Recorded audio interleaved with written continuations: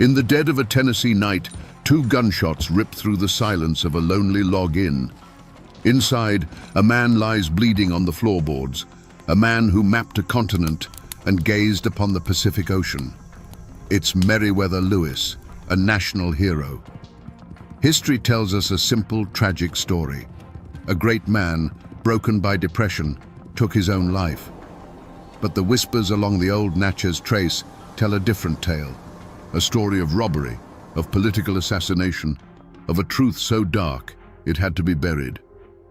What really happened at Grinder's Stand on that awful night? Was it the final act of a desperate man, or the perfect murder of an American icon? To understand the darkness of that end, you must first remember the brilliance of the beginning. Just 3 years earlier, Meriwether Lewis was not a broken man, but the nation's brightest star. He returned from the great unknown not just as a survivor, but as a conqueror of myth.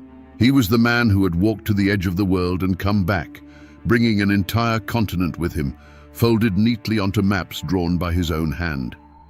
Parades were thrown in his honor, women swooned, and children whispered his name like that of a folk hero sprung to life. He was America's Odysseus, the living embodiment of its boundless ambition. This was no simple soldier. Lewis was a scholar of the wild, handpicked and mentored by President Thomas Jefferson himself. He was a man who could navigate by the stars, identify 1,000 new species of plant and animal, negotiate with dozens of native tribes, and command the unwavering loyalty of his men through brutal winters and starvation. His mind was a finely tuned instrument capable of holding the vast, unmapped West in its grasp. He was quiet, introspective, and prone to melancholy even then. But it was a poet's melancholy, the thoughtful burden of a man who saw the world with a piercing, almost painful clarity. His reward for this monumental achievement was the governorship of the vast Upper Louisiana Territory. St. Louis, his capital, was the wild heart of this new American empire, a chaotic frontier town of fur trappers, French Creoles, Spanish agents, and land speculators, all swirling in a storm of ambition and conspiracy. For the hero of the Corps of Discovery, this was to be the next great challenge, to tame not a wilderness of rivers and mountains, but one of men. He was meant to be the architect of civilization at the very edge of the map. But the world he had mastered was a world of clear dangers and honest truths. A grizzly bear does not lie. A river does not plot against you. The skills that had kept him alive in the wilderness, unquestioned authority, swift and solitary decisions, and intolerance for deceit, were precisely the ones that made him a poor politician. He was a man of action and honor, suddenly trapped in a swamp of paperwork, petty rivalries, and whispers in smoky back rooms. The ground beneath his feet, once the solid earth of the trail, had turned to quicksand. He had once been at home in the deepest, most unforgiving parts of the continent. The rustle of leaves, the snap of a twig, the cry of a distant hawk. This was the language he understood. The vast, untamed American wilderness was not his enemy. It was his sanctuary and his domain. He could read a forest like a book and a river like a letter from a friend. There was no place on earth he should have felt safer. Little did he know, the modern world he was helping to build would soon turn on him. The hero had returned from the great wilderness, but a different, more dangerous wilderness was beginning to grow within his own mind. The adoring crowds were fading into the distance, replaced by the silent, judging eyes of creditors and the sneering faces of political enemies. The world he had won was about to be lost. The conflict that would end Meriwether Lewis' life wasn't born in a tavern brawl or over a disputed property line. Its seeds were sown in the grand halls of European palaces and in the treacherous politics of a new nation. The land at the heart of this story wasn't a few acres of Rocky Mountain soil. It was an empire.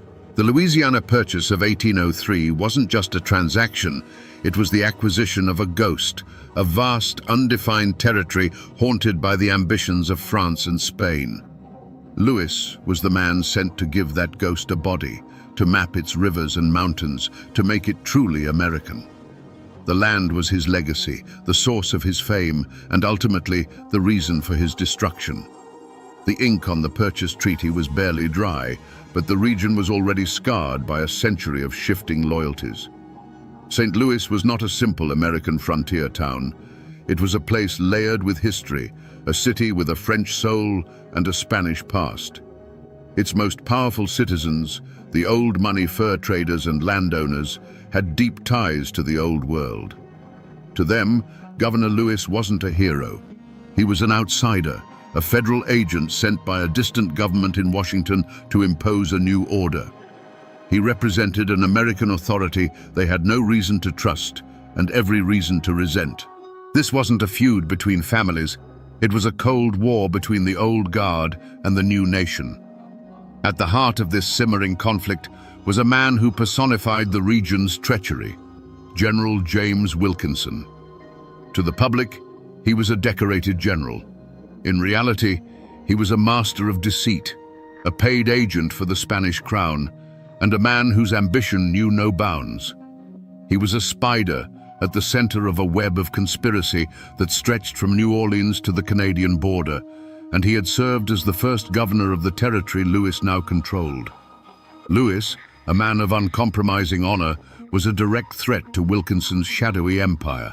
He wasn't just an obstacle, he was a potential witness, a man who, by virtue of his office, had access to documents and records that could expose Wilkinson's treason and send him to the gallows. In these mountains, a family name can be a heavy burden. But for Meriwether Lewis, his own name had become a curse. The name Lewis was supposed to mean courage, integrity, and triumph over the wilderness. But in the viper's nest of St. Louis, his enemies worked tirelessly to redefine it, to associate it with incompetence, instability, and financial ruin. Every rejected expense report, every political maneuver that undermined his authority, was a deliberate blow against his honor. To be Meriwether Lewis meant you could not fail. And as he set out on that final journey, he knew he was fighting for more than his career. He was fighting for the very meaning of his name. The world of Meriwether Lewis had shrunk from a vast continent to the suffocating confines of his own office, and the most venomous snake in St. Louis was the one who sat across the hall. His name was Frederick Bates, the territorial secretary and Lewis' second in command. Bates was a man made of paper and ink, a bureaucrat who saw the world in rules and regulations. He resented Lewis' fame, disdained his decisive, often unilateral style of command, and coveted his position. He became the quiet, meticulous architect of the governor's downfall. The deepest wounds were not inflicted by a knife, but by a bookkeeper's pen in a distant Washington office.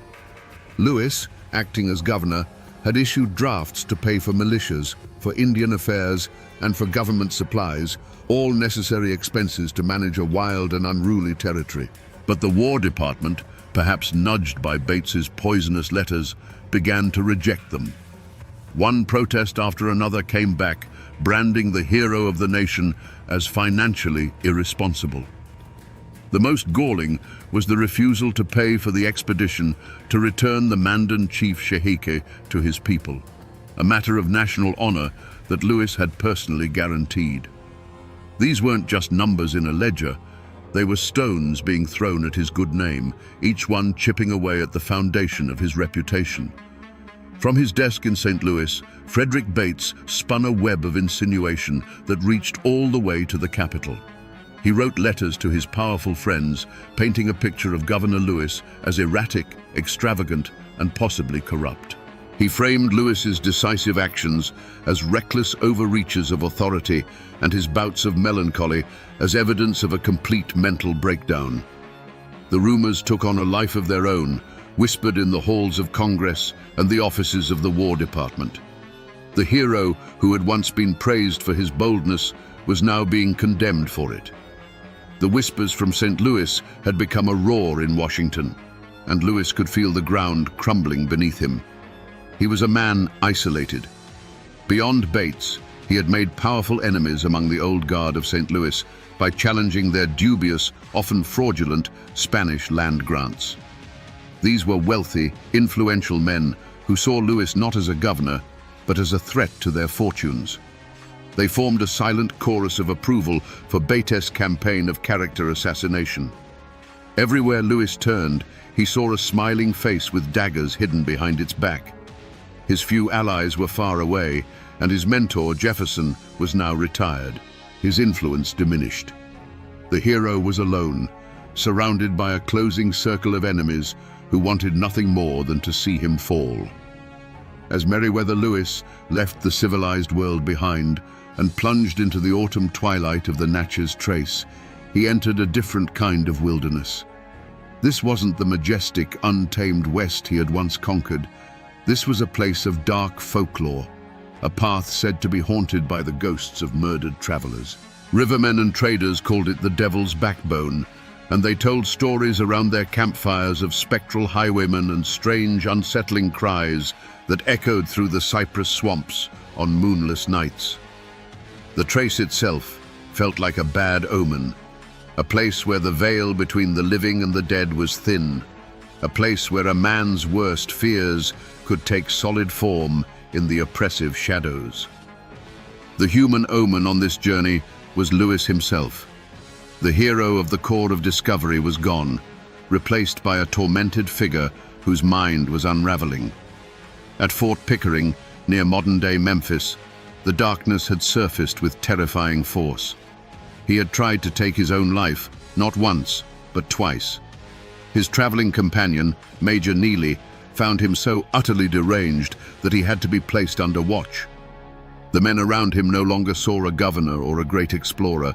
They saw a man possessed, his eyes wild, his speech frantic and paranoid. He was a storm cloud moving across the land, and everyone in his path could feel the chill in the air. Inside Louis's own mind, the premonition of dread was a constant screaming torment. Every snap of a twig in the forest was an assassin sent by Wilkinson. Every shadow that danced at the edge of his vision was a debt collector sent from Washington. The papers he carried, the very documents meant to be his salvation, felt like a physical weight, a death warrant, marking him as a target for his enemies. He was caught in a gut-wrenching spiral, unable to trust anyone, not even his own servant. This wasn't just a journey to clear his name, it was a desperate flight.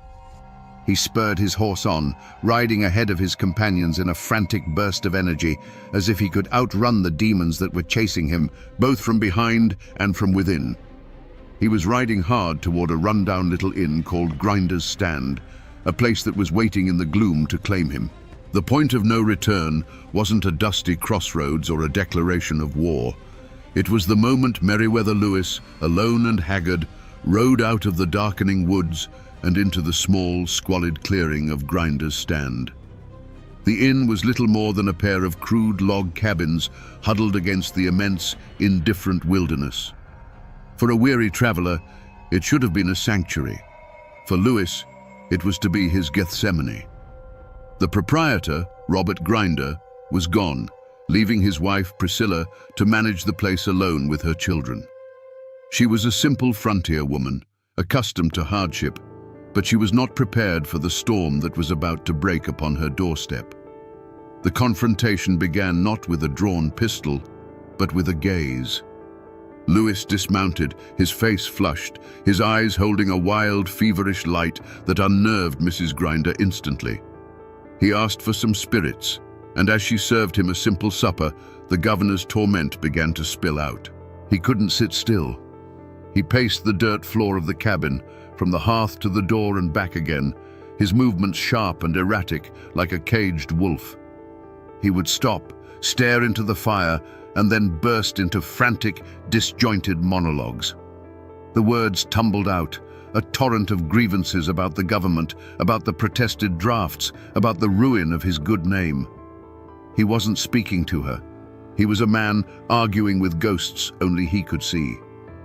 Mrs. Grinder watched, her initial unease curdling into genuine fear. This was not the celebrated explorer she had heard tales of. This was a man on the ragged edge of sanity. She saw his hand tremble as he raised his cup. She heard the desperation in his voice as he muttered about his enemies and the destruction of his honor. This wasn't a guest seeking lodging. It was a man's soul coming apart at the seams right there in her cabin. The conflict was no longer a matter of distant politics and letters. It was a raw, terrifying human crisis unfolding just feet away from her. The escalation was silent, but decisive. When Lewis retired to the room she offered him, the atmosphere in the main cabin was thick with dread. It felt charged, like the air before a lightning strike. The last semblance of normalcy shattered. For Priscilla Grinder, the code of frontier hospitality was overridden by the primal instinct of a mother protecting her young. She gathered her children and fled to the separate kitchen cabin, barring the door behind her. It was a simple act, but it was the final, fatal isolation of Meriwether Lewis. The last friendly human face in his world disappeared behind a wall of logs. He was now utterly, completely alone with the darkness that had chased him all the way down the devil's backbone. In the suffocating dark of the kitchen cabin, Priscilla Grinder lay awake, her heart pounding a frantic rhythm against her ribs. The silence of the Natchez Trace was absolute, a heavy blanket of blackness that seemed to swallow all sound. And then, the blanket was torn apart. The deafening roar of a pistol shot from the main cabin ripped through the night, a violent crack of thunder from a cloudless sky. She jolted upright. A moment later, she heard a second sound, a heavy, sickening thud, as if a sack of grain or a man's body had crashed to the floor. Silence rushed back in, now more terrifying than before. It was a listening silence, charged with the question of what had just happened. And then another shot rang out, echoing the first, a brutal exclamation point on the night's violence. Fear, cold and sharp, pierced Mrs. Grinder. She didn't dare move. She didn't dare breathe. She was a woman alone with her children, with a terrible violence unfolding just a few yards away. What came next would be seared into her memory forever. It wasn't the sound of fighting or shouting. It was the sound of pure agony. She heard a dragging, scraping noise from the main cabin, the sound of a body, wounded and broken, trying to pull itself across the rough-hewn floorboards. It was a sound of desperate, animalistic struggle. And then a voice, strained and hoarse with pain, cried out into the darkness. "Oh, Mrs. Grinder, give me some water." It was the governor's voice. Paralyzed by a terror she would later call a woman's fear, she remained frozen in the dark. The pleas continued, rising and falling with ragged gasps for air.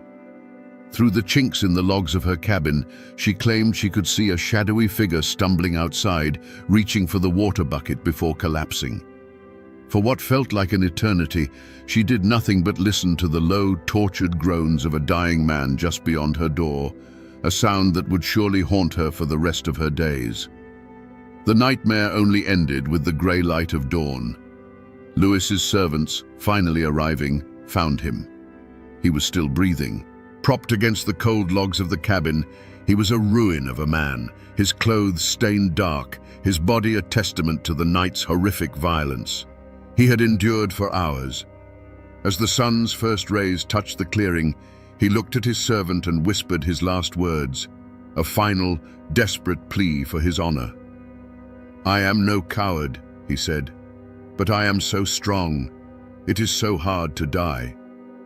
And then, as the sun climbed above the Tennessee wilderness he had helped to claim for his nation, the great explorer's light went out forever. If we are to believe the official story, then the beast that cornered Meriwether Lewis in that cabin was not an assassin or a robber. It was a phantom that had been stalking him for years, his own mind. To understand its twisted logic, you have to understand the code of honor that governed men like Lewis. His reputation was not just a part of his life, it was his life. In his mind, the protested drafts and the whispers from Washington were not just financial problems, they were a mortal wound to his soul. The beast, his depression, his paranoia, told him that a slow, public death by 1,000 cuts of disgrace was an agony no man of honor could endure.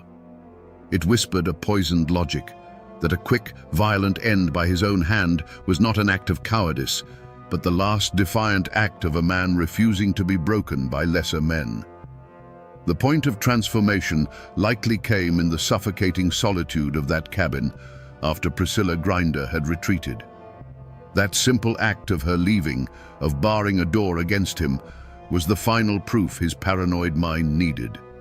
He was utterly alone, an outcast. The switch flipped. The methodical, brilliant explorer who had charted a continent was gone, consumed by a storm of shame and despair. The beast took the reins, and its only goal was to silence the torment. This wasn't a calculated decision. It was a surrender. The cool-headed commander who had faced down grizzly bears and stared into the abyss of starvation now faced an enemy he could not intimidate, an enemy that lived behind his own eyes. And so, the violence began. But the beast inside him made one fatal miscalculation. It underestimated the sheer physical resilience of Meriwether Lewis. The body that had survived the Rocky Mountains and the Dakota winters refused to surrender easily. The first shot, a devastating wound that would have felled an ordinary man, only crippled him. This sparked a new kind of horror, a frantic, desperate rage against his own vitality. The second shot, the razor cuts, these were not part of a plan. They were the savage, chaotic acts of a mind trapped in a body that was simply too strong to die. It was a gruesome, bloody battle, not for life, but for the release of death. After the frenzy passed, as he lay bleeding on the cold dirt floor, there was no triumph. There was no relief. There was only a chilling, agonizing clarity. The beast had retreated, and the man, Meriwether Lewis, was left in the wreckage. His desperate cries for water were not the ravings of a madman. They were the most basic, human plea of a person in excruciating pain, a return to the simple, desperate need for life at the very moment he had tried to destroy it. In those final, agonizing hours, he likely felt not the peace of a Roman falling on his sword, but the horrifying, empty truth. His last great expedition, a journey into the uncharted wilderness of his own despair, had ended in nothing but ruin and pain. When the sun was fully risen, it illuminated a scene of profound desolation. The clearing at Grinder's Stand was no longer just a poor remote inn, it was a gravesite. The unnatural silence that followed Lewis' last breath was broken only by the quiet grief of his servants and the unnerved whispers of Priscilla Grinder, who had finally emerged from her hiding place. The body of the great explorer, the man who had dined with presidents and stood as a titan of American expansion, lay in the Tennessee dirt, his grand legacy reduced to a bloody spectacle in a place of utter squalor. Into this grim tableau rode Major James Neely. He arrived to find his worst fears realized. He saw the body, the pistols, the razor. He listened to Mrs. Grinder's harrowing, disjointed account of the night's events. For Neely, there was no mystery here.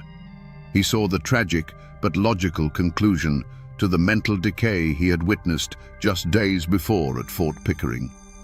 He was not a detective arriving at the scene of a crime. He was an officer arriving to confirm a casualty. His mind was already made up. The fate of the survivors began to solidify in those first few hours. Priscilla Grinder's story, born of terror and confusion, became the one and only official account. She was the sole eyewitness, and her narrative of Lewis's madness and self-destruction provided a simple, horrifying explanation that answered every question, even if it created a dozen more.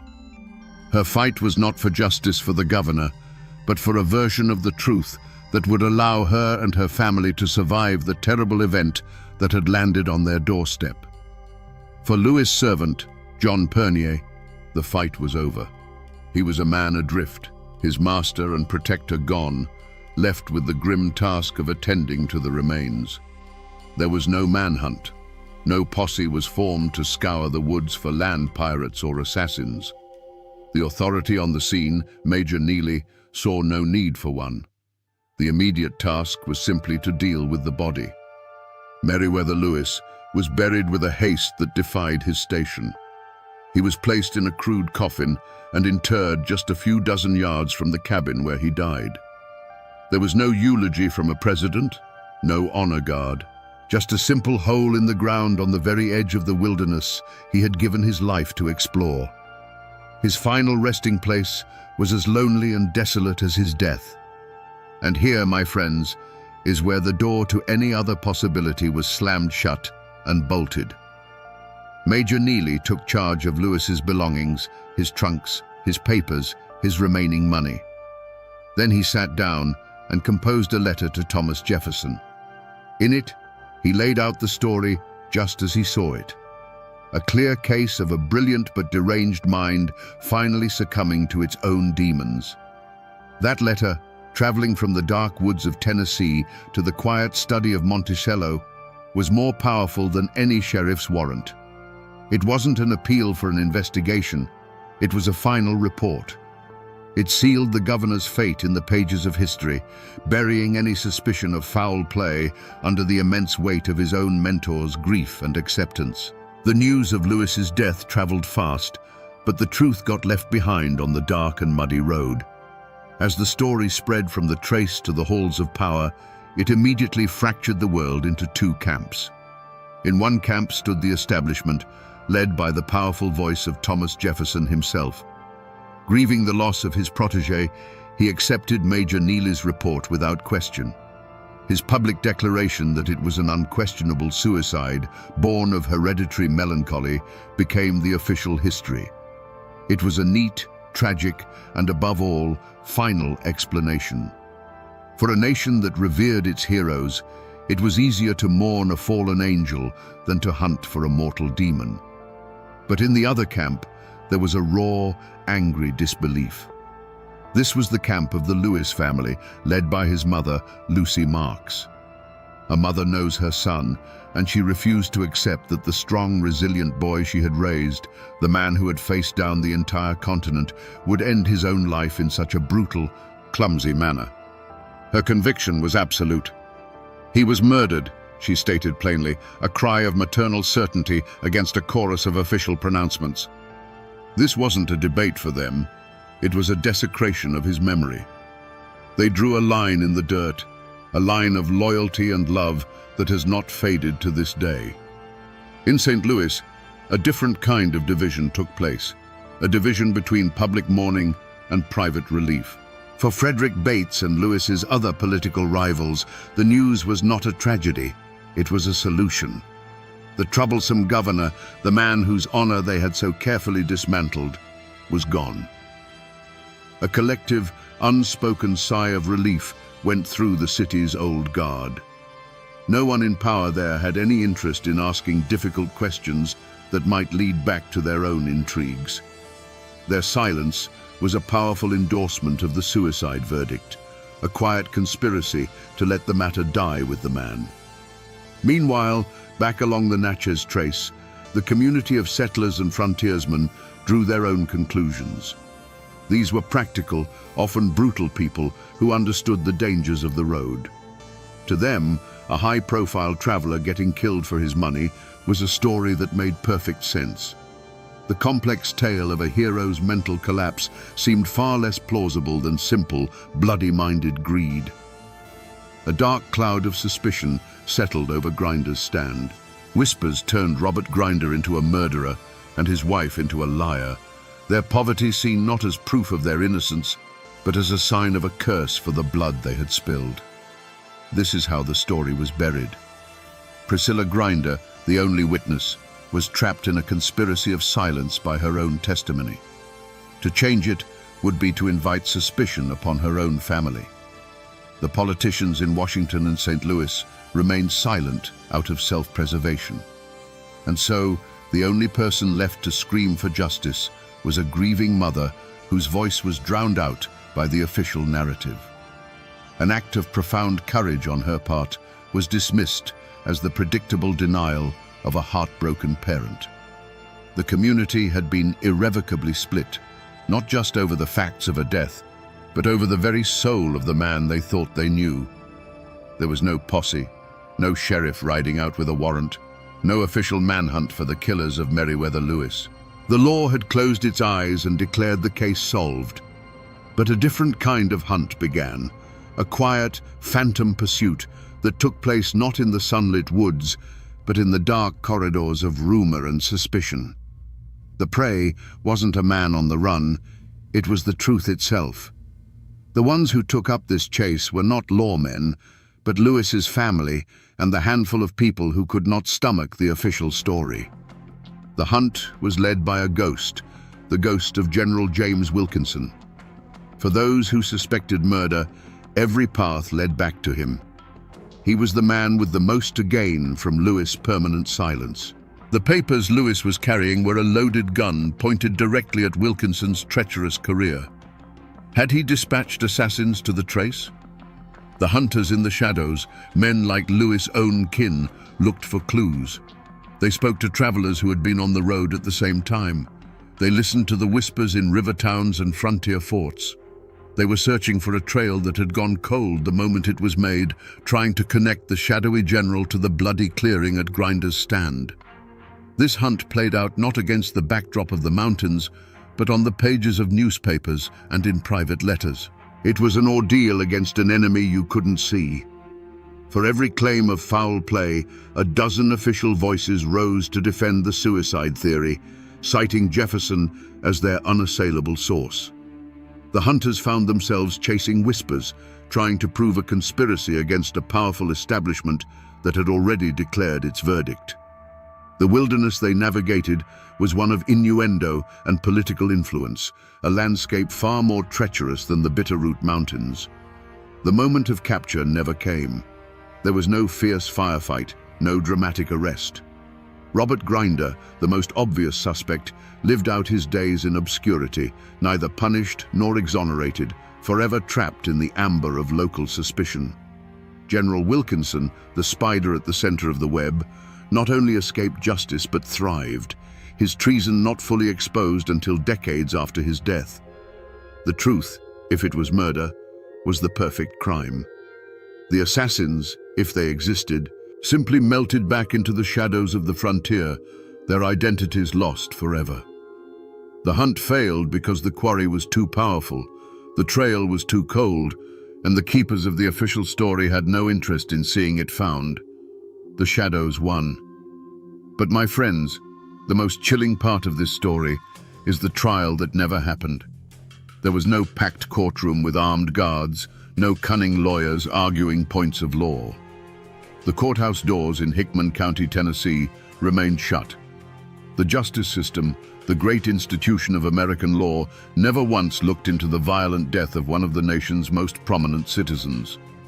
The trial of Meriwether Lewis was conducted not by a judge and jury, but through private correspondence, and the verdict was sealed before his body was even cold. The courtroom where this case was decided was the quiet study of Thomas Jefferson. The star witness was Major James Neely, whose letter provided the only testimony that mattered. The evidence was not a bloody pistol or a torn shirt, but Jefferson's own memories of his friend's hypochondriac affections. There was no cross-examination, no defense attorney to challenge the narrative. The most powerful and respected man in the country, acting as judge, jury, and executioner of his friend's memory, declared the case closed. It was the law of powerful men, swift and absolute. The defendants, if there were any, never had to offer a plea. Robert Grinder, the innkeeper, simply faded back into the obscurity of the frontier, though he would live out his life under the permanent shadow of suspicion from his neighbors. Frederick Bates, back in St. Louis, received the news and seamlessly continued his campaign to secure the governorship for himself. And General James Wilkinson, the master of shadows, watched from a distance as a great threat to his treasonous career was not just eliminated, but erased in a way that left no questions and no trail back to him. They offered no remorse, no defiant smirks. They offered only a profound and damning silence. The verdict was announced to the world, not with the bang of a gavel, but with the quiet scratch of Jefferson's quill pen. Suicide, he wrote, and the word became history.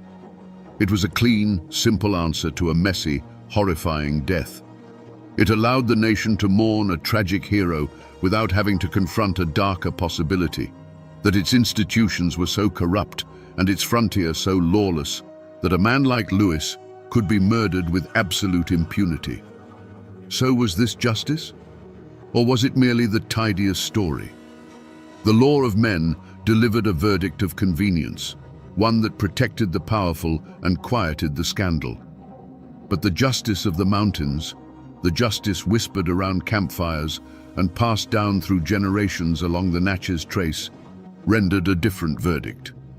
It was a verdict of murder, a verdict that kept the case file open in the hearts of the people, even as the official record was slammed shut.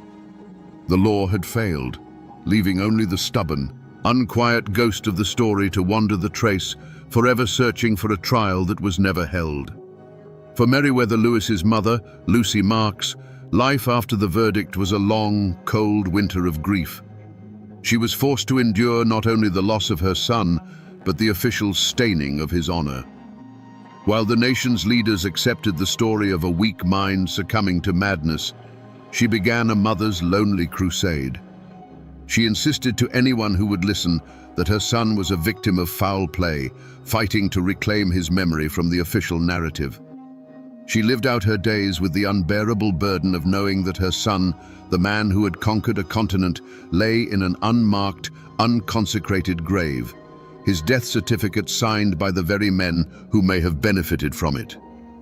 And what of John Pernier, Lewis's servant, the man who should have been by his side that night? His fate is one of the darkest and most unsettling footnotes to this story.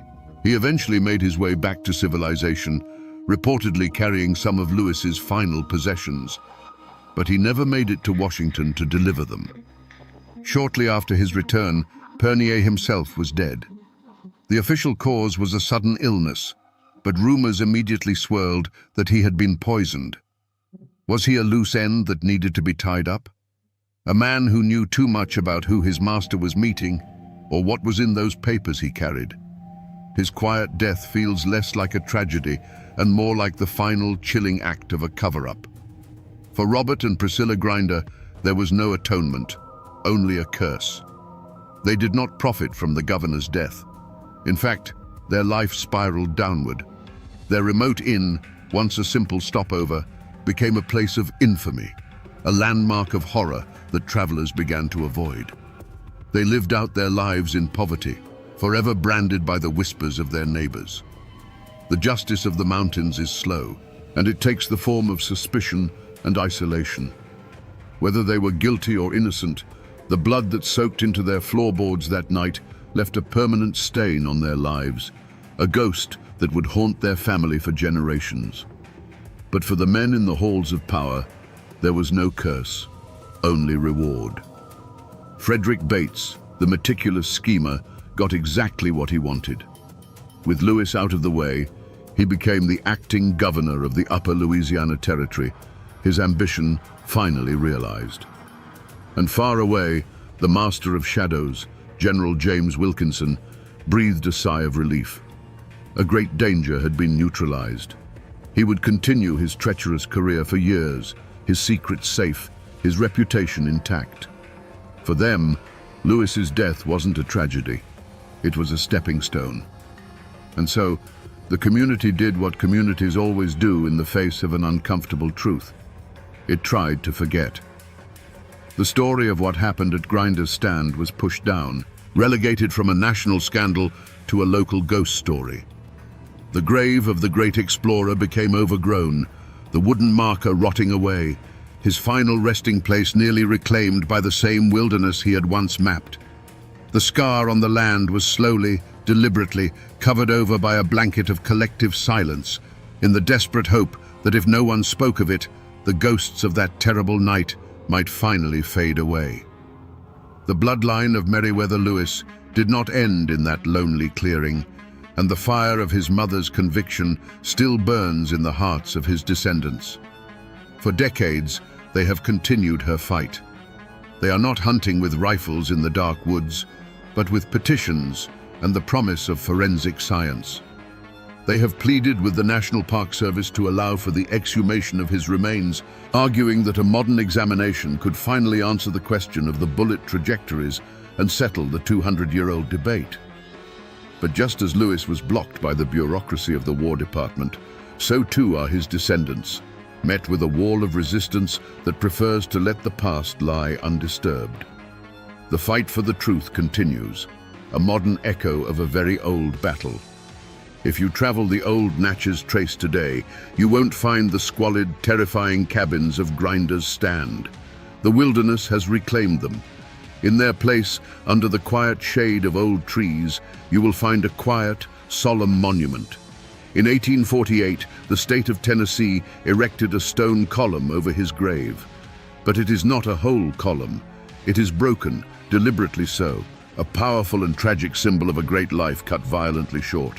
It is a place of strange and somber peace now, a stop along a scenic parkway where visitors can read a plaque and pay their respects, many of them completely unaware of the furious, bloody mystery that lies just a few feet beneath the soil. But the monument is not the only thing that remains. For 200 years, the people who live in these hills and hollows have told another story, an echo that refuses to fade. They say the site is haunted. Travelers report seeing a spectral figure in early 19th century dress, pacing frantically near the grave, his face a mask of torment. They tell of phantom gunshots that ring out on cold October nights, and some swear that if you listen closely, when the wind is just right, you can still hear a desperate, disembodied voice crying out for a simple cup of water. They say his spirit cannot rest, because the truth of his end has never been brought into the light. So you see, my friends, the story never really ended.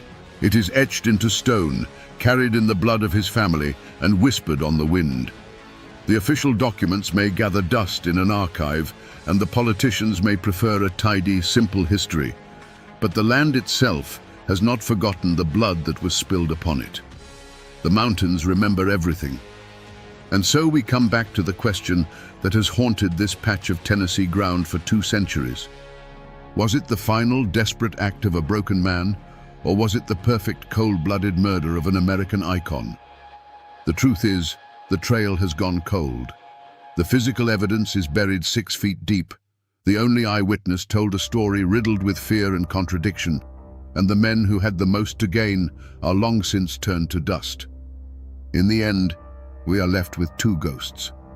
The ghost of a hero whose mind, like an unmapped territory, contained shadows he could no longer navigate. And the ghost of a man of honor, silenced by assassins before he could expose the treason at the heart of the new nation. Which one you choose to believe depends on how much you trust the official story and how much you believe in the darkness that so often lurks just beyond the firelight. But this is more than just a murder mystery. It's a cautionary tale about the cost of greatness and the brutal transition from the wilderness of nature to the wilderness of men. Meriwether Lewis was a man who could face down a grizzly bear, but who was ultimately torn apart by whispers, paperwork, and the quiet betrayals of so-called civilization. His story is a chilling reminder that our greatest heroes are still just men, vulnerable to the same darkness that touches us all, whether it comes from within or from the barrel of an enemy's pistol. This is a profoundly Appalachian story. It teaches us that the most important truths are rarely written down in official reports or history books. They are kept alive in the hills and in the hollows. They are whispered from one generation to the next, becoming part of the land itself. The government closed its file on Meriwether Lewis over 200 years ago, but for those who listen to the whispers on the wind along the old Natchez Trace, the case is far from closed. And now, my friends, you know why.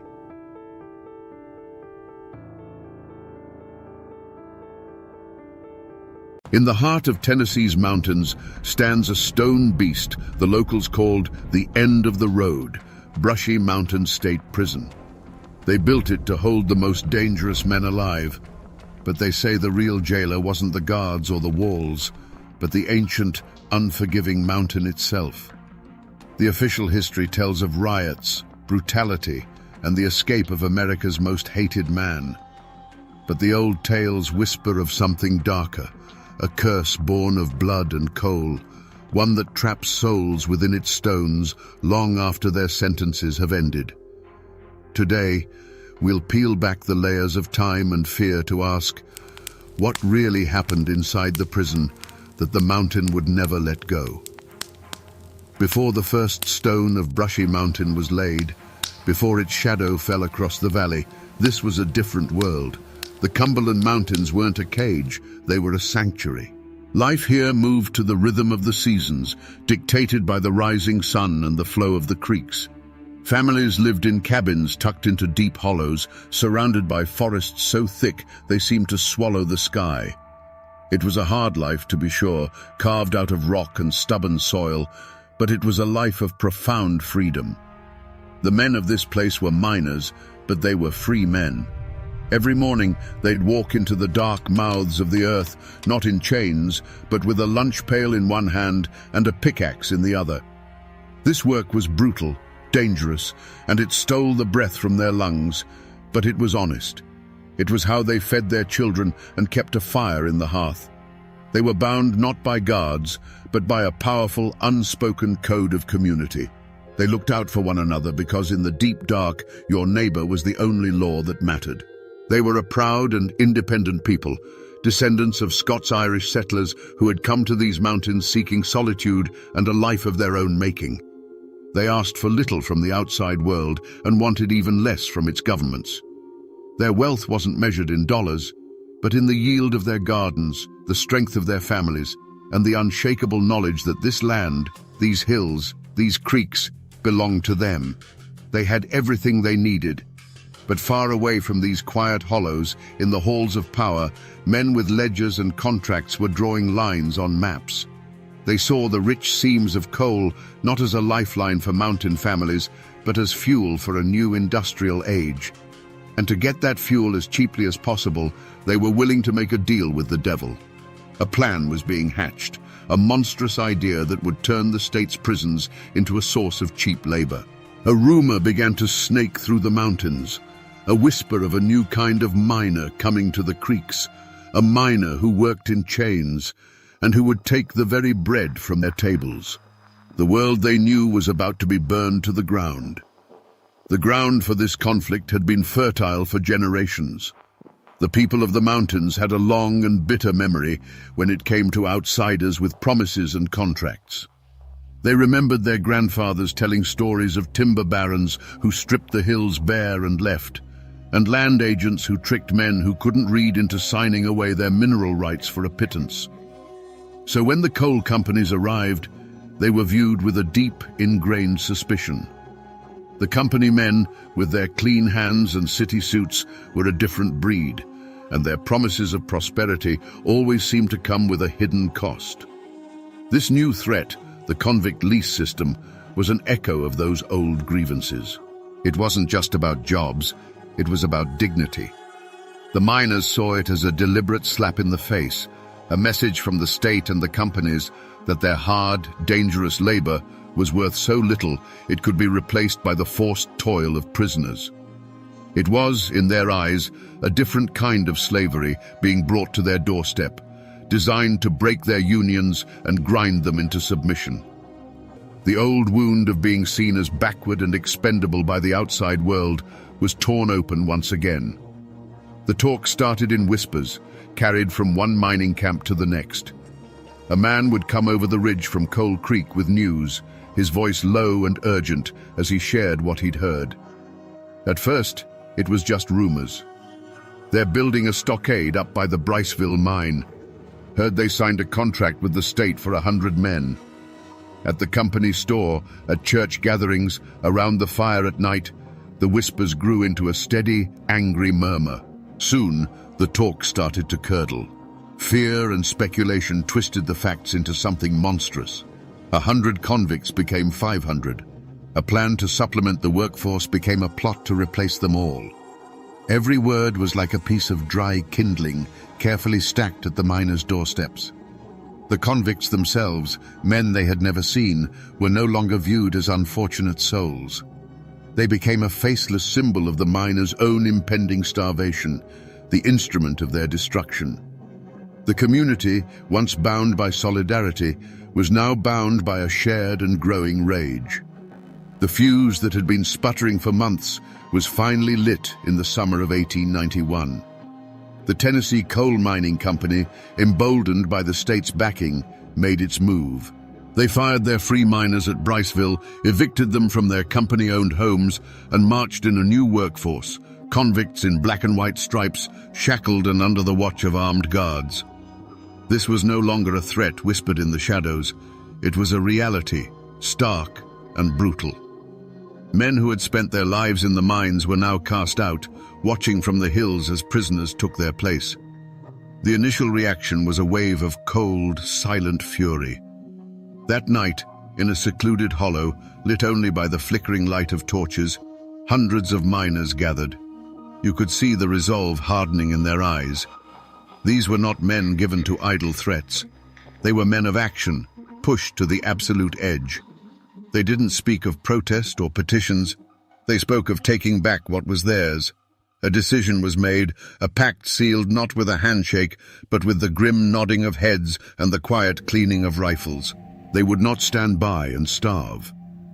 Before dawn on July 14th, 300 armed miners descended from the mountains, moving like ghosts through the morning mist. They surrounded the convict stockade at Briceville. There was no shouting, no chaotic mob. This was a disciplined, determined force. They presented their ultimatum to the guards: surrender the stockade and the prisoners, or face the consequences. The guards, looking out at the sea of determined faces and the barrels of hundreds of rifles glinting in the twilight, knew they stood no chance. They surrendered without a shot being fired. But what happened next stunned the authorities. The miners didn't harm the convicts. They saw them not as enemies, but as fellow victims of a corrupt system. They broke open the stockade, gave the prisoners food and civilian clothes, and marched them to the nearest train station. They put them on a train and sent them to Knoxville with a simple, defiant message for the governor. We will not work alongside convicts, and we will not allow them to work here. They had committed an open act of insurrection. They had drawn a line in the coal dust, and in doing so had declared war on the state of Tennessee. There was no turning back now.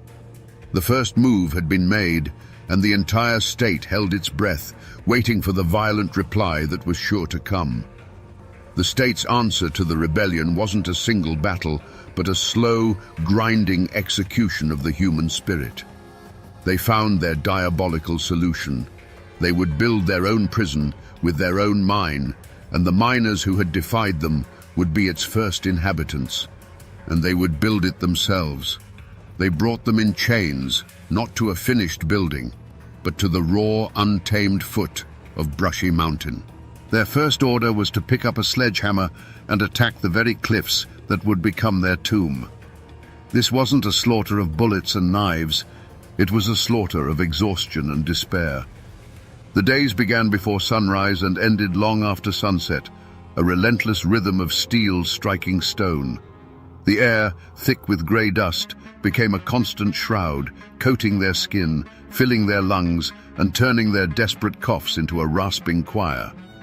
The only sounds were the sharp crack of the guards' whips against the rock, the groans of men lifting stones beyond their strength, and the rhythmic, hollow clang of hammers that beat like a dying heart. From the nearby hollows, you couldn't see the faces of the men, only their silhouettes against the raw face of the mountain. You'd see them moving like specters in the dust, a long, broken line of humanity being slowly erased. Sometimes, a silhouette would simply falter and disappear, collapsing in a heap.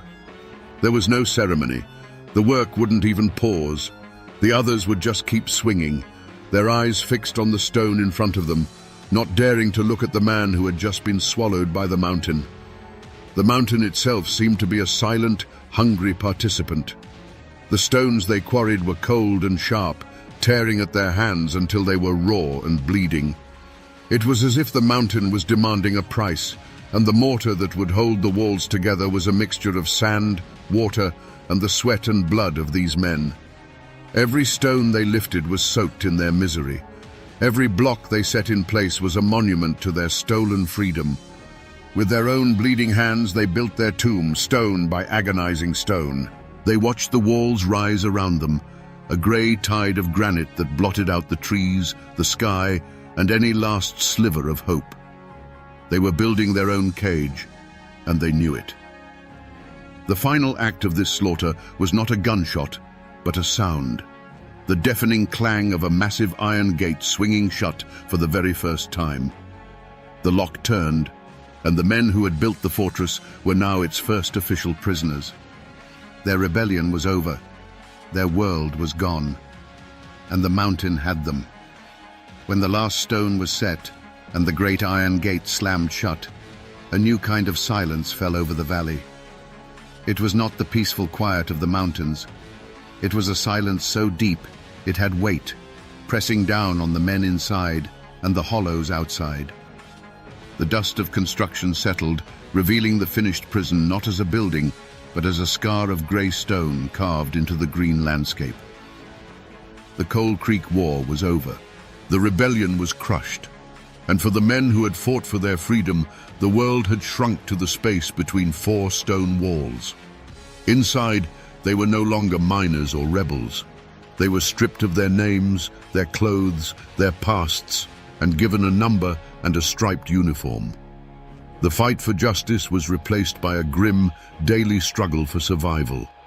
And in the cruelest twist of fate, the state opened its own coal mine right on the prison grounds. The very thing they had fought against, being forced to work in a mine to enrich the state, had become their life sentence.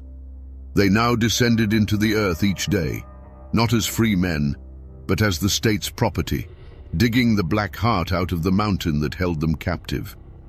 For those who survived the mines, a new society began to form within the walls, governed by its own brutal laws.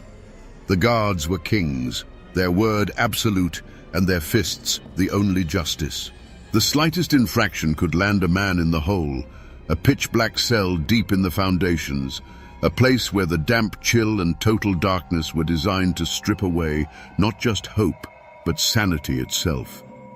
A hierarchy of violence took root among the inmates, and the men who had once stood shoulder to shoulder in rebellion now looked at each other with suspicion and fear.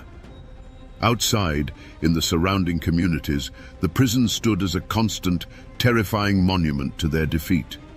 The mountain had swallowed their husbands, their sons, their fathers. The spirit of defiance that had burned so brightly was extinguished, replaced by a pervasive fear. Families spoke of the men in Brushy Mountain in hushed whispers, as if the very walls had ears. The fortress had not only imprisoned the rebels, it had put a stranglehold on the spirit of the entire region. The authorities had won. Brushy Mountain became their grim trophy, a symbol of absolute power and a chilling warning to anyone who would dare to challenge the system again. The rumors that bled out from behind the walls, tales of brutality, of men lost in the mines, of souls broken in the dark, only served their purpose, cementing the prison's reputation as the end of the road. A new, dark chapter had begun, written in coal dust and human despair. The state's response was not to send lawmen, it was to send an army.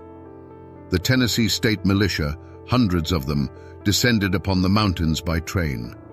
They were flatlanders, boys from the cities and farms, clad in uniforms that stood out starkly against the deep greens and browns of the forest. They came not to investigate a crime, but to put down an insurrection. Local sheriffs and deputies, men who had grown up with the miners, were brushed aside. This was no longer a local dispute. It was a military occupation. Their orders were simple: hunt down the leaders of the rebellion and make an example of them. But the miners had vanished. They melted back into the landscape that had birthed them, becoming ghosts in their own land. They knew every hidden hollow, every game trail, every forgotten cave and abandoned mine shaft. The mountains that had been their home now became their fortress, a vast, tangled labyrinth where they held every advantage. The militia, accustomed to open fields and city streets, were utterly lost here.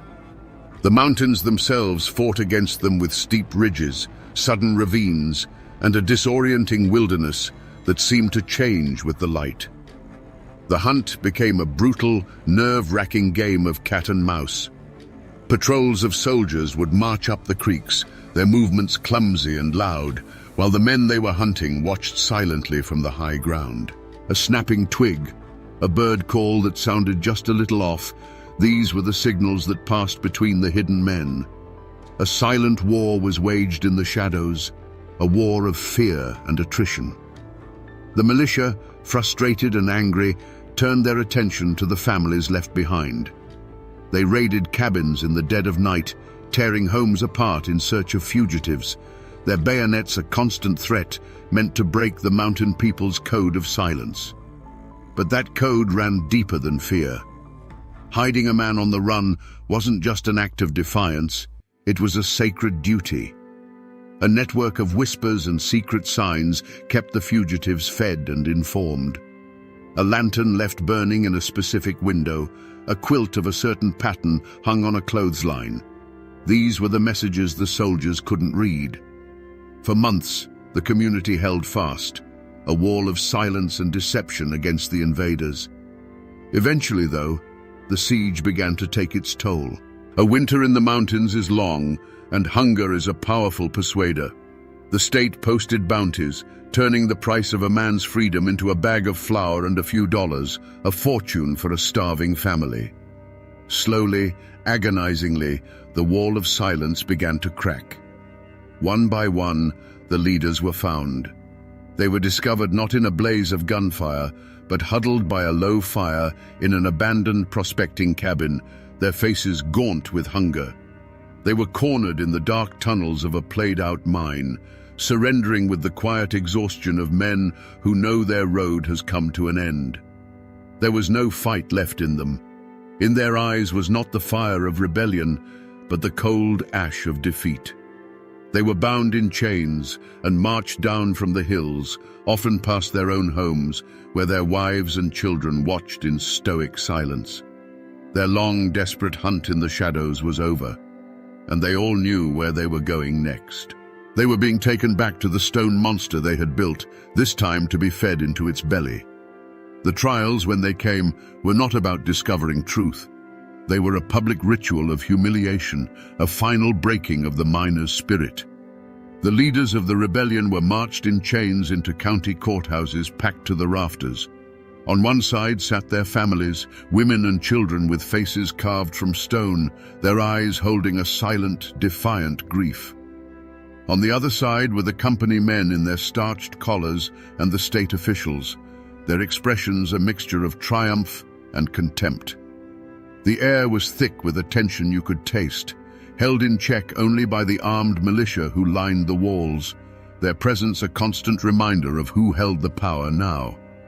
The miners themselves sat in the dock, not with the downcast eyes of criminals, but with a quiet, exhausted dignity. These were not men who understood the intricate language of the law. They understood the simple justice of the mountains. You don't let your family starve. They listened as slick city prosecutors, using words they barely recognized, painted them as anarchists and violent insurrectionists, a threat to civilization itself. They were accused of destroying property, but the property in question was the state's right to the labor of other human beings. The proceedings were a tragic farce. Witnesses were brought forth, men whose will had been broken or whose loyalty had been bought with a bounty. The defense was a token effort, a whisper against a hurricane of state power. The jury, often composed of merchants and landowners who benefited from the company's presence, listened with closed faces and closed hearts. The real verdict had been decided months before, not in a jury room, but in the governor's mansion and the coal company's boardroom. When the foreman finally stood to read the verdict, there was no gasp of surprise. Guilty. The word fell into the silent room like a stone into a deep well. There were no tears from the families, only a tightening of jaws. The company men exchanged quiet, satisfied nods. The defendants themselves simply stared ahead, their faces betraying nothing. They had known from the moment the chains were locked on their wrists that this was the only possible outcome. Their freedom was gavelled away, their fight officially declared a crime. But the final, cruelest blow was the sentence. The judge, a man who saw them not as desperate fathers, but as a disease to be cured, condemned them to years of hard labor. And in a moment of supreme, calculated irony, he sentenced them to serve that time at the new Brushy Mountain State Penitentiary. They were being sent back to the stone monster they had been forced to build, to work the state's coal mine under the very system they had risked their lives to destroy. Was it justice? Or was it merely the law of the powerful, a tool to crush the desperate and sanctify the cruel? The mountains had their own code of right and wrong, but on that day, the law of men had spoken, and its voice was the sound of a prison gate slamming shut.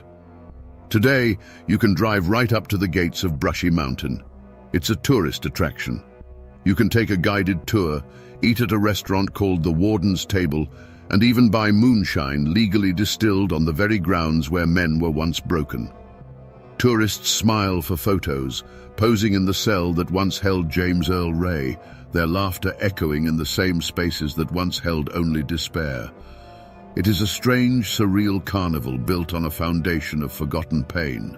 But if you look past the gift shop and the polished exhibits, the echoes of that first desperate fight are still there. Run your hand along the cold, grey stones of the outer wall.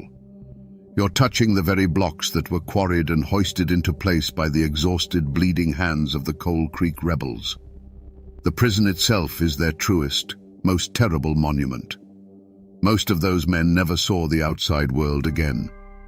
They died in the prison mine, their lungs choked with coal dust, or they simply withered away in the hole. Their names are largely lost to history, etched only on the crumbling pages of forgotten ledgers. But their bloodlines still run through these hollows. Their great-grandchildren still live on the same land, and in their families, the story of the war is passed down not as history, but as a quiet, stubborn legend of defiance. The physical traces are scattered across the landscape like old bones. In the woods around the prison, there are patches of unmarked graves, simple field stones marking the final resting places of convicts the state didn't bother to send home. The old mine portals, the very ones the rebels worked, are still visible as dark, collapsed scars on the mountainside, sealed with concrete but still seeming to exhale a cold, dead air. A few miles away, near the town once called Coal Creek, a small metal plaque now stands, officially acknowledging the conflict. It's a quiet, understated nod to a war that once set these mountains on fire. Most people who drive past that sign have no idea what it means. The story has been paved over by new roads and drowned out by the noise of the modern world. But when the last tour bus leaves Brushy Mountain for the day and the sun sinks behind the ridge, the old silence returns. And in that silence, you can feel it. The wind whistling through the empty cell blocks sounds like a whisper. The chill that settles in the valley has nothing to do with the weather. The tourists may forget the story as soon as they drive away, but the stones of this prison have not. The mountain remembers everything. So we return to the question that hangs in the cold air of this valley.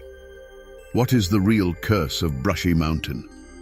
Is it the restless spirit of a long-dead inmate, or the shadows that flicker in empty cells? The truth, as it so often is in these mountains, is something far more human and therefore far more chilling. The curse of Brushy Mountain was not born of supernatural forces. It was forged in the fire of human greed and ratified by the cold hand of injustice. The prison wasn't just built on a foundation of stone. It was built on the ashes of a people's rebellion for the simple right to live with dignity. This is more than just the story of a building. It is a story about the indomitable Appalachian spirit. It's a testament to men who were told their hard lives and their families didn't matter, and who answered by shaking the very foundations of the state. They lost their war, yes. They were chained and broken, and many were buried in unmarked graves. But the memory of their defiance is now embedded in these hills, a lesson that must not be forgotten. that even when the fight seems hopeless, there is a profound power, a profound honor in standing your ground. So the next time you hear the name Brushy Mountain, don't just think of infamous escapees or tales of hauntings. Think of those first prisoners. Think of the free miners of Coal Creek who were forced to build their own tomb, stone by blood-soaked stone. Because their story is the prison's true foundation. It is the secret the mountain has held for over a century. And now, my friends, you know the rest of the story. The sound that first alerted the landlady wasn't a scream or a crash. It was the steady, unending hiss of a water tap left running for hours. Inside the bathroom of a modest New Jersey boarding house, a scene of quiet horror waited. A young woman, just 24 years old, lay submerged in the cold water of the tub, her head beneath the faucet. On a nearby chair, her clothes were folded with an almost chilling precision. A note sat on a small table, its shaky handwriting telling a story of despair and a life given up. To the world, it was a clear-cut tragedy. A troubled soul named O.C. Sneed had finally found a desperate peace. But for one man, the county physician who first examined the body, the scene wasn't one of tragedy, it was a stage. It was too neat, too perfect. And that raises the bone-chilling question we're here to answer today. If O.C. Sneed didn't write that note, who did? And if she didn't take her own life, who held her head beneath the water until it was over? Otelia Gilmer Sneed, known to all as Ose, was a ghost long before she died. She was the very picture of turn-of-the-century Southern beauty, delicate, with eyes that held a deep and searching sadness. For a brief, fleeting moment, she had a life of her own. She married a man she loved and gave birth to a daughter, a small flicker of warmth in what had been a cold and controlled existence. That little family was her world, her one chance at a life defined by her own choices and her own happiness. But O.C. was born into a dynasty in decay. Her mother, Caroline, and her two aunts, Virginia and Mary, were the last vestiges of a proud Virginia family whose fortunes had withered like autumn leaves. They lived on the edge of Appalachia, in a world where the memory of wealth was a heavier burden than poverty itself. They were women forged in the fires of Southern pride, a pride that could curdle into something monstrous when faced with the shame of destitution. They saw Oates's simple happiness not as a blessing, but as a betrayal of their ambitions. And so they began the slow, methodical work of dismantling her world. They were a trio of spiders, weaving a web of concern and manipulation around her. They convinced O.C. that her husband was unworthy, that motherhood was too great a strain for her delicate health. They pried her away from her husband, and then, most cruelly, from her own child. They moved her from city to city, a traveling invalid with no anchor and no friends, only her three ever-present caretakers. The true poison they fed her wasn't in a bottle, it was in their whispers. They told her she was sick, and so she was. They told her she was a burden, and so she became one. They told her she was fragile, and her spirit became as brittle as spun glass. They isolated her from anyone who might offer a kind word or a dissenting opinion, until their voices were the only ones she could hear. This was the world that was lost, not just the life of a 24-year-old woman, but the life she was never allowed to live. She was a prisoner in a gilded cage of family duty, a beautiful, gentle soul who was systematically broken down by the very women who should have protected her. The tragedy wasn't just what happened in that bathtub. It was the slow, deliberate murder of her spirit that had been going on for years. To the first officers on the scene, it looked like an open and shut case, a sad but simple story written in the objects left behind. The laudanum bottle, nearly empty, the drinking glass, and the note, the final desperate period on a life sentence of sorrow. The scene was a still life of despair, carefully arranged and presented. But it was that very care, that meticulous neatness, that began to unravel the whole story.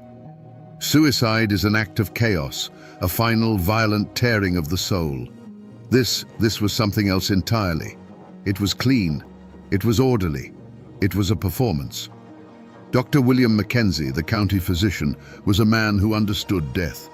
He'd seen it in all its forms, violent, peaceful, accidental, and self-inflicted.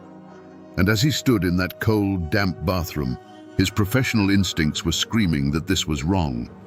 He noted the position of Osie's body, the lack of any real disarray. He looked at the neatly folded clothes on the chair. Who folds their clothes before drowning themselves? It was a small detail, but it was a crack in the story, a tiny fissure through which a horrifying truth would begin to seep. The true wilderness in this case wasn't a forest of trees, but a wilderness of lies.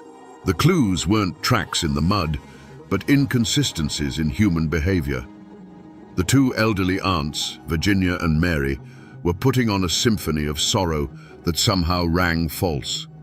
Their wails seemed rehearsed, their grief too theatrical for the quiet, grim reality of the room. Dr. Mackenzie watched them, and the cold knot of suspicion in his gut tightened. He sensed he was not in the presence of mourners, but of actors who had just finished their final scene. The bathroom offered no easy answers. Instead, it presented a series of unsettling questions. Why was the scene so pristine? Why did the women's grief feel so hollow? And most importantly, as doctor, Mackenzie looked at the shaky, uncertain script of the suicide note. He couldn't shake the feeling that Osie Sneed was not the author of her own death. The room was silent now, the water turned off, but for the doctor, the air was thick with whispers of a crime too monstrous to yet be named. In any story like this, the first shadow of suspicion always falls on the husband. And Osie Sneed had a husband, a man she had once loved, the father of her child, a man who had been systematically and surgically cut out of her life by her family. He was the outsider, the one person who stood to gain nothing from her death, but everything from her life.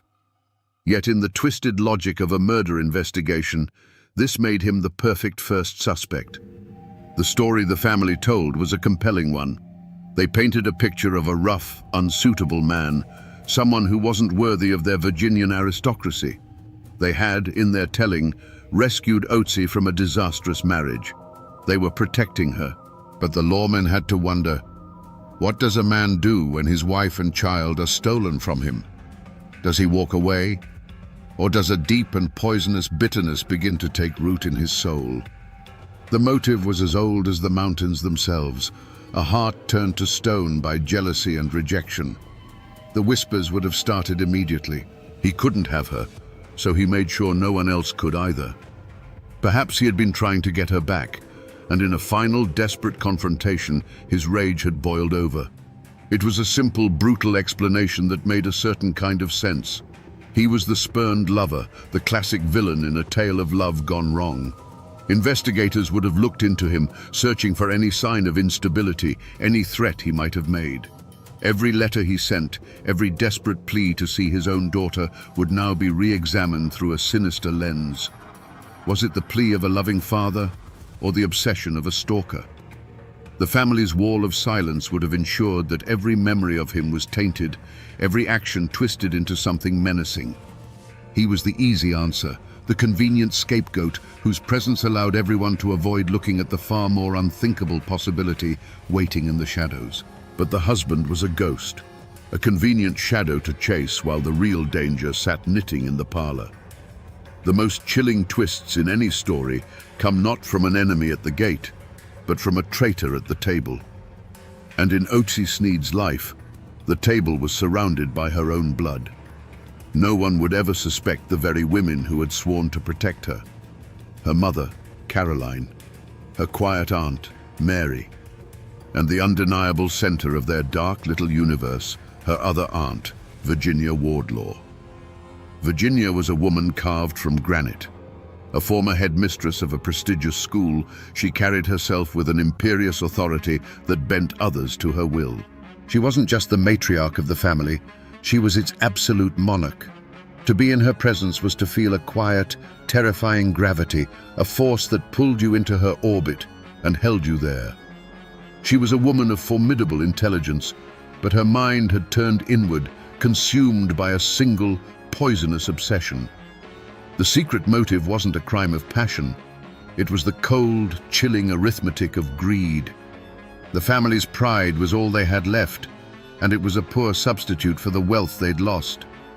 Osi, in their eyes, was not a daughter or a niece. She was an asset, a walking, breathing vessel to be converted into cash. Over months, they had taken out more than a dozen life insurance policies on her, a web of future payments totaling over $32,000. In 1909, that wasn't just a fortune, it was a resurrection. It was the price of their beautiful, fragile Osi, and a price they were more than willing to pay. Suddenly, every act of care they had shown her was cast in a sinister new light. Separating her from her husband wasn't protection, it was isolating the asset. Moving her from town to town wasn't for her health, it was to keep her away from prying eyes. Their constant whispers that she was sick and tired of living weren't words of comfort. They were psychological warfare, preparing the ground for the suicide they were planning. Their grief, which had seemed so theatrical to the doctor, was now revealed for what it was: the final, triumphant act of a play they had been writing for years. But there was a third player in this tragedy, a silent partner whose motives were not born of passion or family pride, but of cold, impersonal commerce. This threat didn't come from the shadowed hollows of Virginia, but from the gleaming office buildings of the North. It was the burgeoning, rapacious world of the life insurance industry. In the early 1900s, this was a new and powerful game in America, a system that allowed you to place a wager on a human life and, for the right price, profit from its end. This was not a single man in a city suit, but an army of them. Eager agents, hungry for commissions, who saw these three refined Southern ladies not as potential killers, but as a respectable source of income. They likely never questioned why this family was so keen on insuring their frail, sickly niece. They never raised an eyebrow as one policy was stacked upon another, and then another, until O.C. Sneed's life was worth a king's ransom. Why would they? The premiums were being paid, and that's all that mattered. This external force provided the ultimate impersonal motive. To the insurance companies, O.C. was not a woman with hopes and a lost child. She was Policy 74B, a name on a ledger, a set of actuarial tables, a risk to be calculated. The system itself, in its relentless pursuit of profit, created the very weapon the family needed. It transformed O.C. from a human being into a financial instrument, an investment waiting to mature. This corporate entity created a climate of deadly opportunity. It gave Virginia Wardlaw the tools and the incentive to turn her dark thoughts into a workable plan. The insurance men didn't hold O.C.'s head under the water, and they bore her no ill will. But their contracts, signed and sealed with a fountain pen, were the death warrant. They were the faceless, unknowing accomplices who built the gallows, handed over the rope, and then turned a blind eye, content to simply count their money. The law, my friends, tends to move in straight lines, and the straightest line of suspicion pointed directly at O.C.'s estranged husband. In the days following the discovery, the telegram wires began to hum with his name. Here was a man with a clear, understandable motive. The rage of a spurned husband and a father denied his child. A posse, either literal or figurative, was sent to track him down. They expected to find a monster consumed by rage. Instead, they found a man hollowed out by loss. The promising trail evaporated into a puff of cold Appalachian air. O.C.'s husband was hundreds of miles away, his presence confirmed by a dozen clock-punching factory workers who saw him every single day. His alibi wasn't just firm, it was ironclad. When questioned, his grief was raw and undeniable. The letters he'd sent, once viewed as the obsessive rantings of a potential killer, were now revealed for what they were: the desperate, heartbroken pleas of a man trying to claw his way back to the family that had been stolen from him. The lead wasn't just cold, It was a dead end that led to another victim of the family's cruelty. With their primary suspect cleared, the investigators in New Jersey hit a wall. They were left with the unsettling scene in the bathroom and 3 grieving women. But how do you accuse a mother and her sisters of such an unspeakable act?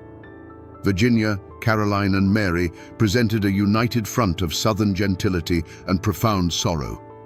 Their story was simple and, on the surface, unshakable. Osi was a troubled soul, and her fragile mind had finally broken. Who could prove otherwise? The investigation stalled. The days turned into weeks. The initial shock in the community began to curdle into a low-grade fear. The easy answer, the vengeful husband, was gone. Now, a more terrifying question hung in the air. If he didn't do it, who did? The authorities were frustrated, circling a truth they couldn't grasp. They had a strong suspicion, a gut feeling that the evil they were looking for was right in front of them, hiding behind black mourning veils, but they had no proof. The case was growing colder by the day, threatening to become just another sad, unsolved tragedy. The investigators soon discovered that the most formidable obstacle they faced wasn't the lack of evidence, but the suspects themselves. The community in this case wasn't a town or a holler. It was a closed, suffocating circle of 3 women. The Sneed and Wardlaw sisters had built a fortress around their secret, and its walls were mortared with Southern pride and a deep, ingrained contempt for the prying questions of outsiders. This wasn't the code of silence of the mountains where neighbors protect their own. This was the omerta of the family, a pact sealed in blood and greed. At the center of this wall was Virginia Wardlaw. Her iron will was the law that governed her sisters. Caroline, Osi's own mother, and the quieter Mary moved in her shadow, their thoughts and actions seemingly extensions of Virginia's own. To question one was to question them all, and to question them was to be met with a performance of wounded dignity and sorrow so convincing it was almost a work of art. They were a united front of black lace and quiet denial, a living embodiment of the Southern creed to never air one's dirty laundry in public, especially not for the benefit of Northern lawmen. Their silence was rooted in a profound arrogance. They believed they were intellectually and socially superior to the policemen and reporters who hounded them. The investigation, in their eyes, wasn't a righteous search for truth. It was a vulgar intrusion. They answered questions with condescending patience, as if explaining complex matters to a simple child. Every inquiry about Oats's life was met with a polished story of a tragic, depressive girl. Every query about their own actions was deflected with a sigh of grief. The psychological toll of this siege was immense, but it only seemed to harden their resolve. Interrogating them was like trying to punch through granite with your bare hands. There were no cracks, no whispers, no single moment of weakness. One sister's story perfectly mirrored the others. The pressure built, but the wall held firm. This steadfast, unified front created a profound fear in the investigation itself. The fear that these women, protected by their class, their gender, and their own unshakable will, might actually get away with it. They were hiding in plain sight, and their silence was the most damning evidence of all. The case, which had gone cold, was not broken open by a single dramatic discovery. There was no hidden diary, no deathbed confession.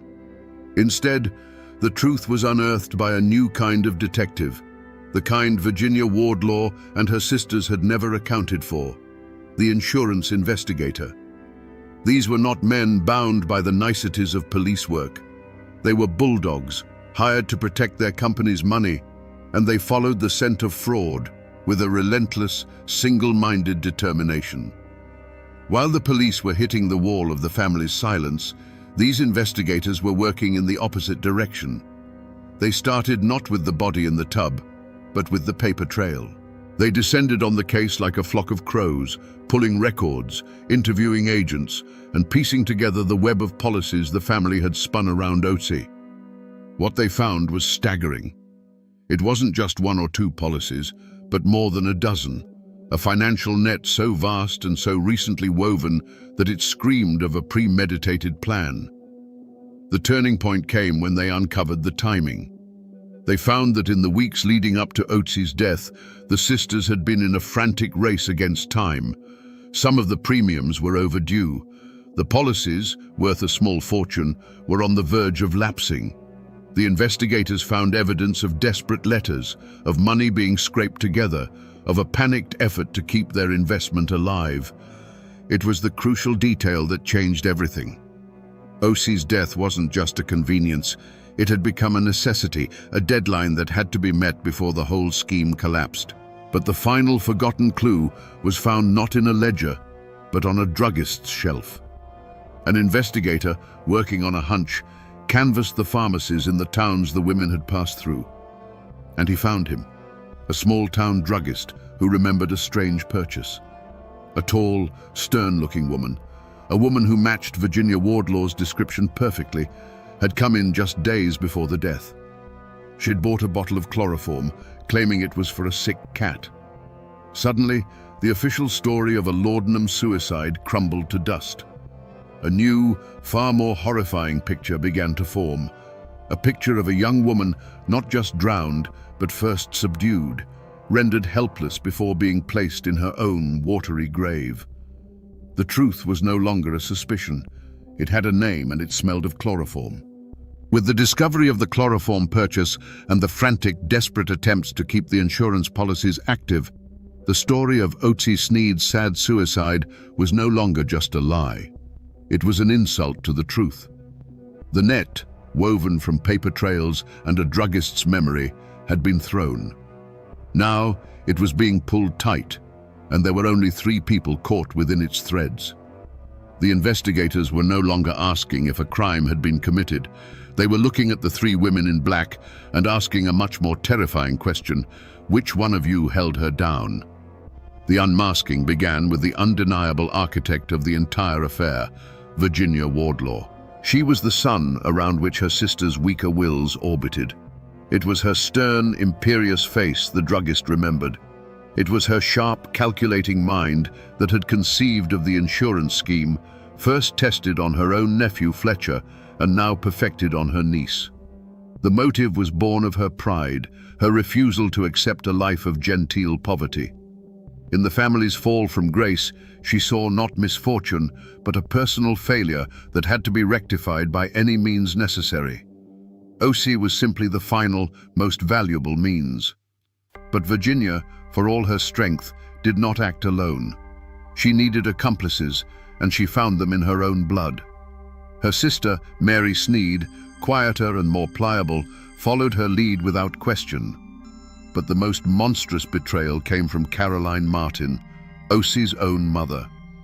This was the dark heart of the conspiracy. Caroline, a woman who seemed cold and detached, had made a horrific choice. She had sided with her powerful sister against her own child, sacrificing her daughter on the altar of her family's financial salvation. She was not a mother watching a tragedy unfold.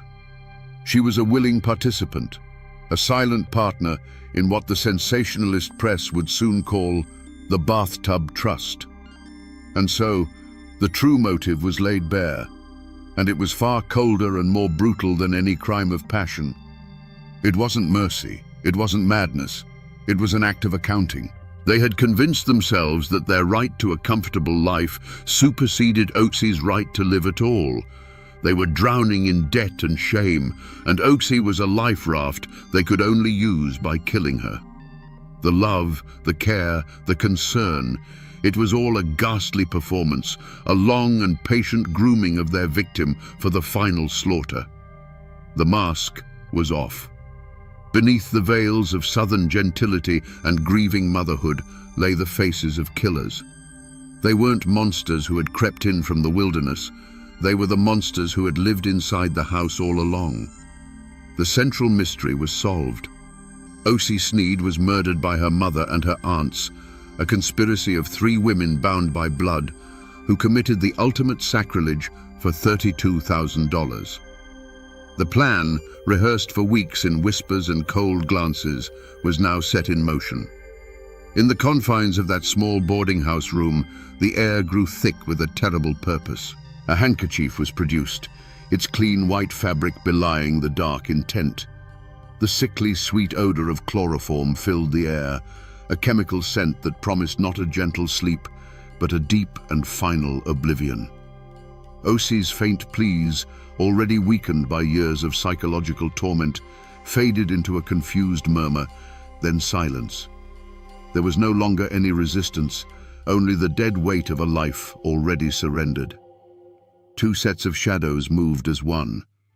The sound of her body meeting the cold, hard porcelain of the empty tub was a dull, final punctuation mark in the quiet room.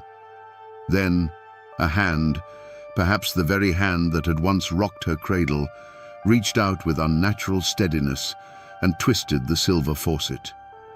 The shriek of the pipes and the sudden roar of rushing water was a deafening sound, a sound meant to wash away everything. For a moment, there was a brief, violent disturbance on the surface of the rising water. A frantic splash, a single desperate gasp for air that was immediately swallowed by the deluge. And then, as quickly as it began, it was over. The splashing stopped. The only sound left was the steady, indifferent hiss of the water pouring over a stillness it had just created. Her dark hair began to spread out around her head like a tragic halo in the ever-deepening pool. The women watched, their faces unreadable stone, until the surface was calm and glassy. This was not an act of rage, it was a task to be completed. With a chilling efficiency, they turned their attention to the stagecraft. They placed the forged note just so. They arranged the laudanum bottle and the glass, and with methodical care, one of them folded Osie's clothes and placed them neatly on a chair, the final sociopathic touch on their masterpiece of murder. With the evidence mounting, the veneer of Southern respectability shattered like cheap glass. Virginia Wardlaw and Caroline Martin were arrested, their black mourning dresses replaced by the coarse fabric of prison uniforms. The trial became a national sensation. Newspaper reporters from across the country descended on the small New Jersey town, eager to document every detail of the bathtub trust. The courtroom was packed every day with a morbidly curious public, all craning their necks to get a look at the mother and aunt accused of a crime that defied comprehension. Caroline Martin, Osie's mother, seemed to shrink in the witness box. Her lawyers argued that she was not a monster, but a victim herself, a woman completely under the hypnotic spell of her domineering older sister. They painted a picture of a weak will eroded by a stronger one, claiming she was insane, incapable of distinguishing right from wrong under Virginia's powerful influence. Some in the courtroom pitied her.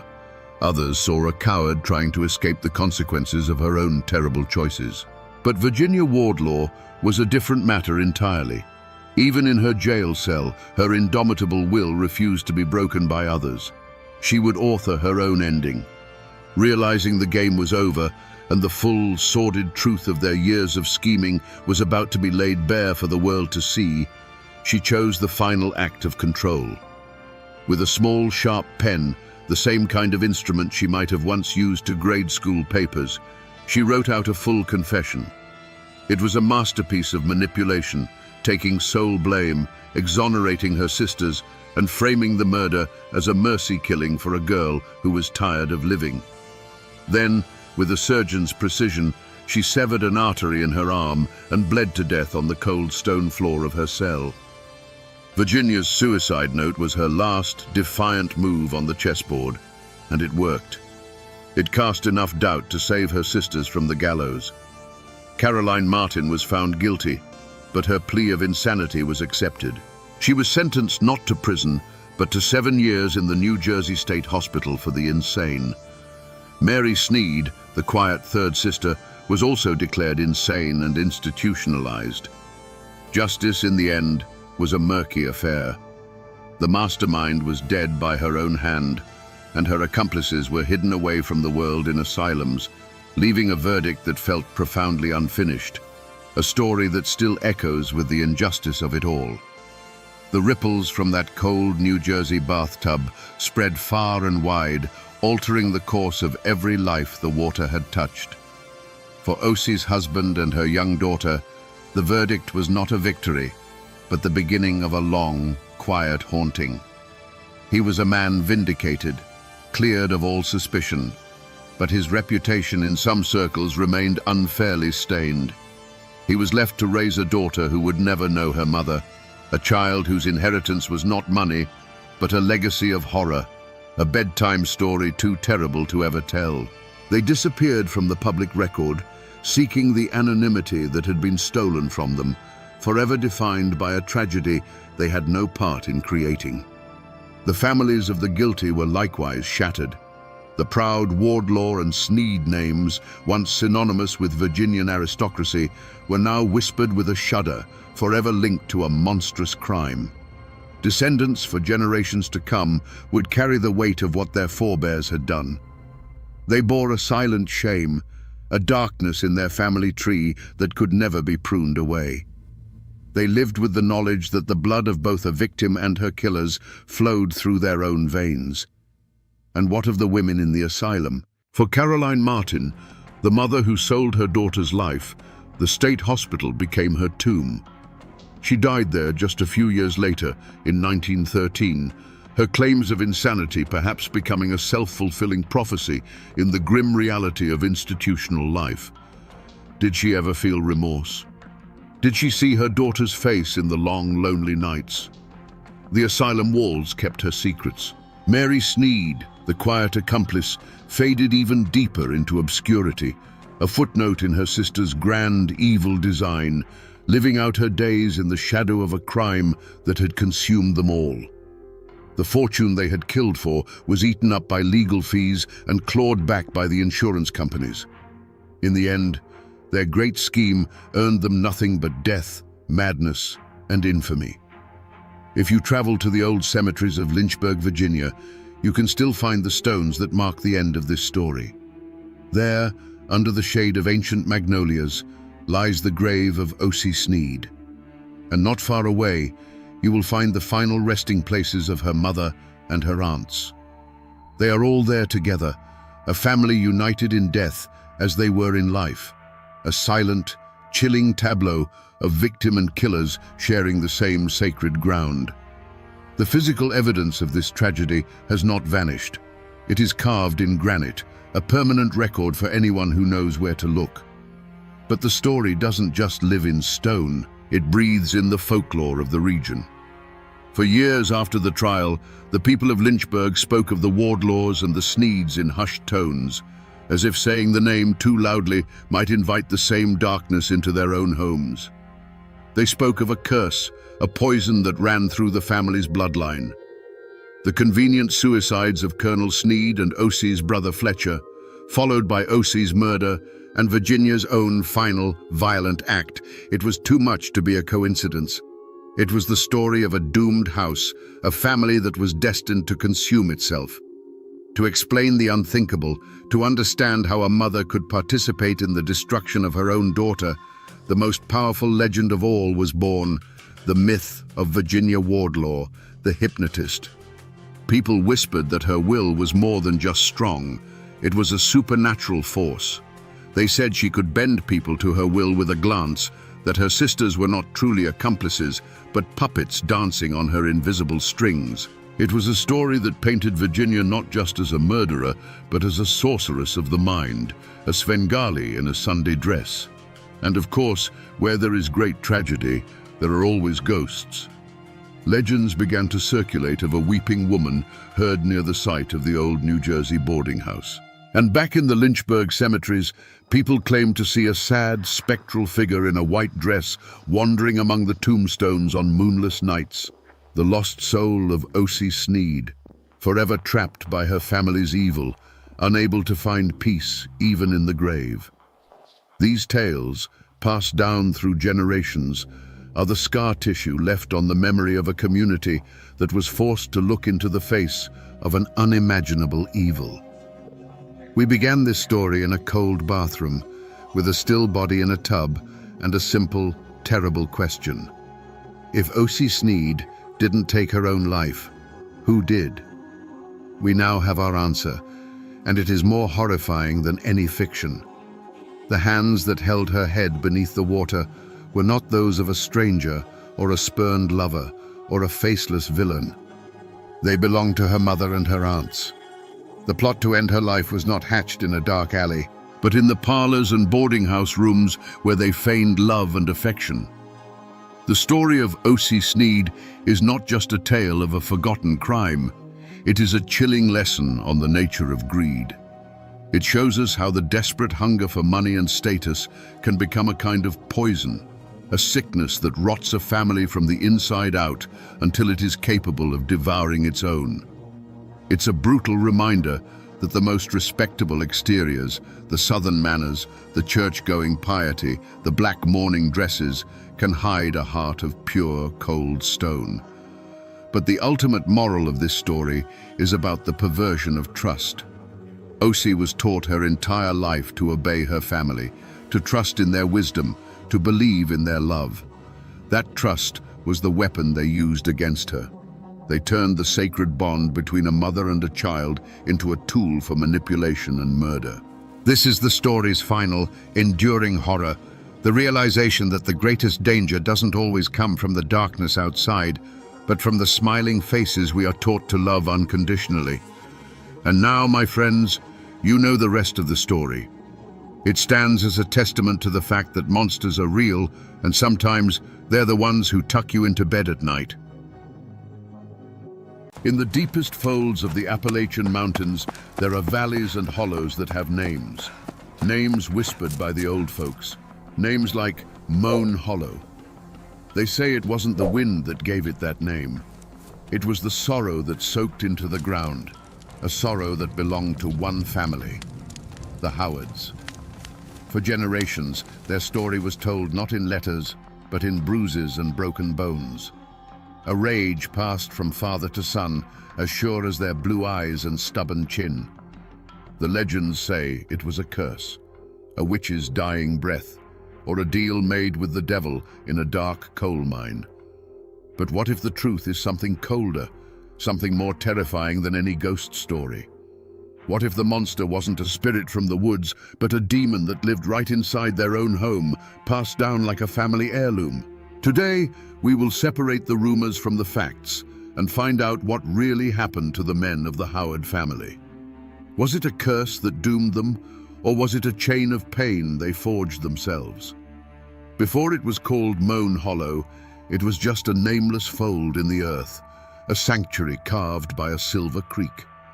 The mountains rose up on all sides like silent green-robed giants, their peaks shrouded in a perpetual blue haze. It was a true oasis, hidden in the wild and rugged lands.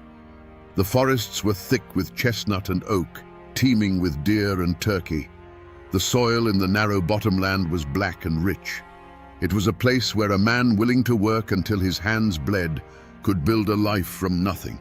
And that's exactly what Jedediah Howard came to do. He was the first of them, a man who carried the chill of the Scottish Highlands in his bones and a fierce hunger in his heart. He'd left the old world behind, a world of landlords and famines, and saw in this untamed Appalachian wilderness a kingdom waiting to be claimed. He was a hard man, to be sure, with eyes as cold and clear as a winter stream, but his toughness was first turned against the land itself. He felled trees that were ancient when his grandfather was a boy. He broke the soil with his own back, and he raised a small, sturdy cabin stone by stone. For a time, there was peace in that hollow. Jedediah took a wife, a quiet woman named Elspeth, and soon the silence of the valley was broken by the cry of their firstborn son, Silas. Their life was a rhythm of seasons and survival. They were governed by the rising of the sun and the ache in their muscles. They feared the hard frost and the dry summer, but they feared little else. They were poor, but their barn was full. They were isolated, but they were self-sufficient. Jedediah had done it. He had carved out a piece of the world that was his, and his alone. But the mountains keep secrets. And the story the neighbors told was that this piece of the world hadn't been empty when Jedediah arrived. They said an old Cherokee woman had lived there, a healer who knew the secrets of the herbs that grew in the dark places of the woods. The official record says Jedediah bought the land fair and square, a simple transaction. But the whispers said something different. They said the deal was less of a purchase and more of an eviction. They said she didn't leave quietly. And so, a shadow lingered at the edge of their hard-won peace. Sometimes, Elspeth would swear she saw a flicker of movement by the ancient oak at the edge of the property. At night, when the fire burned low, the wind blowing through the gorge would sometimes sound like a mournful voice, a lament. Jedediah Howard had built his home, but he didn't know that the foundation was laid on a grievance. He believed he had conquered the wilderness, but he hadn't yet learned that some debts aren't paid with money, but with blood. The storm was gathering, and it would bear his family's name. Now, in the mountains, a good neighbor is worth more than a good mule, but Jedediah Howard never found one. The closest family, the Sutries, lived a mile down the creek, and they looked upon Jedediah's prosperity with a sour eye.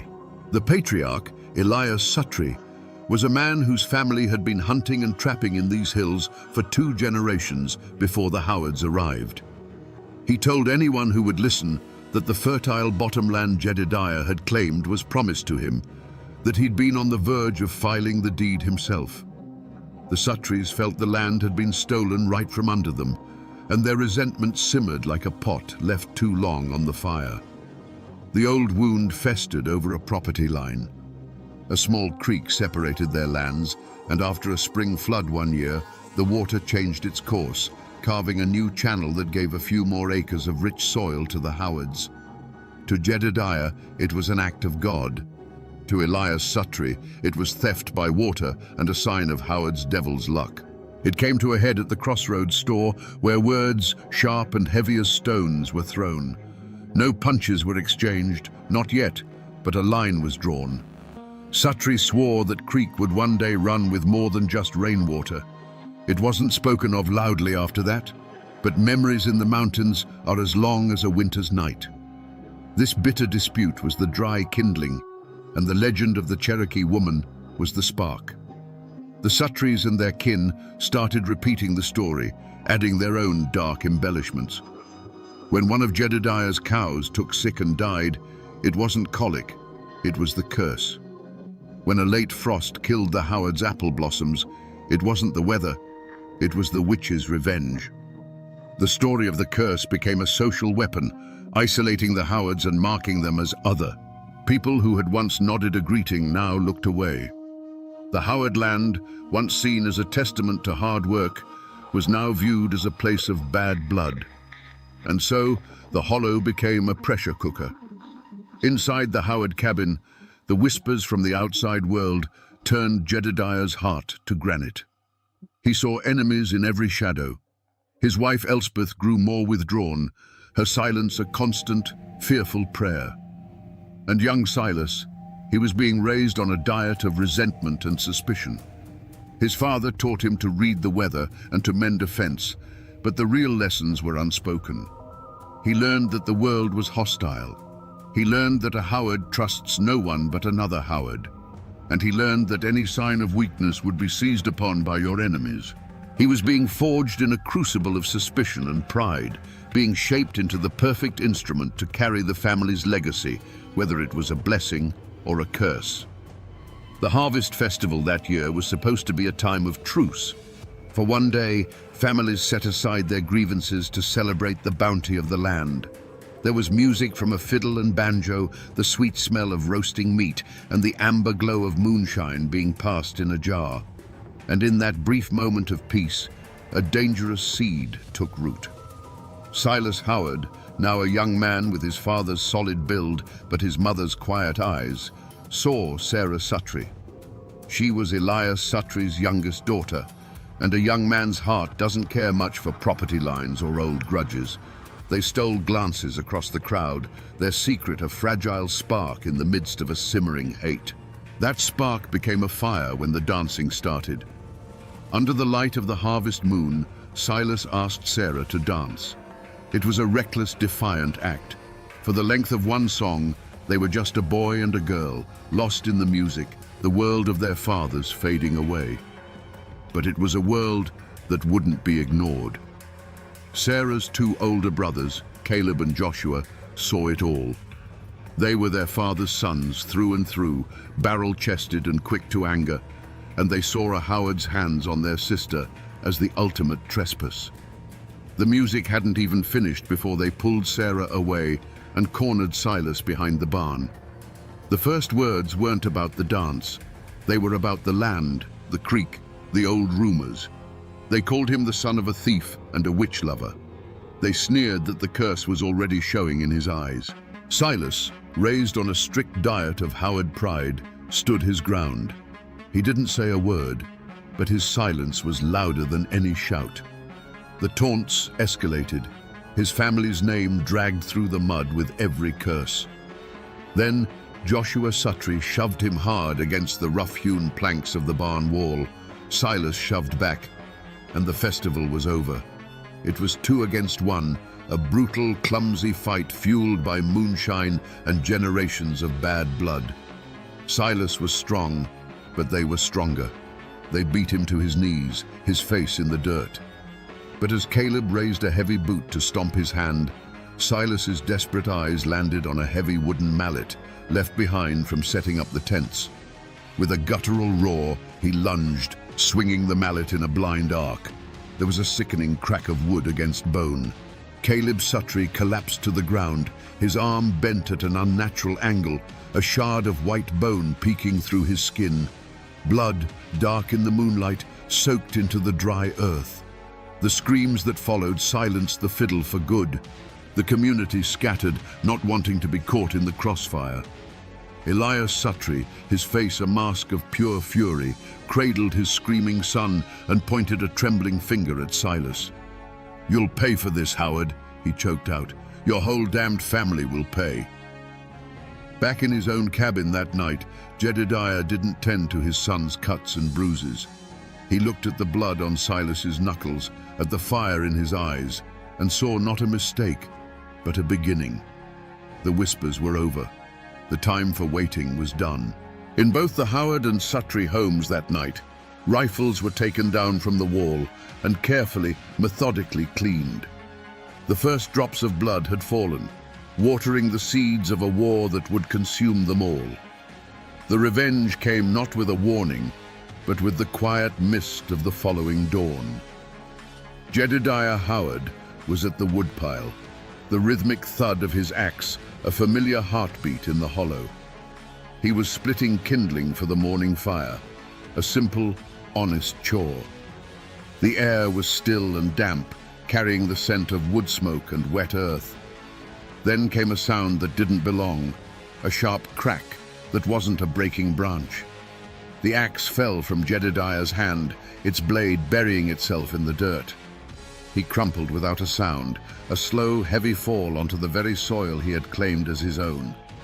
From the cabin, Elspeth heard it, a mother's instinct, a wife's dread. She threw open the rough-hewn door, her question dying on her lips as she saw the dark shapes of Elias Suttree and his son Joshua emerging from the tree line, rifles in hand. The air filled with a blood-curdling scream, and then there was a dull thud, and the scream was cut short. A second crack echoed the first. Then an unnatural silence fell over the hollow, a silence so profound it seemed to swallow all other sounds, the rustle of leaves, the call of the birds, everything. The world had turned into a hell of screams, followed by a ringing quiet. Silas was down by the creek, checking a rabbit snare he'd set the night before. He heard the 2 shots, spaced just far enough apart to be deliberate. A cold knot formed in his stomach. He didn't think, he ran. He sprinted through the woods, branches whipping at his face, his lungs burning. As he broke through the clearing, the sight of his home stopped him cold. The cabin door was swinging wide open, like a gaping mouth. There were no voices, no movement. The chickens were scattered across the yard, clucking in frantic terror. The silence was the most terrifying part. It was the silence of a place where life had just been violently erased. He crept inside, his heart hammering against his ribs. The single room was a scene of pure chaos. A table was overturned, chairs were splintered. A sack of flour had been torn open, casting a ghostly white powder over everything. And there, in the middle of the floor, a single dark boot print was pressed into the spilled flour. His eyes scanned the room, landing on a splash of crimson against the stark white. Near the cold hearth, his mother's favorite wool shawl, the one she was always mending, was cast aside in a heap. He backed out of the cabin, a silent denial screaming in his mind. And then he saw him. His father lay near the woodpile, a place of work, of life. He looked smaller somehow. His eyes were open, staring blankly at the misty sky he would never see again. The world for Silas shrank to that single still image. His father, the unmovable mountain of a man, now just a broken thing on the ground. In that moment, something inside Silas Howard broke. Or perhaps something was forged. The fear, the grief, it was all there, but it was instantly flash-frozen by a rage so pure and cold it burned. The tears would not come. The boy who had danced with Sarah Suttree under the harvest moon was gone, buried in the ashes of his home. In his place stood the son of Jedediah Howard, a vessel for a generation of hate, now filled to the brim. He didn't run to his father. He didn't cry out his mother's name. He walked, slowly and deliberately, to the woodpile. He looked down at his father's still face, the face that had taught him that the world was a hard and unforgiving place. Then he bent down. His hand closed around the smooth, worn handle of the fallen axe. As he lifted it, its weight felt familiar, righteous. The curse, whether real or imagined, had found its new champion. Silas Howard stood alone in the clearing, the axe in his hand feeling less like a tool and more like a part of his own arm. He did not weep. Tears were a luxury, and the price of vengeance was paid in sweat and resolve. With a grim, mechanical determination, he went to the small barn and retrieved 2 shovels. He chose a spot under the old oak tree at the edge of the property, the one his mother had always admired. And he began to dig. For hours, the only sound in Moan Hollow was the scrape and thud of a shovel biting into the earth, a solitary, heartbreaking rhythm. He carried his parents, one by one, and laid them to rest. He filled the graves himself, tamping down the soil with the back of his shovel, his movements precise and unhurried. There were no prayers said, no final words spoken. The act itself was the only eulogy. When the grim task was done, he did not go back into the cabin. He stood at the threshold and looked in at the scene of desecration, the spilled flour, the broken furniture, his mother's discarded shawl. This was no longer his home. It was a monument to a promise made in blood. He turned his back on it, leaving the door to swing on its hinges, an open invitation for the wind and the rain to come in and reclaim the place. He took only his father's rifle from the wall, a pouch of shot, a powder horn, and the axe. He walked away from the hollow without a single look back, melting into the deep woods that bordered his land. The hollow fell silent again, but this time it was the silence of a tomb. Word travels slowly in the mountains, but it travels surely. A few days later, a traveling preacher making his circuit found the Howard homestead unnervingly quiet. He saw the 2 fresh mounds of earth under the oak tree and knew instantly what they were. He didn't linger. He spurred his horse and carried the news to the nearest settlement. The story spread like a fever. It wasn't the killing that shocked people. Feuds and violence were a known part of life. It was the manner of it. The killing of a woman. An ambush at dawn.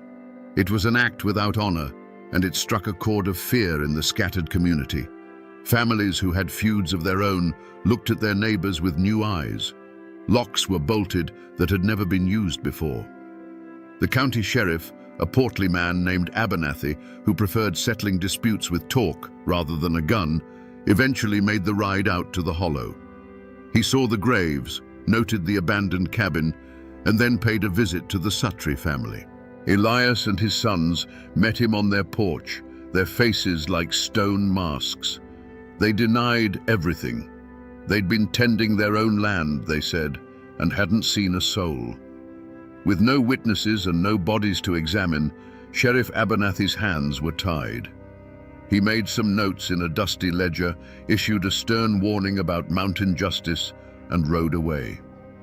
The law in those mountains moved with the speed of an old man walking uphill, and in this case, it had come to a dead stop. But the story wasn't over. The community knew it. The Suttrys certainly knew it. Silas Howard was gone, but he wasn't dead. He had been swallowed by the mountains, the same ancient, unforgiving wilderness that had forged his father. He was out there, somewhere in the endless ridges and dark ravines. The manhunt had begun, but it wasn't the law that was doing the hunting. A ghost was now stalking Moan Hollow, and Elias Suttry and his sons began to understand that the 2 shots they had fired at dawn were not an ending, but the beginning of a reckoning. Every snapped twig in the woods, every shadow that moved at dusk, now held a terrifying new possibility. Silas Howard was no longer a name, but a whisper on the wind. There was no posse. Sheriff Abernathy had declared the matter closed, a family tragedy best left to the ghosts and the mountains. The hunt that began was a far more personal and primal affair. Elias Suttry and his remaining sons, Joshua and the one-armed Caleb, became both the hunters and the hunted. Their farm became a fortress, and they became its prisoners. They barred the windows at night and took turns standing watch, rifles cradled in their arms, their gazes fixed on the dark, whispering tree line that separated them from their unseen enemy. They were hunting a ghost, a boy they had created and then unleashed. But Silas Howard was no ghost. He was flesh and blood, and he was perfectly at home.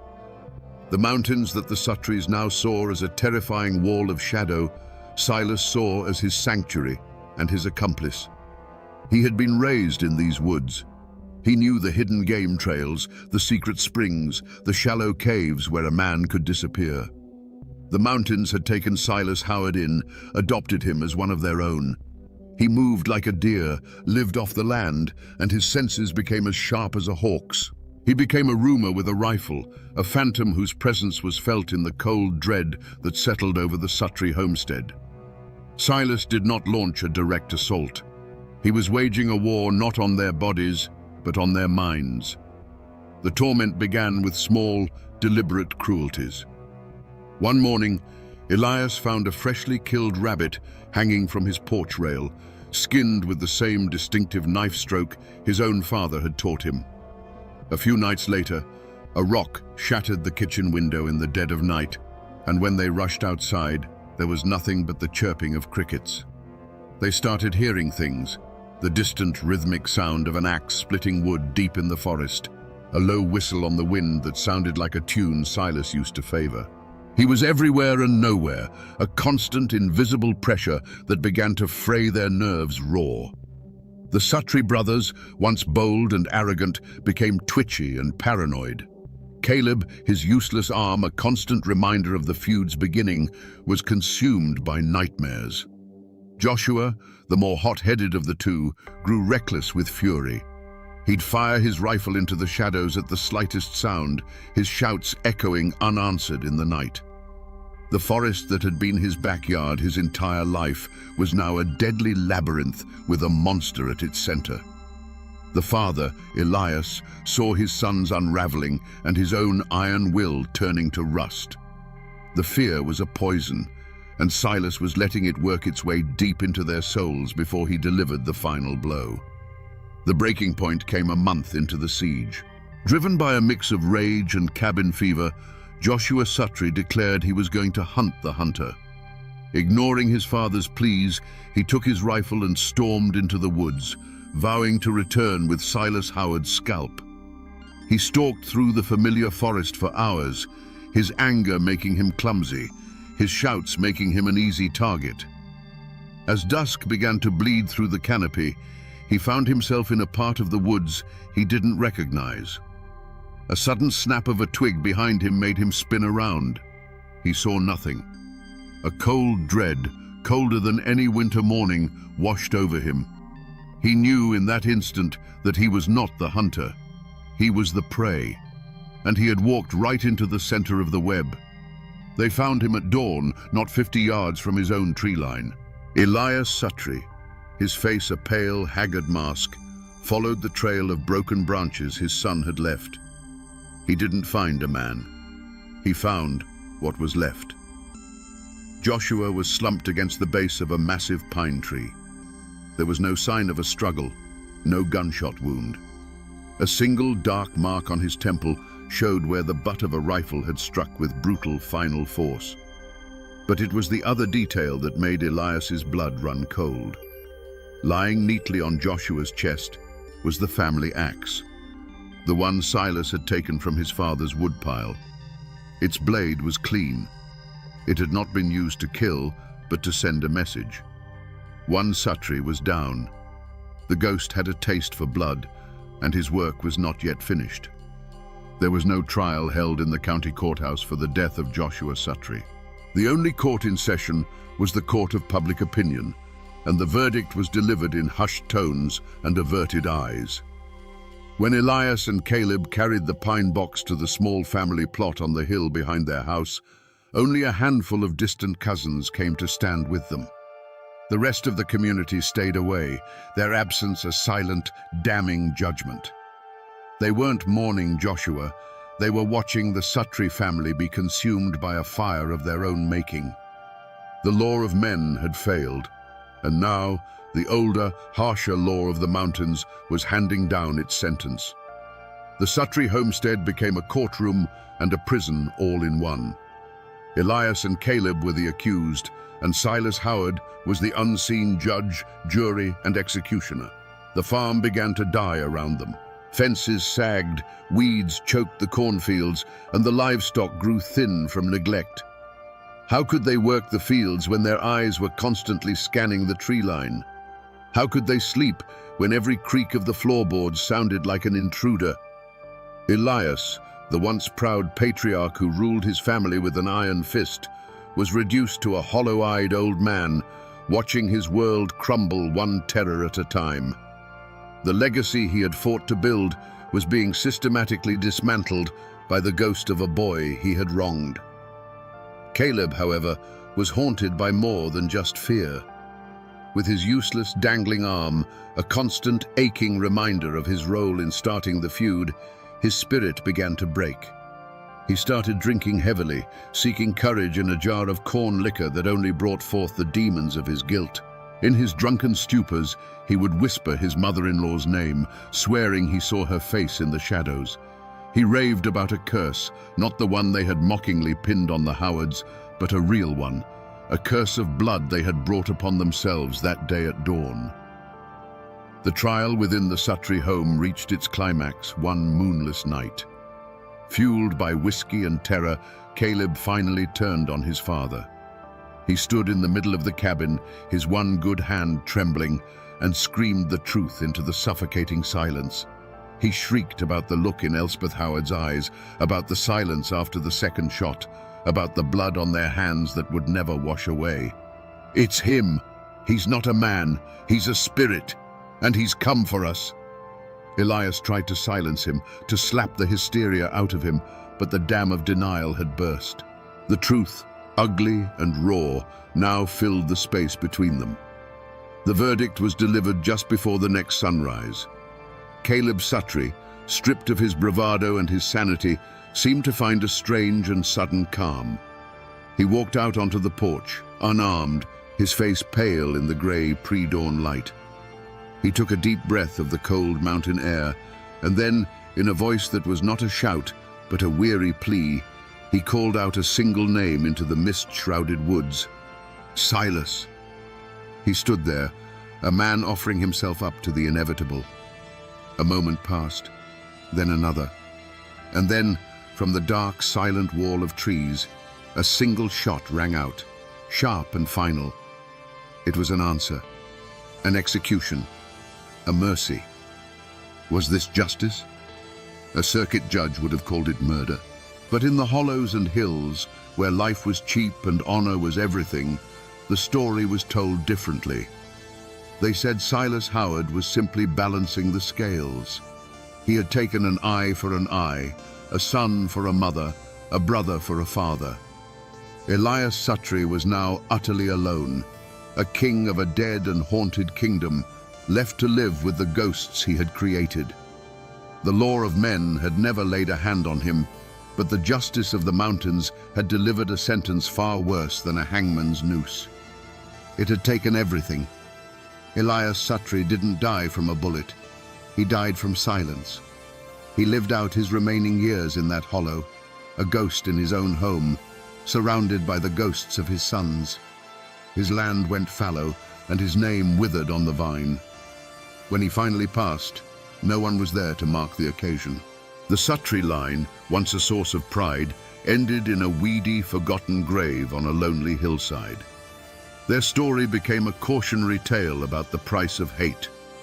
And Silas Howard, the avenging angel of the hollow, walked out of the mountains and into a bigger, bloodier war. When the nation split apart, he joined the Union Army, perhaps seeing in the chaos of the Civil War a place where a man with his particular skills could belong. He saw the horrors of Gettysburg, a slaughter that made his family feud look like a schoolyard scuffle. But the war didn't wash away his sins. It just baptized him in a new kind of hell. He returned a broken man, quiet and cold, the fire of righteous vengeance replaced by the hollow emptiness of trauma. It was this Silas, the soldier with the haunted eyes, who would eventually take a wife and have a son of his own, passing down not a name, but a darkness. The curse had found its vessel for the next generation. If you were to go looking for Moan Hollow today, you wouldn't find it on any map. But the locals could point the way. The Suttree place is gone, reclaimed entirely by the forest, a place where people say the weeds grow a little too thick and the birds sing a little less sweetly. The Howard cabin was swallowed by the woods too. All that remains today is a pile of moss-covered foundation stones and a single stubborn chimney standing like a tombstone for a home. They call it the Howard Chimney now, a local landmark where teenagers dare each other to spend the night. And the 2 mounds of earth under the ancient oak tree? They are still there, sunken and subtle, almost invisible to the untrained eye. But they are there. The paper trail of this tragedy is thin, a few lines in a dusty county ledger about a land dispute. But the mountains have a longer memory. The story of the Howards and the Suttrees isn't written in ink. It's carved into the landscape itself, in the names people whisper, in the ruins they avoid after dark. Though most people have forgotten the details, the sorrow has soaked into the soil and the mountains remember everything. So we come back to the question that started it all, the question whispered around campfires in these mountains for over a century. Was the Howard family doomed by a supernatural curse? It's a powerful story, the idea of a witch's hex or a deal with the devil. It gives a name to an evil that feels too big and too relentless to be human. But the truth, as it often is simpler and somehow far more tragic. The real curse wasn't a whisper on the wind. The real curse was the silence between neighbors nursing old grudges, the silence of a man who can't speak his pain, and the ringing, final silence after a gunshot. This is a story not just of cruelty, but of the formidable, unyielding Appalachian spirit, a spirit forged in hardship and isolation. It's a story of the fierce pride that can build a life on a steep mountainside with nothing but bare hands, and the terrible pride that can tear that same life apart over a single insult. The Howards weren't monsters. They were men, trapped in a cage built by poverty, ignorance, and trauma. Each generation inherited the pain of the last, and the only tool they were ever given to deal with that pain was rage. Silas Howard didn't learn his violence from a demon in a mine. He learned it in the silence of a father who never showed him love, and in the screams of a mother he couldn't protect. The names on the headstones have faded, and the cabins have crumbled back into the earth. But the lesson of Moan Hollow remains, a quiet warning carried on the mountain breeze. It teaches us that the most terrible ghosts are the ones we create ourselves, the ones that live inside our own families. The story of the Howards is a bitter parable about how a man can escape a war, can escape a hollow, but can never truly escape the legacy of his father's hands. And now, my friends, you know the story of Moan Hollow. And you know why the old folks say, even on a still day, the wind in that valley still sounds a little like weeping. The judge pronounced the sentence, 1 year in the county jail. A dead silence fell over the packed Virginia courthouse. Then, the patriarch of the most powerful clan in these mountains, Floyd Allen, rose to his feet. His eyes blazed as he uttered the words that would become a signal for slaughter. "Gentlemen, I ain't a-goin'." A split second later, the courtroom exploded in a firestorm of bullets. When the gun smoke cleared, the judge, the sheriff, and the prosecutor lay dead. The newspapers called it an act of savage barbarism. But was it a cold-blooded ambush, or the last desperate stand of a man defending his honor? Today, we will try to find the truth behind the 90 seconds of hell that forever scarred these mountains. To understand the blood that was spilled, you first have to understand the world that was about to be lost. This was Hillsville, Virginia, at the dawn of the 20th century. Tucked deep in the Blue Ridge Mountains, this wasn't just a town, it was a fortress of tradition, a kingdom unto itself. Here, the hollows held the morning mist like secrets, and the rugged peaks stood as silent guardians against a world that was changing too fast. This was a land governed not by laws written on paper in some distant capital, but by the unwritten code of the mountains. The people here were cut from a different cloth. They were the descendants of Scottish-Irish settlers, a folk as hard and unyielding as the rock beneath their feet. They were fiercely independent, deeply suspicious of outsiders, especially the Flatlanders and their government. For them, the ultimate authority wasn't a judge or a sheriff, it was the family, the clan. Loyalty was the highest virtue, and honor was a currency more valuable than gold. An insult to one was an insult to all, and a man was expected to defend his name with a steady hand and a loaded gun. And in this world of shadow and stone, no clan cast a longer shadow than the Allens. They were the embodiment of the mountain spirit, powerful, proud, and absolutely uncompromising. They weren't just a family, they were a force of nature, with dozens of kin and supporters who looked to them for leadership, protection, and justice. When the Allens spoke, Carroll County listened. At their head stood the patriarch, 56-year-old Floyd Allen. Don't picture some simple farmer.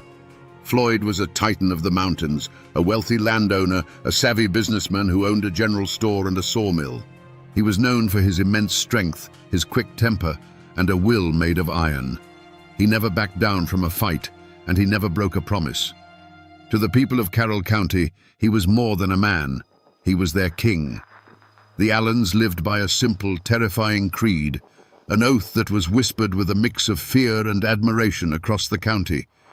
It was the foundation of their power and the very core of their identity. No Allen will ever go to jail. This wasn't just a boast. It was a declaration of sovereignty, a promise that they would answer to their own code of honor before they ever answered to the laws of the Flatlanders. But the outside world, with its telegraphs, its railroads, and its centralized government, was creeping closer. The authority of the state was pressing in on this isolated kingdom, seeking to replace the ancient law of the clan with the modern law of the land. The world of the Allens and the world of Judge Thornton Massey were two massive millstones, grinding slowly, inevitably, toward each other. It was only a matter of time before someone got crushed between them. Great tragedies often begin with the smallest of things, a spark in a tinder-dry forest. For the Allens, that spark was a clumsy gesture at a local corn festival. Floyd's young nephew, Wesley Edwards, tried to kiss a girl. It was a foolish, youthful act, but in the mountains, where a woman's honor is fiercely guarded, it was a profound offense. The girl's brothers, Will and Sid, saw it, and fists flew. News of the fight traveled fast, echoing through the hollows until it reached the ears of Floyd Allen. His nephew had been challenged, his kin had been disrespected. This was not a simple brawl to him, it was a stain on the honor of the entire Allen clan. He didn't wait for the law, he dispensed his own. He met the Edwards brothers on a dusty road, and the conversation was short.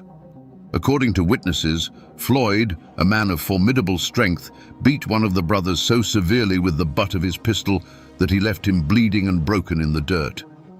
Now the outside world was forced to act. The beating was too public, too brutal to ignore. A warrant was issued for the arrest of Floyd Allen. Sheriff Lewis Webb and his deputy, men who knew exactly who they were dealing with, rode out to Floyd's home. They were met on the porch by the patriarch himself, not with his hands up, but with a rifle cradled in his arms. In a tense standoff, Floyd made his position clear. He had been insulted, he said, and he would not be dragged from his home like a common criminal. This was the moment the line was truly crossed. Floyd Allen looked the law in the eye and did not blink. He told the sheriff that he would come to court, but he would come on his own time, on his own terms. And incredibly, that's exactly what happened. The sheriff and his deputy retreated, empty-handed. Floyd surrendered when he was ready, walking into town not as a prisoner, but as a king granting an audience. He had bent the law to his will, proving to everyone in Carroll County that he was a power unto himself. But in doing so, he had thrown down a gauntlet. He had publicly humiliated the court and dared it to challenge him. Now, all eyes turned to the Hillsville courthouse. It was no longer a place for a simple assault trial. It was a battlefield, and everyone knew the Allens were coming prepared for war. March 14th, 1912. The Hillsville courthouse was not a hall of justice. It was a powder keg, and Judge Thornton Massey had just lit the fuse. As the sentence, 1 year in jail, hung in the electrified air, Floyd Allen rose. He looked not at the judge nor the jury, but at the entire system that dared to put a chain on him. "Gentlemen," he said, his voice low and steady, "I ain't a-goin'." He turned to leave, a king dismissing his court. Sheriff Webb lunged forward to grab his arm, a single fatal motion that broke the spell. In that instant, a single sharp crack of a revolver split the silence. To this day, no one knows for sure who fired it. Was it Floyd? Was it his son Claude, leaping to his father's defense? Or was it a deputy trying to enforce the law? It no longer mattered. That first shot was a signal. It was the first drop of rain that unleashes a hurricane. The courtroom didn't just erupt, it detonated. From every corner of the room, revolvers and rifles appeared as if from thin air. The Allens and their supporters, strategically placed among the crowd, unleashed a devastating crossfire. For those trapped inside, it wasn't a gunfight, it was the end of the world. The air turned into a deafening thunderclap of noise, punctuated by the flash of muzzles and the high-pitched whine of ricochets. The solid wood of the benches and the judge's dais splintered, chewed to pieces by an invisible hail of lead. The men who represented the law were the first to fall. Judge Massey, who had just sealed Floyd's fate, sought cover behind his bench. A moment later, his gavel fell silent forever. Sheriff Webb, the man who had taken that fateful step forward, crumpled to the floor. His last act on this earth was to pull his own revolver and send a bullet tearing into Floyd Allen's thigh, a final defiant gesture of the law he served.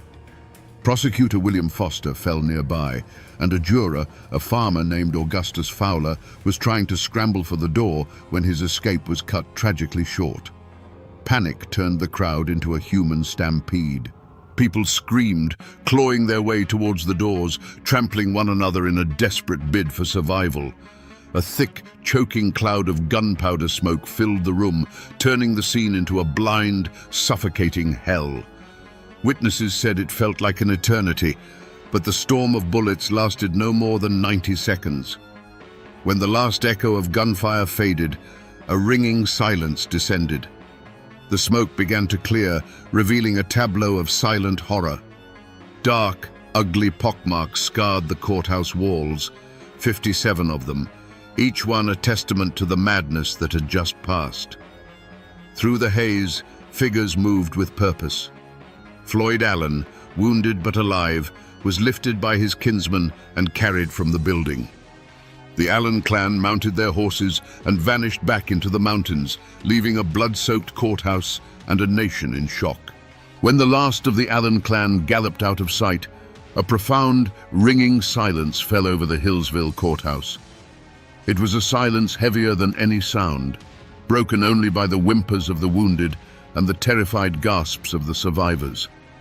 The air, thick with the acrid stench of gunpowder, now carried a new, coppery smell.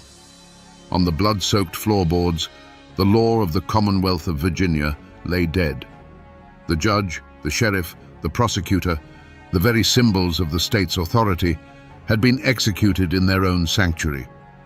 The news of the massacre didn't just spread, it shot out of Hillsville like a bullet, hitting the telegraph wires and exploding across the nation. Newspapers from Richmond to New York screamed with headlines that painted a picture of a savage war against civilization itself. They called the Allens mountain degenerates, barbaric clansmen who had risen up against the rule of law. The story tapped into a deep-seated fear of Appalachia as a wild, untamed frontier. There was no room for nuance in these reports. There was only shock, horror, and a thunderous call for vengeance. The response from the state was swift and absolute. Governor William Hodges Mann declared that the assassins would be hunted down if it took all the resources of the Commonwealth. He mobilized the state militia, but he also called in a force more feared and perhaps more suited to the task, the Baldwin Felts Detective Agency. These were not ordinary lawmen. They were ruthless, efficient bounty hunters, veterans of the brutal coalfield wars, known for their willingness to meet violence with greater violence. They were the modern world's answer to the Mountain Clan, a hired army that understood the language of the gun. The great hunt began. The mountains, which had always been the Allens' fortress, had now become their cage. The Baldwin Felts detectives, methodical and relentless, swarmed into Carroll County. They brought with them the tools of the modern age, photographs of the wanted men, a network of informants, and the promise of a hefty reward that could turn a neighbor into a betrayer. They combed every hollow, searched every cabin, and squeezed the community with a grip of fear. For the Allens, there was nowhere left to run. One by one, the fugitives were captured or surrendered. The net tightened until finally, acting on a tip, detectives found their ultimate prize. Hiding in a lumberjack's shack, wounded and exhausted, were Floyd Allen and his son, Claude. The king of Carroll County, the man who swore he would never see the inside of a jail, was now in shackles. The wolf hunt was over. The wolves were caged. And now they would face the victor's justice. The trial of the Allen clan was never going to be held in Hillsville. The influence of their name was too strong, the memory of the massacre too raw. To ensure a conviction, the state moved the proceedings to the city of Wytheville. But this change of venue did more than just move the trial. It ripped the Allens out of their world and placed them in the heart of their enemies. It wasn't a trial, it was a reckoning. The courthouse was surrounded by armed militia. Reporters from across the country filled the press benches, eager to send back sensational stories of the Appalachian savages. The court of law had become a theater of vengeance, and the public demanded a bloody final act. In the center of this storm sat Floyd and Claude Allen. They were not the wild-eyed murderers the newspapers described. Witnesses from the trial remembered them as composed, stoic, and utterly unbowed. They sat like fallen kings, their faces carved from mountain stone, showing no fear and no remorse. They listened to the testimony against them with a quiet dignity that was, in its own way, a final act of defiance. They had lived by the code of the mountains, and they would not grovel before the code of the Flatlanders, even with their lives hanging in the balance. The prosecution painted a picture of a cold, calculated conspiracy, an ambush designed to assassinate the law itself. Their lawyers argued that it was a spontaneous eruption of violence, a tragic misunderstanding that spiraled out of control.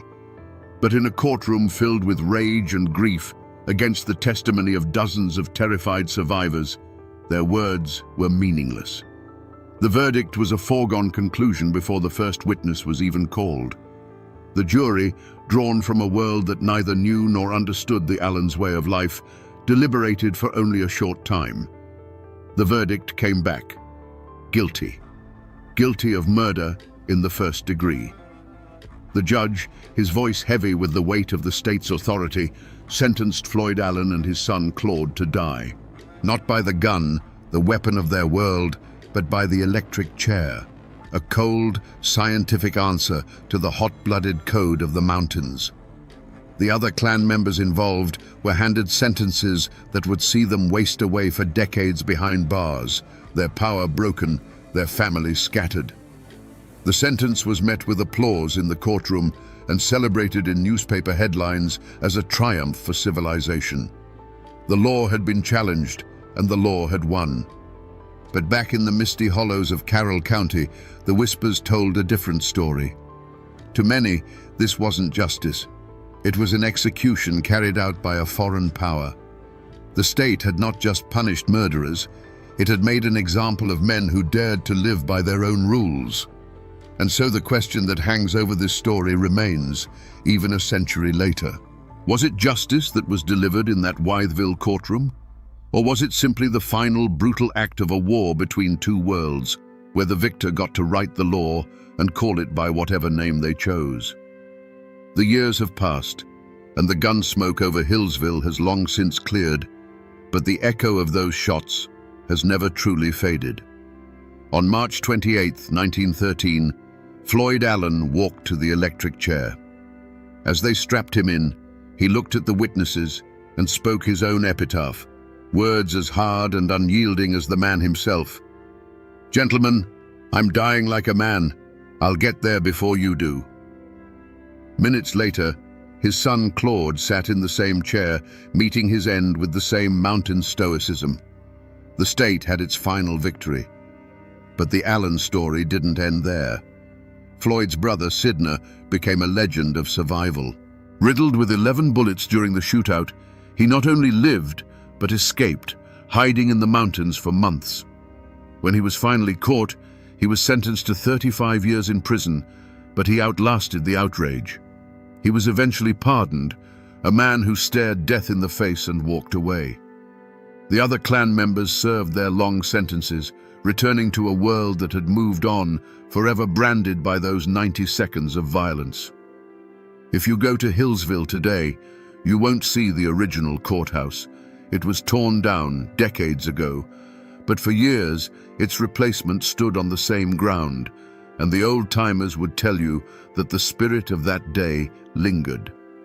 They said that for a long time you could still trace the bullet holes in the old building's walls, silent mouths speaking of the chaos. The graves of Floyd and Claude Allen can still be found in a family cemetery, their stones a quiet, somber testament to the clan's vow. They are not just graves, they are a landmark, a place where the past feels close enough to touch. The rest of the world has largely forgotten the Carroll County Courthouse massacre. It's become a dusty footnote in the history books. But here, in these mountains, it is not forgotten. It has seeped into the soil and become folklore. The story is told not as history, but as a cautionary tale about pride, honor, and the terrible price of defiance. The Allen name still echoes through these hollows, a name that for some means murder and mayhem, but for others, still whispers of a fallen king who dared to stand against the world and kept his promise that he would never, ever go to jail. The mountains remember. So we come back to the question that hung in the gun smoke of that Virginia courthouse. Were the Allens cold-blooded killers who planned a massacre from the start? Or were they defenders of an ancient code pushed to a final desperate act? The truth, like most things in these mountains, is not so simple. They came to that courthouse armed because in their world, power was respected only when it was backed by the threat of force. They didn't see themselves as criminals defying the law. They saw themselves as sovereigns of their own kingdom, defending its honor against a foreign invasion. The Hillsville Massacre was more than just a crime. It was the bloody, violent end of an era. It was the moment the modern world, with its courts and its electric chairs, finally broke the back of the old world, with its clans and its code of blood honor. The state sent a message that day, written in the language the Allens understood best. Its power was now absolute, its reach inescapable. The Allen clan wasn't just fighting a one-year jail sentence, they were fighting the 20th century, and the 20th century won. This is a story of brutality, yes, but it is also a story of the indomitable Appalachian spirit, a spirit so fiercely independent that it can lead to both greatness and ruin. Floyd Allen was a king who refused to watch his kingdom crumble. He and his family were not heroes, but their tragic, violent story has become a dark legend, a warning of what happens when pride and honor demand a price that can only be paid in blood. And while the law won the war that day, the story of the clan who swore they would never go to prison and kept that oath at the cost of everything still haunts these hills.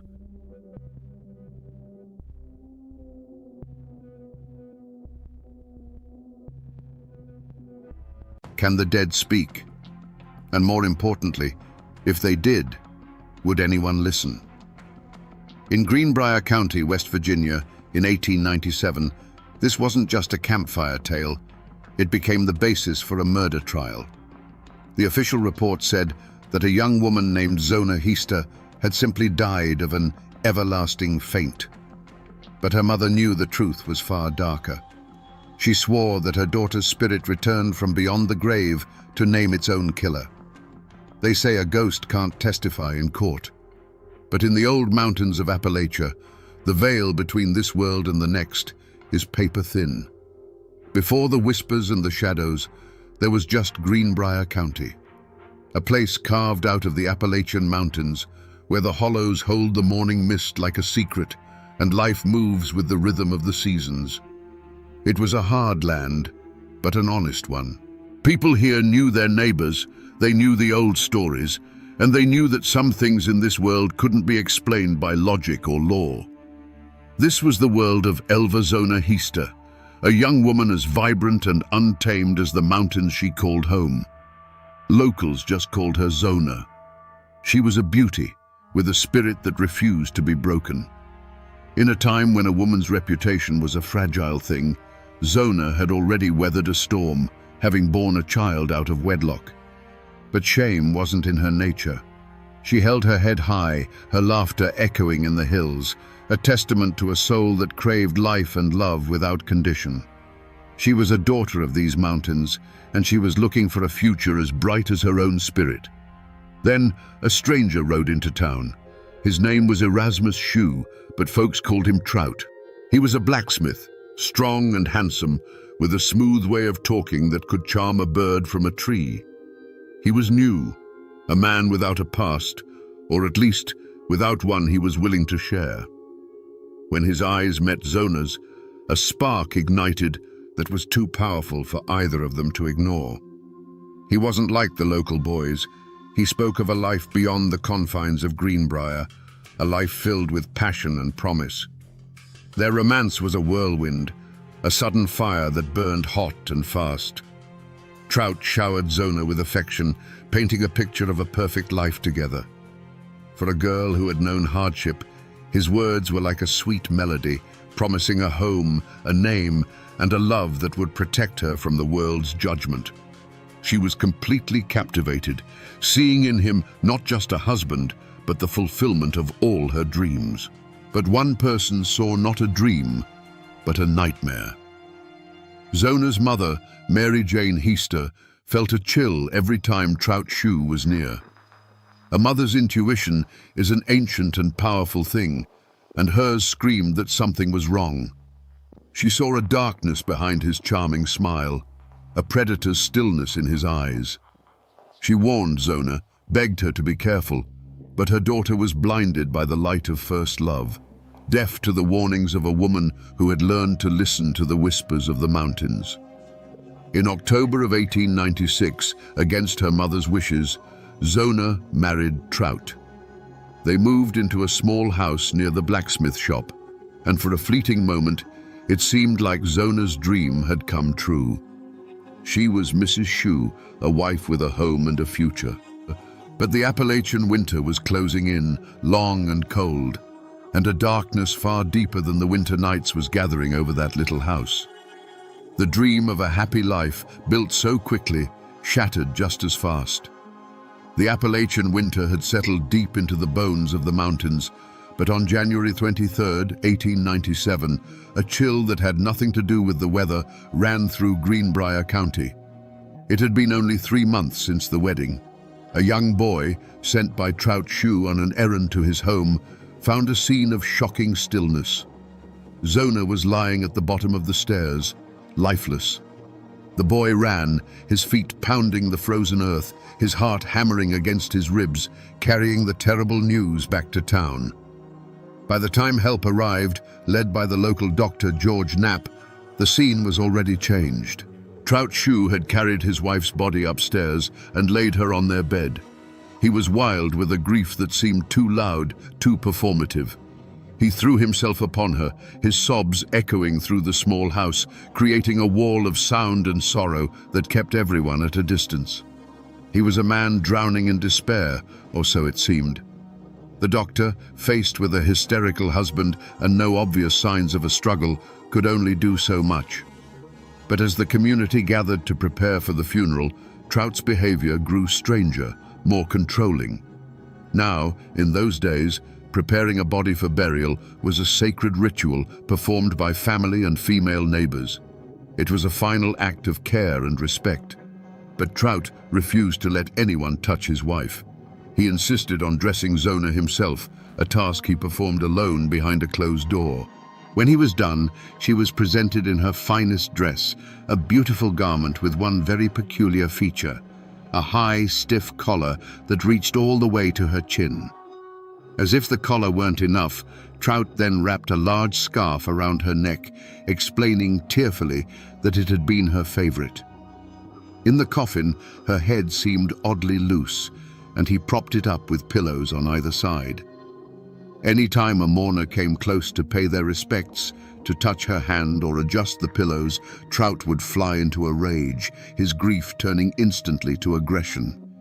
He hovered over the head of the coffin, weeping and wailing, physically shielding her neck from view.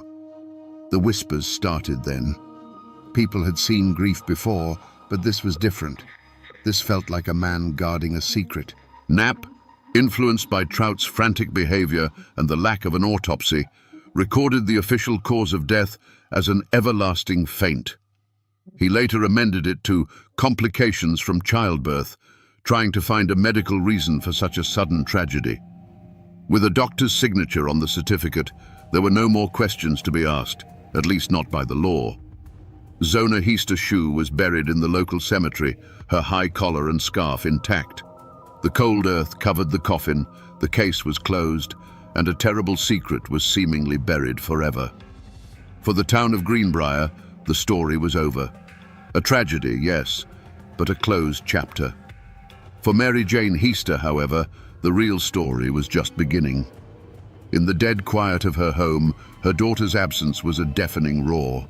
Grief gnawed at her, but beneath it was a cold, hard certainty. Zona had not just died. She had been taken. Mary Jane prayed, not for comfort, but for truth. She begged for a sign, any sign, to prove what her heart already knew. And in the deep, silent nights of that Appalachian winter, her prayers were answered. It started with a cold, not the kind that seeps in from a drafty window, but a cold that rose from the floorboards, a deathly chill that settled deep in her bones. For 4 nights in a row, the same thing happened. The room would grow frigid, and a faint light would begin to glow in the darkness, coalescing into the form of her daughter, Zona. She wasn't a terrifying spectre, but a figure of profound sadness, her form shimmering like moonlight through mist, her eyes pleading. And then she spoke, her voice like the rustle of frozen leaves. The ghost of Zona told a story that made her mother's blood run cold. She spoke of Trout Shoe, not as the charming blacksmith the town knew, but as a man of sudden, violent tempers. On that final evening, his rage had ignited over something as simple as the evening meal. He had come home expecting meat for dinner, and when he found there was none, a storm broke inside their little house. It was an argument, like many couples have, but it was laced with a darkness that Zona had come to fear. Her daughter's spirit recounted the final horrifying moments. The argument escalated, and in a flash of fury, Trout grabbed her. The ghost didn't speak of a struggle, it spoke of a sudden, brutal finality. She told her mother that he had clamped his hands around her neck, his rage giving him an inhuman strength. Then came the part of the vision that would be seared into Mary Jane's mind forever. To show her mother exactly what had happened, the spirit of Zona slowly turned its head. It turned and turned, past the point where a living neck could go, all the way around, until a faint, dry snap echoed in the silent room. A sound that was the final punctuation mark on her daughter's life. The apparition explained everything. It explained why her head was so loose in the coffin, why Trout had propped it with pillows. It explained the high, stiff collar and the carefully placed scarf. They were all meant to hide the terrible truth of his hands. For 4 nights, the ghost returned, telling the same story, reinforcing the same horrible details, until Mary Jane was no longer just a grieving mother. She was a witness. She was the keeper of a testimony delivered from the other side of the veil, and she knew she could not stay silent. When the 4th night passed, and the ghost of her daughter did not return, a new kind of silence fell over Mary Jane Heaster's home.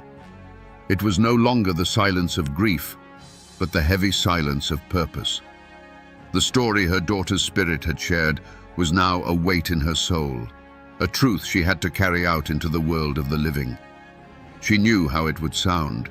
A woman, already half mad with sorrow, telling tales of a visitor from the grave. They would call her a fool, or worse, a liar. But the image of Zona's head turning, the ghostly echo of that final, terrible sound, it gave her a courage that no amount of ridicule could shake. With a resolve as hard as the frozen Appalachian ground, she went to the county prosecutor, John Alfred Preston. You can just imagine the scene. A man of law and logic, sitting behind a desk piled with earthly matters, suddenly confronted by a woman whose chief witness was a ghost. Preston listened, his expression unreadable, as Mary Jane recounted the 4 nights of visitations. She didn't flinch or falter, describing the icy cold, the shimmering light, and the horrifying story that came with it. On its face, the story was unbelievable, the kind of mountain folklore that had no place in a courtroom. But Preston was a thoughtful man, and he remembered the whispers that had followed Zona's funeral. He remembered the reports of Trout Shoe's bizarre, possessive grief. He remembered the high collar and the scarf. Mary Jane's tale, as wild as it was, provided a chilling explanation for all of it. It was a single strange key for a lock no one else could open. Her story wasn't just a vision, it was a theory of the crime that made perfect, terrible sense. Risking his career and his reputation, Preston made a decision. He would listen to the ghost. He went back to Dr. Knapp and, armed with Mary Jane's conviction, persuaded him that something was deeply wrong. An order was given for the exhumation of Zona Heaster Shoe. On February 22, 1897, a small group of men stood in the cold silence of the cemetery. The work was grim, the sound of shovels striking frozen earth a violation of the peace. They raised the coffin, and in a makeshift autopsy room, the truth was finally brought into the light. The high collar and scarf were removed, and there, on Zona's neck, was the proof. Bruises, shaped like fingerprints, were still visible on her skin. Dr. Knapp's examination was thorough this time. He found that her windpipe had been crushed, and then he felt her neck. The first and second vertebrae were dislocated. Her neck had been broken. Every single detail from the ghost's testimony was now cold, undeniable, physical fact. The whispers of a ghost had led them to the evidence. The law, which had been so quick to close the case, now moved with swift and terrible purpose. The charm and the tears of Erasmus Trout-Shue were now meaningless. He was no longer the tragic widower. He was the monster from his dead wife's story. The manhunt was short because the culprit had been hiding in plain sight all along. Trout-Shue was arrested and charged with the murder of his wife. The trial of Trout-Shue became a sensation. Word of the Greenbrier ghost spread through the mountains like wildfire, drawing crowds to the courthouse in Louisburg. This wasn't just a murder trial. It was a spectacle, a clash between the modern world of law and the ancient world of mountain belief. The courtroom was packed, a sea of faces, some hungry for justice, others just hungry for a good story. Prosecutor Preston had a strong case built on the solid scientific evidence of the autopsy. He had the broken neck, the crushed windpipe, the bruises. He had the facts. But he knew the heart of the story. The thing that had brought them all here was Mary Jane Heaster's spectral visitor. The defense attorney, on the other hand, saw Mary Jane as his greatest asset.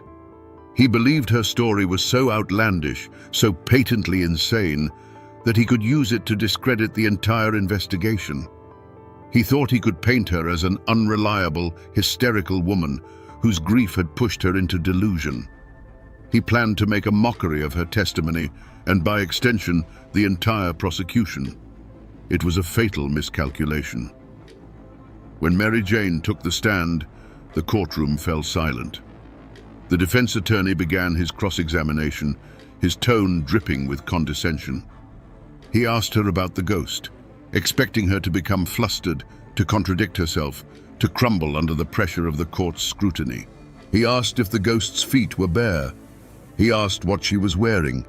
He asked if she spoke in a whisper. He was trying to catch her in a lie. But Mary Jane Heaster did not crumble. With an unshakable calm and a sincerity that was spellbinding, she answered every question. She looked directly at the jury, 12 men of the mountains who understood a world that wasn't always visible to the naked eye. She told them, under oath, about the 4 nights her daughter came to her. Her testimony was filled with the small, human details that make a story real. Her voice never wavered. She was not a madwoman. She was a mother, delivering a message. The attorney's strategy backfired spectacularly. Instead of making her look foolish, he had given her the stage to tell her incredible story to the jury, who listened, captivated. Her testimony had a profound effect. While the ghost's testimony was not officially entered as evidence, it filled the courtroom with a truth that was more powerful than any legal document. It gave the cold, clinical facts of the autopsy a voice and a motive. It explained why a man would act so strangely at a funeral, why he would cover his wife's neck with such care.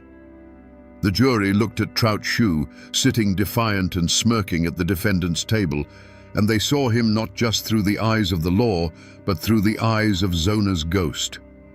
On July 11, 1897, the jury delivered its verdict. Guilty. Erasmus Trout-Shue was sentenced to life in prison.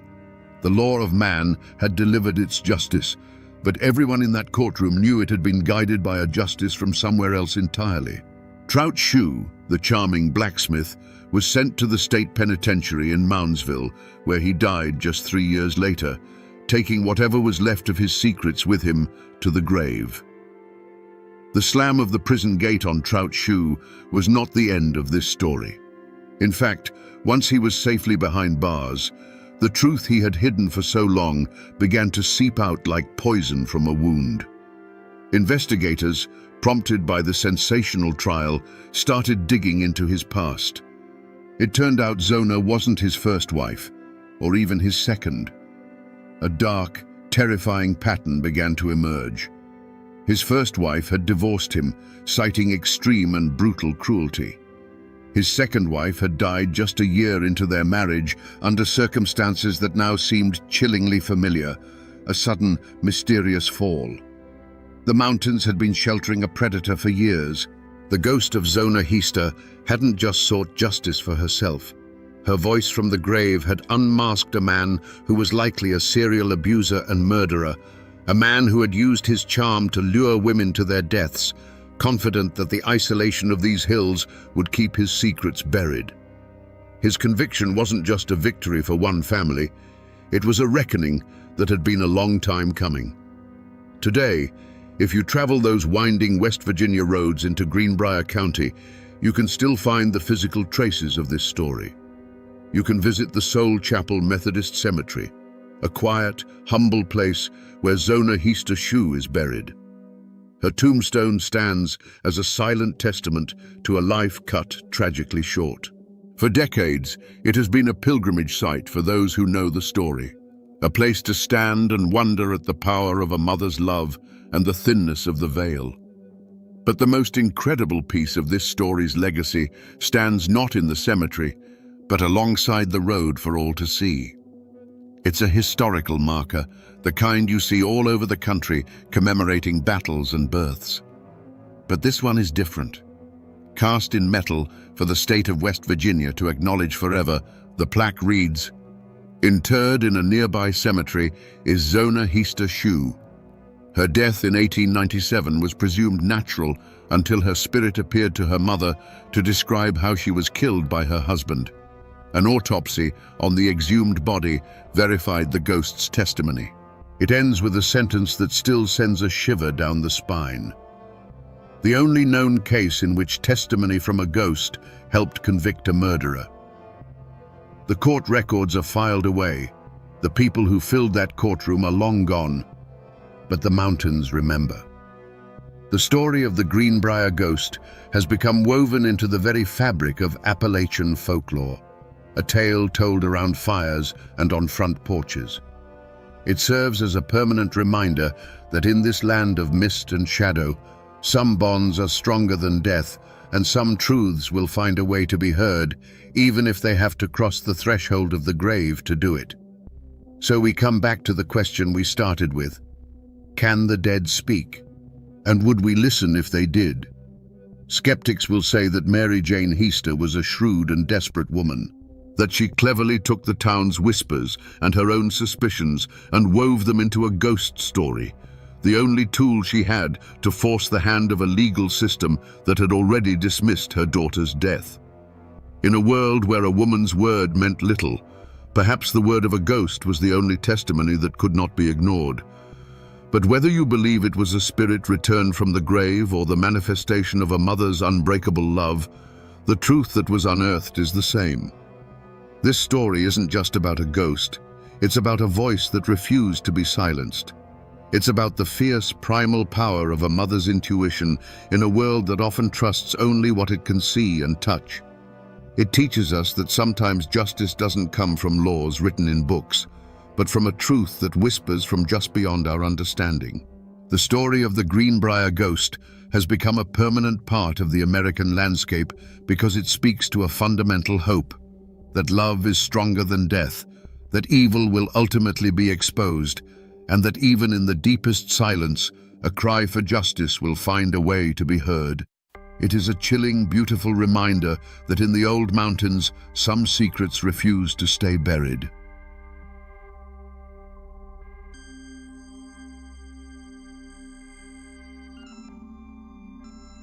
Imagine a man standing on the gallows, a crowd of thousands watching his every move. He is not pleading for his life, not trembling in fear. Instead, he calmly inspects the hangman's rope and, finding it lacking, reties the knot himself to ensure a quick death. And then, from under the black hood, His own voice rings out, giving the final terrible command to spring the trap. This wasn't just an execution. It was a legend being born in blood and hemp on a hot Kentucky afternoon in 1895. The man was Bad Tom Smith, the most feared gunman in one of Appalachia's deadliest feuds. But was the man who gave the order to end his own life a truly repentant soul? Or was he the ultimate performer, staging his own death to cheat the devil one last time? Today, we will separate the rumors from the facts and find out what really happened on that fateful day. Before the name Bad Tom Smith was ever whispered in fear, and long before blood stained the creek beds, there was a different Perry County. To understand the storm, you must first know the quiet world it destroyed. This was a land carved by God's own hand and forgotten by nearly everyone else. Life here was measured not by the clock, but by the slow turning of the seasons. Mist hung low in the hollows at dawn, the ring of an axe echoed for miles through the dense woods, and the only law that truly mattered was the one passed down from father to son. The people of these mountains were a stubborn and proud stock, descendants of pioneers who had spilled their own blood to claim this rugged paradise. The Civil War had left scars deeper than any ravine, splitting families and neighbors into Union and Confederate camps, wounds that refused to heal a generation later. A man's loyalty wasn't to some far-off government, but to his kin, to his clan. Justice was a personal affair, and an insult to one's family was a debt that would one day be paid in full. They worked the land, hunted for their meat, and asked for little more than to be left alone. At the center of this world, like a great old oak, stood Colonel Fulton French. A Confederate veteran with a commanding presence, he was the patriarch of the old ways. He controlled the timber, and in doing so, he controlled the livelihoods of hundreds of men. He was a man of immense personal loyalty, respected by his allies and feared by his enemies. To his followers, he was the protector of their traditions, the last bastion against a changing world that they neither understood nor trusted. His word was bond, and his authority was absolute. But a new wind was blowing through the mountains, and its name was Joseph C. Eversole. A sharp-witted lawyer and a Union man, Eversole saw a different future for Perry County. He didn't see an isolated kingdom to be preserved. He saw untapped wealth. He saw the thick seams of black coal sleeping beneath the hills and the endless stands of virgin timber. He was the voice of progress, the man who spoke with railroad agents and northern investors, promising them a fortune and promising his followers jobs, schools, and a modern way of life. For a time, these two forces existed in a state of tense equilibrium. They were like two bull elks circling each other, sizing each other up. The conflict played out not yet with rifles, but in courthouse elections, in land deeds, and in whispered arguments at the general store. The county was slowly, inexorably dividing. You were either a Frenchman or an Eversole man. There was no middle ground. Every handshake, every business deal, every marriage was weighed on this scale. And all the while, the true cause of the coming war was drawing closer. It came in the form of men with strange accents carrying surveying equipment, marking lines on trees that had stood for 1,000 years. It came in the form of legal papers covered in fine print that local farmers couldn't read. The outside world had finally discovered the riches of Appalachia, and it was coming to claim them.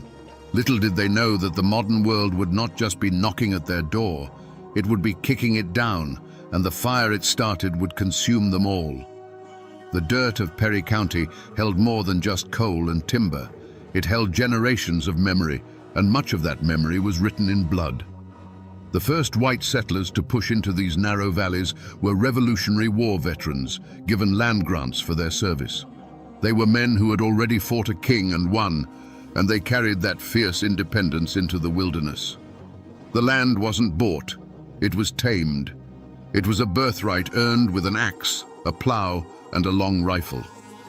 A man's deed was often written not in ink, but in the memory of his children, a boundary marked by a certain lightning-scarred oak or a bend in the creek.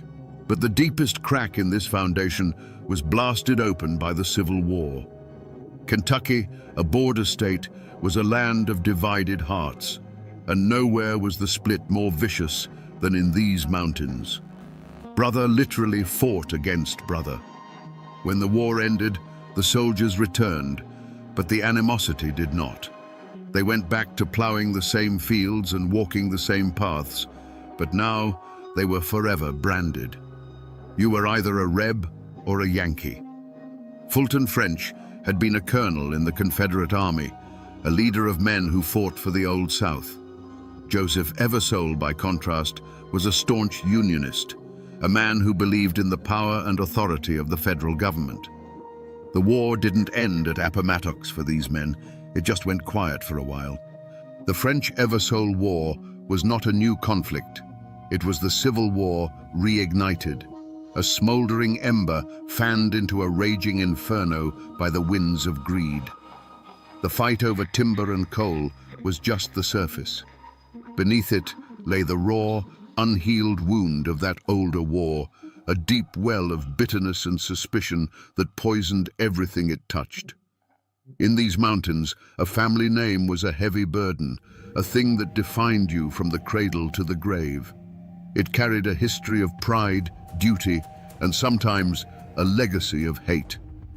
To stand with Fulton French meant you believed in the old ways, in a man's right to settle his own scores without interference from a distant government. It meant your loyalty was to your kin first, your neighbor second, and the law a distant third. To side with Joseph Eversole meant you saw the law as a tool, a way to build a future, and you saw the old clan system as a roadblock to progress. It was a clash not just of men, but of worlds, and the ground had been prepared for it by 100 years of history. Long before the first ambush, the war was fought with whispers. In a place with no newspapers to speak of, and where news traveled by horseback, rumor was a powerful and dangerous weapon. The front porch of the general store, the smoky interior of the blacksmith shop, the churchyard after Sunday service, these were the battlefields. Every land sale, every new hire at the timber mill, every drunken brawl was picked apart and analyzed. Was he one of ours or one of theirs? A simple greeting could be mistaken for a threat, and a cold shoulder could be seen as a declaration of war. Into this poisoned atmosphere stepped the enforcers, the men who turned whispers into action. For Fulton French, that man was Tom Smith. Smith wasn't just a supporter, he was the physical embodiment of French's will. With eyes as cold as a mountain stream in winter and a reputation for being able to shoot the eye out of a squirrel at 100 yards, his presence was enough to intimidate jurors and silence witnesses. He was a walking, breathing threat, the human weapon that kept French's enemies in line.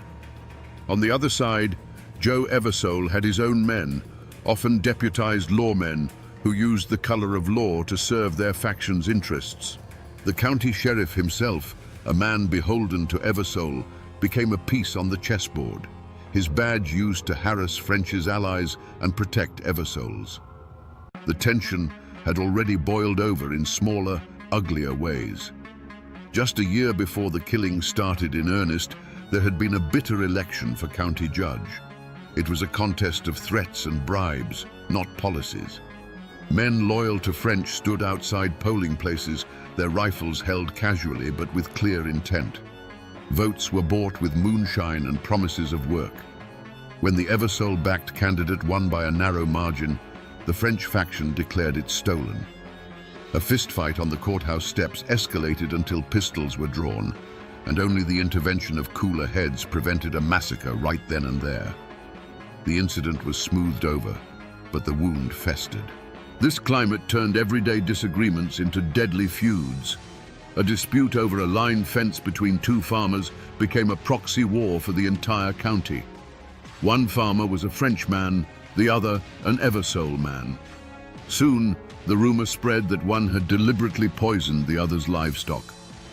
Then came the story of a barn being set on fire in the dead of night.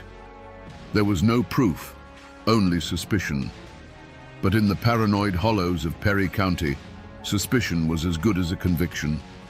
Friends stopped speaking, families split, and the entire community began to look at their neighbors not as people they'd known their whole lives, but as potential enemies in a war that everyone felt was coming.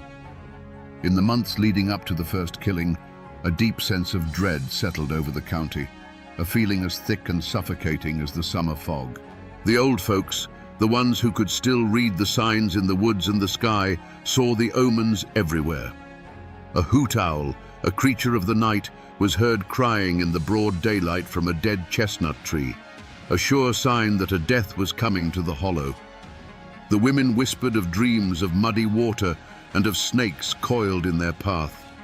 The mountains themselves seemed to be holding their breath, the familiar sounds of the forest replaced by an unnatural quiet, as if all of creation was waiting for the first crack of a rifle. The human omens soon followed. Strangers began to appear in Hazard, men in city clothes with hard eyes who looked as out of place as a preacher in a saloon. They were hired guns, detectives from the Pinkerton agency, brought in by Eversole's faction to protect their business interests and intimidate their rivals. They didn't operate by the Mountain Code of Honor. They operated for cash. They carried new, repeating rifles and spoke in cold, clipped tones. Their arrival was a clear signal. This was no longer a local dispute. The power of outside money and industry had now thrown its weight into the fight, and it had brought its own professional killers. This changing tide was felt most deeply by the women. They saw it in the faces of their husbands and sons. They saw the way their men would stop talking when they entered a room. They noticed the extra care being taken to clean a rifle that was already spotless, the quiet stockpiling of ammunition. There was a new tension in the air, a grim purposefulness that had replaced the old simmering anger. A premonition of dread, cold and sharp as a knife's edge, ran through every household. The time for threats and posturing was over. The omens had all been given. The only thing left was for the first shot to be fired. The simmering hatred finally boiled over in the summer of 1887. The spark that lit the fuse was not a land dispute or a drunken brawl, but a calculated public assassination designed to cripple the Eversole faction at its heart. The target was Nicholas Goose Combs, the Perry County Circuit Court clerk and a key lieutenant, as well as a kinsman to Joe Eversole. Combs was the man who controlled the official paperwork, the legal machinery of the county.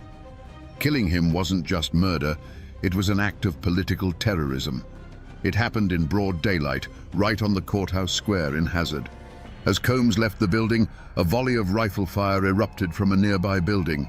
Men from the French faction had laid in wait, turning the seat of county justice into a killing ground. Combs was hit multiple times, falling to the dusty street as townspeople ran for cover in a panic. The assassins made no attempt to hide their faces. This was a message delivered in smoke and lead for all to see. They were declaring that Eversole's legal authority was meaningless, and that the only law that mattered now grew from the barrel of a gun. When the news reached Joe Eversole, any hope for a peaceful resolution died with his kinsman. The grief was immediate, but it quickly hardened into a cold, diamond-hard resolve. This was a direct challenge to his power, his family, and his life. To let it go unanswered would be a sign of weakness that would finish him in the mountains. He would not back down. He would meet fire with fire, blood with blood. The law had failed to protect his man. Now he would rely on his own form of justice. The county fractured overnight. Warrants were issued for the known assassins, but they were worthless pieces of paper. The killers simply melted back into the hollows, protected by Fulton French and his clan. Men who had once gone to town with only a pocket knife now openly carried Winchester rifles. The roads became unsafe, travel between hollows a dangerous gamble. Neighbors who had shared corn liquor now stared at each other over rifle sights. The time for whispers was over. The first drops of blood had been spilled on the courthouse steps, and it was a promise of the river that was to come. A line had been crossed from which there was no retreat. From that moment on, the war was open and declared. The ancient mountain code had taken over completely. An eye for an eye, a life for a life. And Joe Eversole now had a debt to collect. For over a year, the war raged, a series of brutal skirmishes and back-alley assassinations. Joe Eversole, now a hunted man, rarely traveled without a contingent of armed guards. But in the mountains, no man is ever truly safe. On May the 4th, 1888, Eversole made a fateful journey, riding with several of his men along a narrow trail that snaked beside a creek. It was a place where the rhododendron grew so thick it could swallow a man whole, a place perfectly designed for an ambush. The sun was warm, the birds were singing, and for a fleeting moment, it might have felt like peace. But shadows were watching from the ridge above. Without warning, the quiet afternoon exploded in a symphony of death. A single heavy rifle crack echoed from the hillside, sharp and final. Eversole's horse reared violently as its rider was jolted backward in the saddle, his body suddenly limp. Before his guards could even process what had happened, a second volley of gunfire tore through their ranks. It was a perfectly executed trap. The assassins were invisible, hidden behind rocks and trees, firing down into the trail with murderous precision. The air, once filled with the scent of pine and damp earth, now tasted of gunpowder and finality. One of Eversole's men, a man named Allen, saw his leader pitch forward and fall from his horse, landing in the shallow waters of the creek. The fight was over before it had even begun. The surviving guards returned a panicked, useless fire into the dense woods, their bullets thudding harmlessly into tree trunks. They were firing at ghosts. The men on the ridge held their fire, their work done. They had struck the head of the snake. Joe Eversole, the lawyer, the politician, the man who dreamed of a new Appalachia, lay still in the very land he had fought so hard to control. Among the shadows on that ridge, one man's name would be whispered above all others.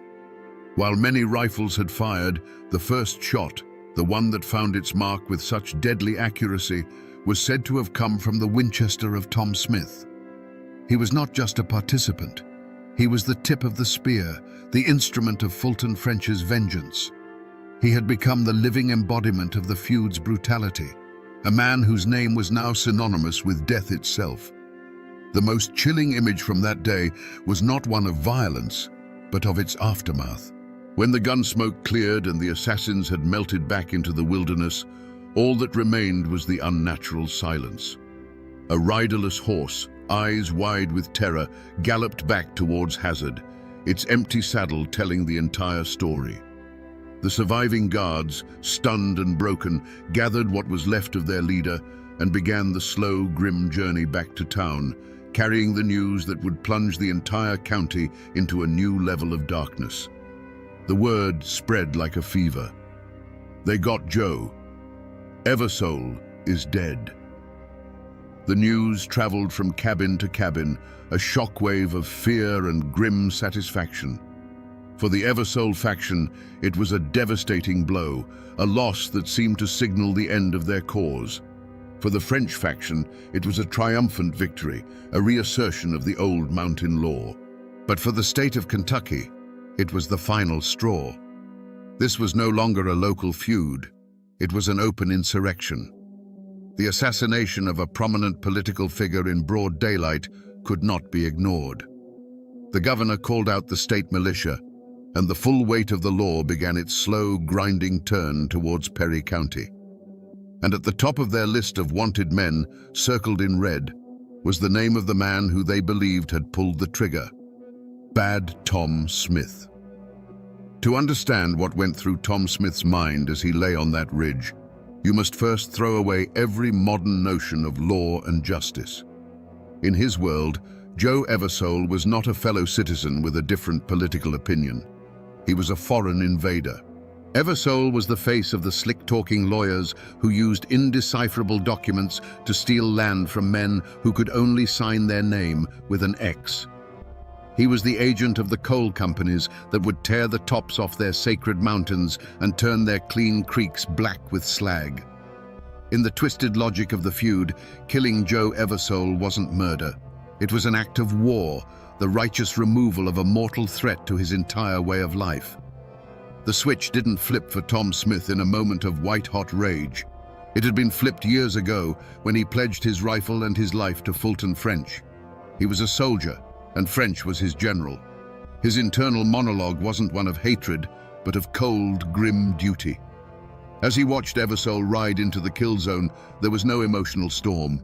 There was only the calm, practiced focus of a master hunter. The wind, the distance, the lead on a moving target, these were the things that occupied his mind. He was an instrument of the clan's will, and in that moment, as he slowly squeezed the trigger, he felt a sense of profound purpose. He was correcting an imbalance, restoring the natural order of the mountains with a single, perfectly placed shot. After the deed was done, there was no rush of guilt, no haunting remorse. There was only the metallic taste of triumph. He had done his job. He had proven his loyalty. He had removed the enemy. For a fleeting moment, lying there in the woods as the echoes of the rifles faded, he might have felt a deep, chilling satisfaction. But that feeling would have been quickly replaced by something else, the cold, pragmatic reality of survival. He was now the most wanted man in Kentucky. His old life was over. He was a ghost, a phantom who would have to live in the deepest shadows of the mountains he had just fought to defend. The satisfaction of the kill was gone, replaced by the grim calculation of the hunted.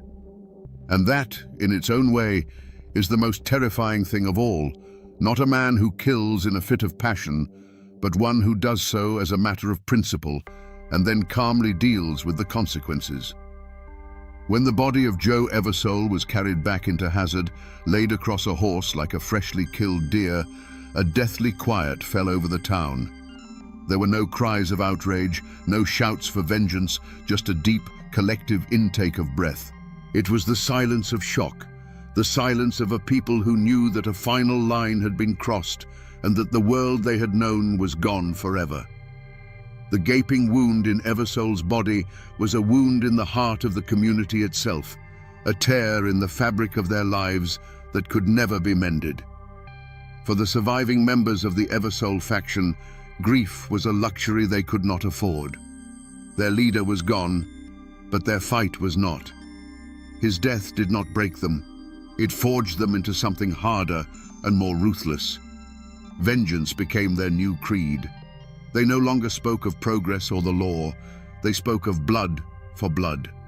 They organized, armed themselves, and began their own patrols, their eyes burning with a cold fire. They were no longer just a political faction. They were a hunting party, and they had only one prey in mind. But their prey was a ghost. In the immediate aftermath of the ambush, Tom Smith vanished. The mountains that had been his cradle and his home now became his sanctuary. He knew every hidden path, every forgotten cave, every dense thicket where a man could disappear. He moved like a shadow through the deep woods, supported by a network of French loyalists who saw him not as a murderer, but as a hero. They left food for him under designated rocks, passed whispered messages through their children, and met any questions from outsiders with a blank stare and a shrug. Tom Smith was everywhere and nowhere, his legend growing with every failed attempt to find him. The news of Eversole's assassination reached the state capital in Frankfurt like a thunderclap. The governor, tired of the endless headlines about the dark and bloody ground, had finally had enough. This was no longer a county matter. It was an act of open rebellion against the Commonwealth of Kentucky.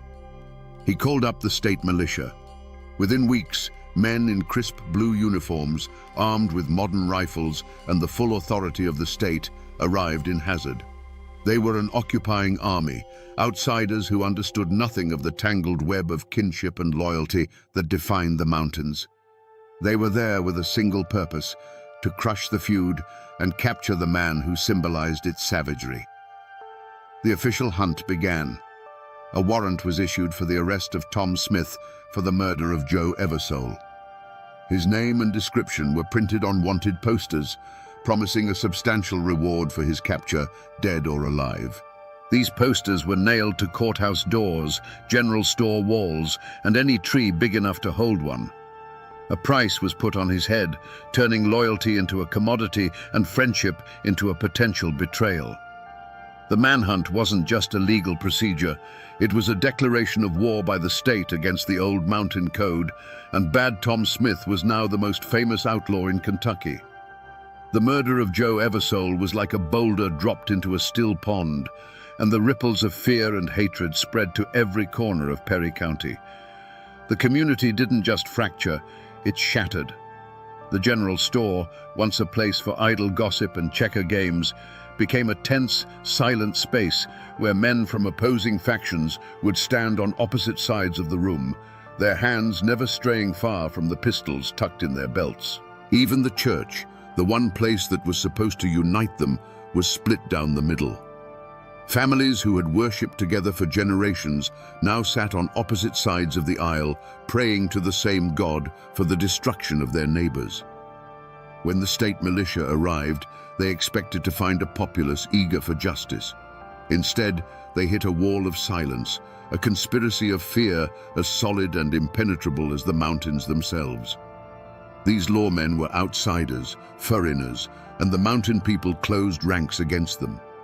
Men who had surely seen Tom Smith and the other assassins heading towards the creek that day suddenly developed convenient lapses of memory. Farmers who knew the secret paths through the woods would give the soldiers intentionally bad directions, sending them on useless chases into impassable thickets. This silence wasn't born of loyalty alone. It was cultivated by terror. Everyone knew the reach of Fulton French and his clan. To be seen talking to a militiaman was to mark yourself as a traitor.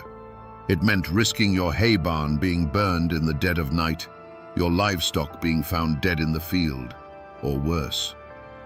The fear was a physical presence, a cold knot in the stomach of every man and woman who knew a piece of the truth but was too terrified to speak it. They were caught between the distant threat of the law and the immediate personal threat of their neighbors.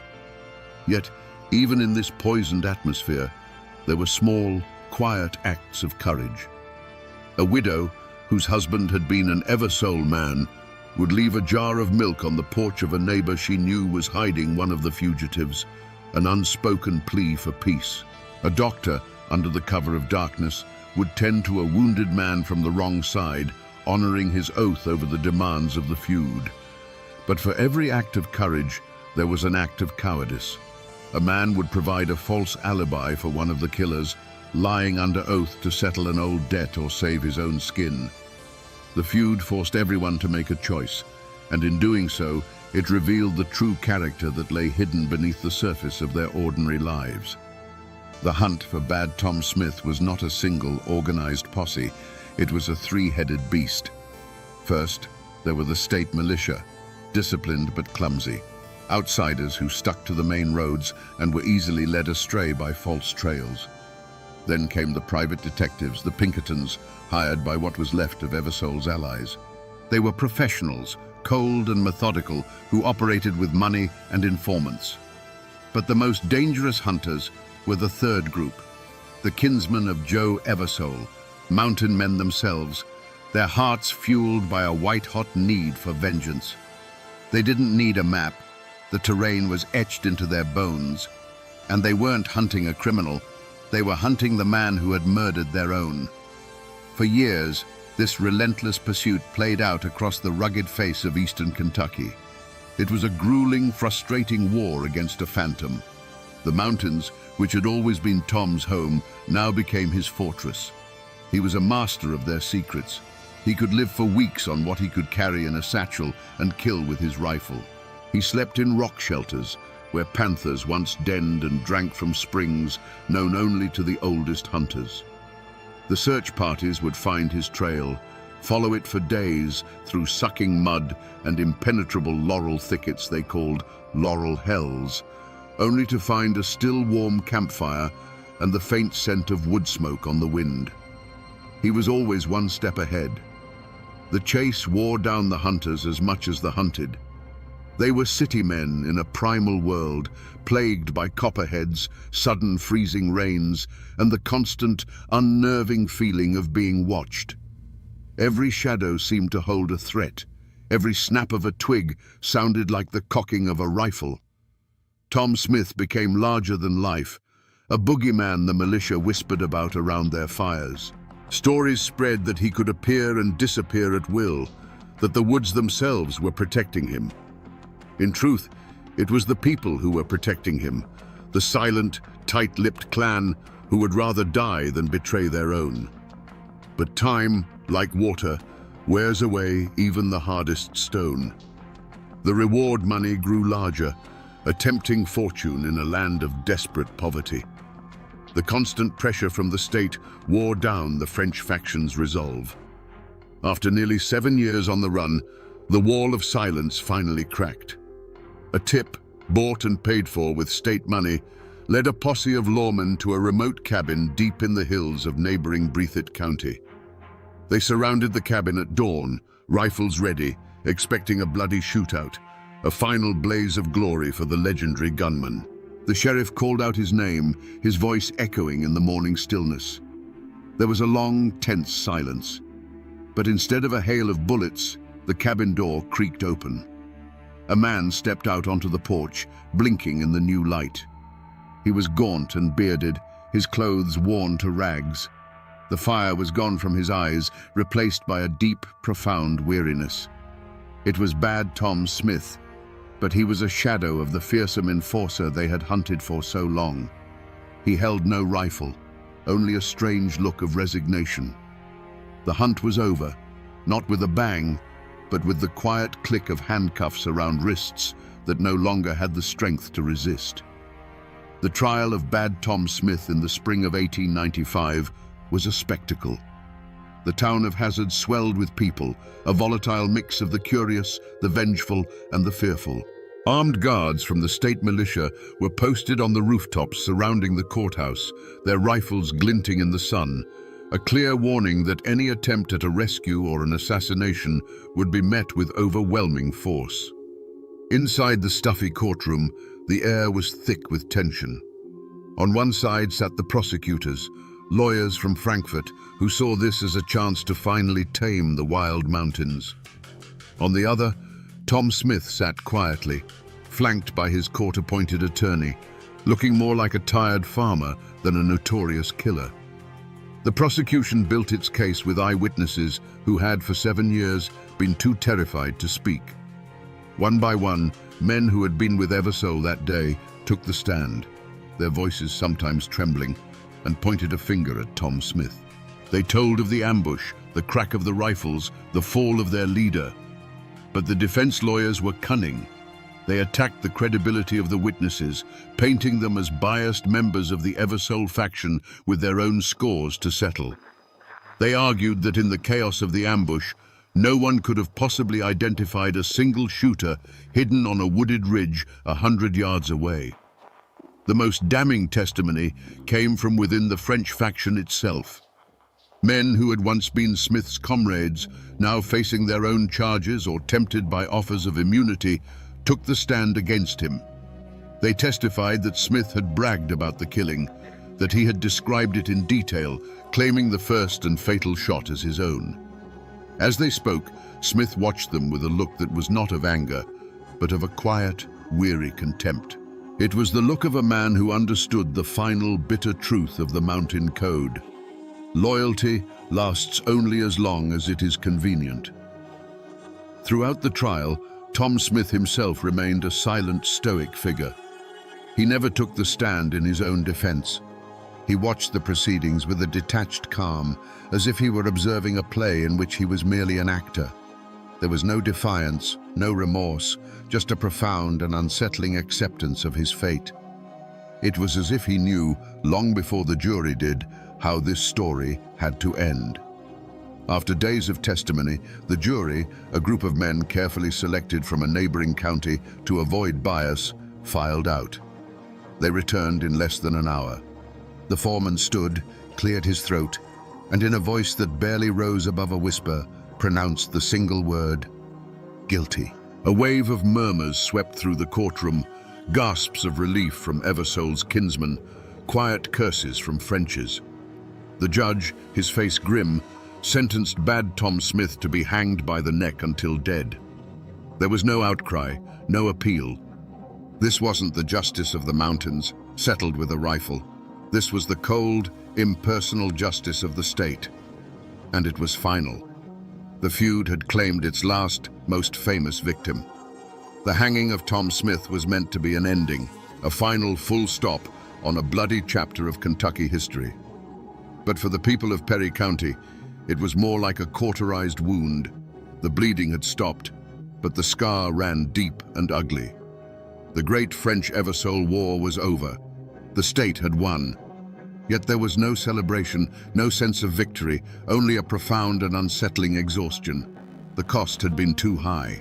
For the surviving members of the Eversole clan, justice was a bitter pill. Their enemy's most fearsome soldier was dead, but it couldn't bring back their leader. They had won the war, but lost the peace. Many of them, having looked into the abyss of mountain violence, wanted nothing more to do with it. They had seen what the old ways led to. In the years following the trial, many sold their land and timber rights to the very coal companies Joe Eversole had championed, taking the money and leaving the mountains forever. They scattered to Ohio, to Indiana, to the west, anywhere they could escape the ghosts that haunted every creek and hollow. And what of the mastermind, Colonel Fulton French? He was never convicted for his role in the war. The law couldn't touch him. But he faced a different kind of justice, a slower and perhaps more fitting punishment. The execution of Tom Smith was a public spectacle of his defeat. His power, which had been absolute, was broken. Men no longer feared him because the state had proven it was the bigger, stronger beast. As the coal companies moved in with their railroads and their armies of lawyers, French's old-world influence crumbled. He died years later, not a revered patriarch, but a relic, a bitter old man who had watched the world he fought to preserve be bought, sold, and carved up by the forces of progress he had so despised. It was his curse to live powerless in the ruins of his own kingdom. The community, as a whole, tried to heal itself by deliberately forgetting. The feud became the great, unspoken trauma. It was too painful, too shameful to talk about openly. Parents stopped telling their children the full, brutal story, wanting to spare them the poison of that inherited hate. The tale of Bad Tom Smith and the war he fought in was pushed into the shadows, becoming the stuff of whispers and warnings rather than history. Perry County desperately wanted a new identity. It wanted to be known for its coal, its timber, its hard-working people, anything but the dark and bloody ground where brother had slaughtered brother. A thick blanket of collective silence was pulled over the past, but under it, the memory lay restless and unquiet. Walk through Perry County today, and you will still find the old names. There are Frenches and Eversoles and Smiths living in these hills, their mailboxes standing on the same roads their ancestors bled on. But the feud is a ghost story now, a grandparent's tale told on a cold winter night. The great-grandchildren of mortal enemies are now neighbors, friends, sometimes even husband and wife. The blood hatred has been diluted by time, washed away by a conscious collective decision to break the cycle. They chose peace, and in doing so, they gave their children a future that was not defined by the graves of the past. The physical traces of that war are harder to find, but they are there if you know where to look. There is no monument, no plaque marking the spot where Joe Eversole was ambushed. But drive along the Kentucky River in Hazard, and you will find a quiet, unassuming field.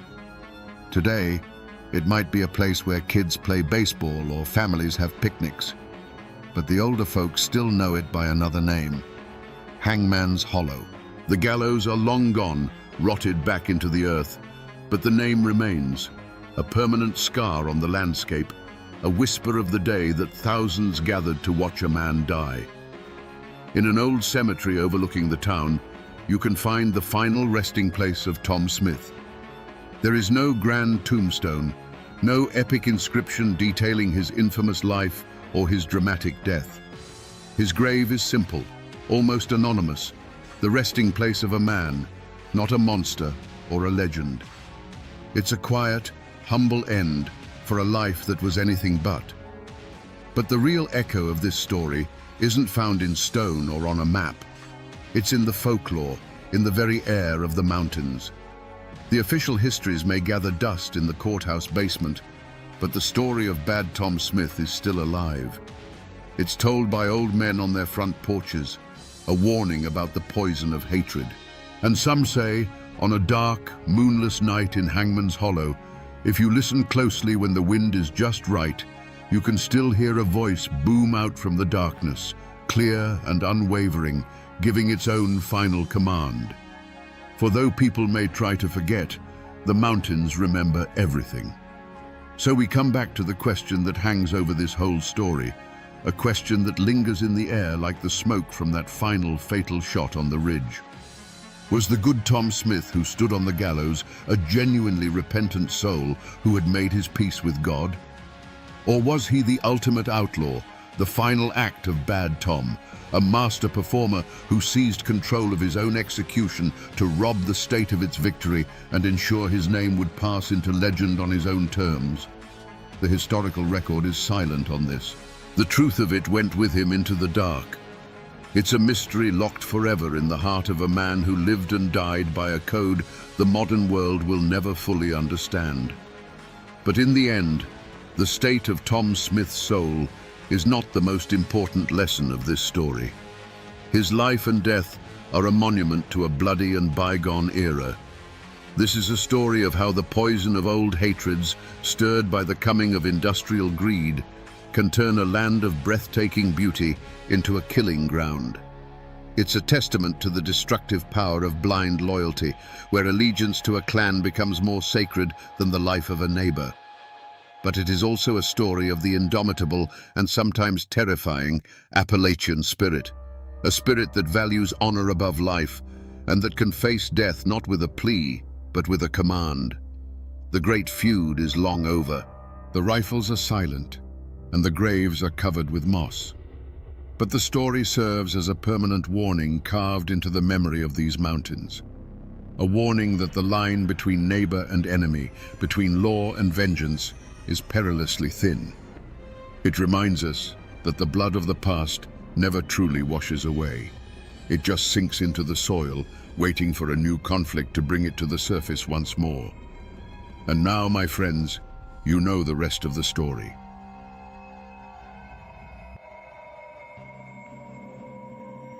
Imagine you are lost, stripped of everything you love, dragged hundreds of miles from your home and forced to watch as your children are torn from your arms. Now, imagine it's October. The Appalachian winter is closing in like a fist, and your only way home is a 600-mile walk through an untamed wilderness. You have no food, no map, and no weapon but your own will to live. How far would you go to get back? Would you eat tree bark and frozen roots? Would you crawl on frostbitten feet until the bones showed through? And what would you do if the only person with you went mad from hunger and decided you were her next meal? This isn't a Hollywood script.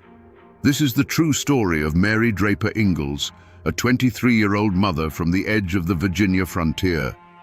Her name isn't as famous as Daniel Boone's, but her journey is one of the most brutal and terrifying survival epics in American history. The official records tell us she escaped captivity and walked home. But the whispers and legends passed down through the generations tell a much darker story, one of starvation, madness, and the absolute limits of human endurance. Today, we're going to follow her bloody footprints back through time and ask a bone-chilling question. What unspeakable things did Mary have to do to survive those 43 days in a frozen hell? Before the screams, there was the quiet work of building a life from scratch. Picture it. The year is 1755, and you're standing in Draper's Meadow, a small settlement on the very edge of the known world. Today, it's near Blacksburg, Virginia, but back then, it was the last stop. Beyond it lay an ocean of trees, a wilderness so vast and ancient, it felt like it could swallow you whole. The mountains weren't just a backdrop. They were a living, breathing entity that watched over the valley. They gave you timber for your home and game for your table, but they also held secrets, and they never let you forget how small you were. This little patch of cleared land was a fragile bubble of civilization, and at its heart were families like the Ingalls and the Drapers. William and Mary Ingalls were young, strong, and filled with the kind of hope that only pioneers can understand. They weren't looking for gold or glory. They were looking for a future. Their days were measured by the sun and the seasons. William's hands were calloused from the axe and the plow, carving a farm out of the forest. Mary, just 23 years old, ran the home, her life a steady rhythm of mending clothes, tending the garden, and raising their two little boys, 4-year-old Thomas and 2-year-old George. And as that summer sun beat down, Mary was heavy with their third child. Every stitch she sewed, every meal she prepared, was an act of faith in a future that seemed to stretch out before them, as promising as the valley itself. They weren't alone in this endeavor. A community is a fortress built of people, and Draper's Meadow was a tight-knit clan. When a new cabin needed to be raised, every man lent his back. When sickness came, the women shared remedies and watched over each other's children. They were bound together by hardship, by faith, and by the shared, unspoken understanding that their survival depended on one another. But beyond their cleared fields, the world was on fire. The French and Indian War wasn't some distant conflict fought by men in red coats. Here, on the frontier, it was a phantom war fought in the shadows. The French, desperate to halt the westward push of the British colonies, had forged alliances with native tribes, including the powerful Shawnee. They armed them, paid them, and pointed them east, urging them to unleash chaos on the remote settlements. Draper's Meadow, isolated and miles from any fort, was a perfect target, a lone candle flickering in a gathering storm. The people of the meadow knew the danger, of course. It was a low hum of anxiety beneath the surface of their daily lives. Every strange sound from the woods, every rumor that trickled in from the east, was a reminder of their vulnerability. Yet, life had to go on. The corn was growing tall, the harvest needed to be brought in, and a new baby was on the way. They held on to the comforting routines of their existence, praying that the war would remain a distant thunder. They didn't know that the storm was already upon them, and that in a matter of hours, their entire world was about to be washed away in blood. To understand the blood that was spilled in Draper's Meadow, you have to understand the ink that was used to claim the land. That valley wasn't empty when the first settlers arrived. For generations, it had been a thoroughfare, a seasonal hunting ground for the Shawnee and other tribes. It was a part of their world, a land not owned but used, a place woven into the fabric of their memory and their survival. The streams had their names, the mountains held their spirits. Then, men from the east arrived with pieces of paper issued by a distant king that claimed this ancient land was now theirs. The architect of this push into the wilderness was a man named Colonel James Patton. He was an Ulster Scot, tough as a hickory root and driven by a relentless ambition. He'd secured a massive land grant from the British Crown, 100,000 acres, with the mission to settle the Virginia frontier. He was a land speculator, a military man, and a politician. To the colonial government, he was a visionary, building a buffer against the French and their native allies. To families like the Drapers and the Ingalls, he was the man who offered them a dream, a piece of land to call their own, a chance to build something that would last. They were the human bricks in the wall he was building against the wilderness. But this grand vision was built on a foundation of betrayal. Just over a decade earlier, at the Treaty of Lancaster, colonial officials had made a deal with the Iroquois Confederacy, who, in a move of political power, sold off the rights to the Ohio Valley, land they didn't truly control and that the Shawnee considered their own. The Shawnee never signed that treaty. They never agreed to it. In their eyes, every cabin razed, every tree felled, every field plowed in places like Draper's Meadow was an invasion. Colonel Patton's land grant wasn't a legal document to them. It was a declaration of war written on sheepskin. In these mountains, a family name was everything. For the Ingalls and the Drapers, their name was a seed they were planting in new soil, a legacy they hoped would grow into a dynasty of farmers and families. Their identity was tied to the deed in their pocket and the sweat on their brow. But for the Shawnee, a name like Cornstalk carried the weight of ancestors, the sacred duty to protect the hunting grounds that fed their people. Their identity was inseparable from the land itself. So when these two worlds collided, it wasn't just a dispute. It was a clash of destinies. The settlers saw themselves as pioneers taming a savage land.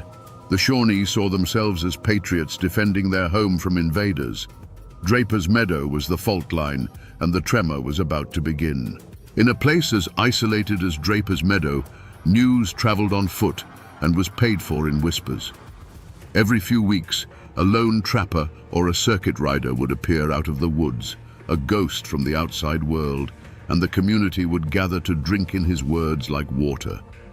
But in the summer of 1755, the news they brought was poison.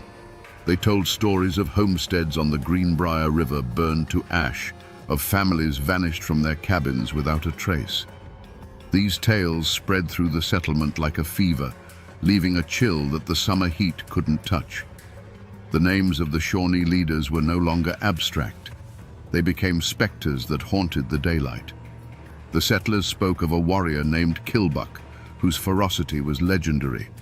And they spoke of a young chief named Cornstalk, a man whose reputation was already growing into myth.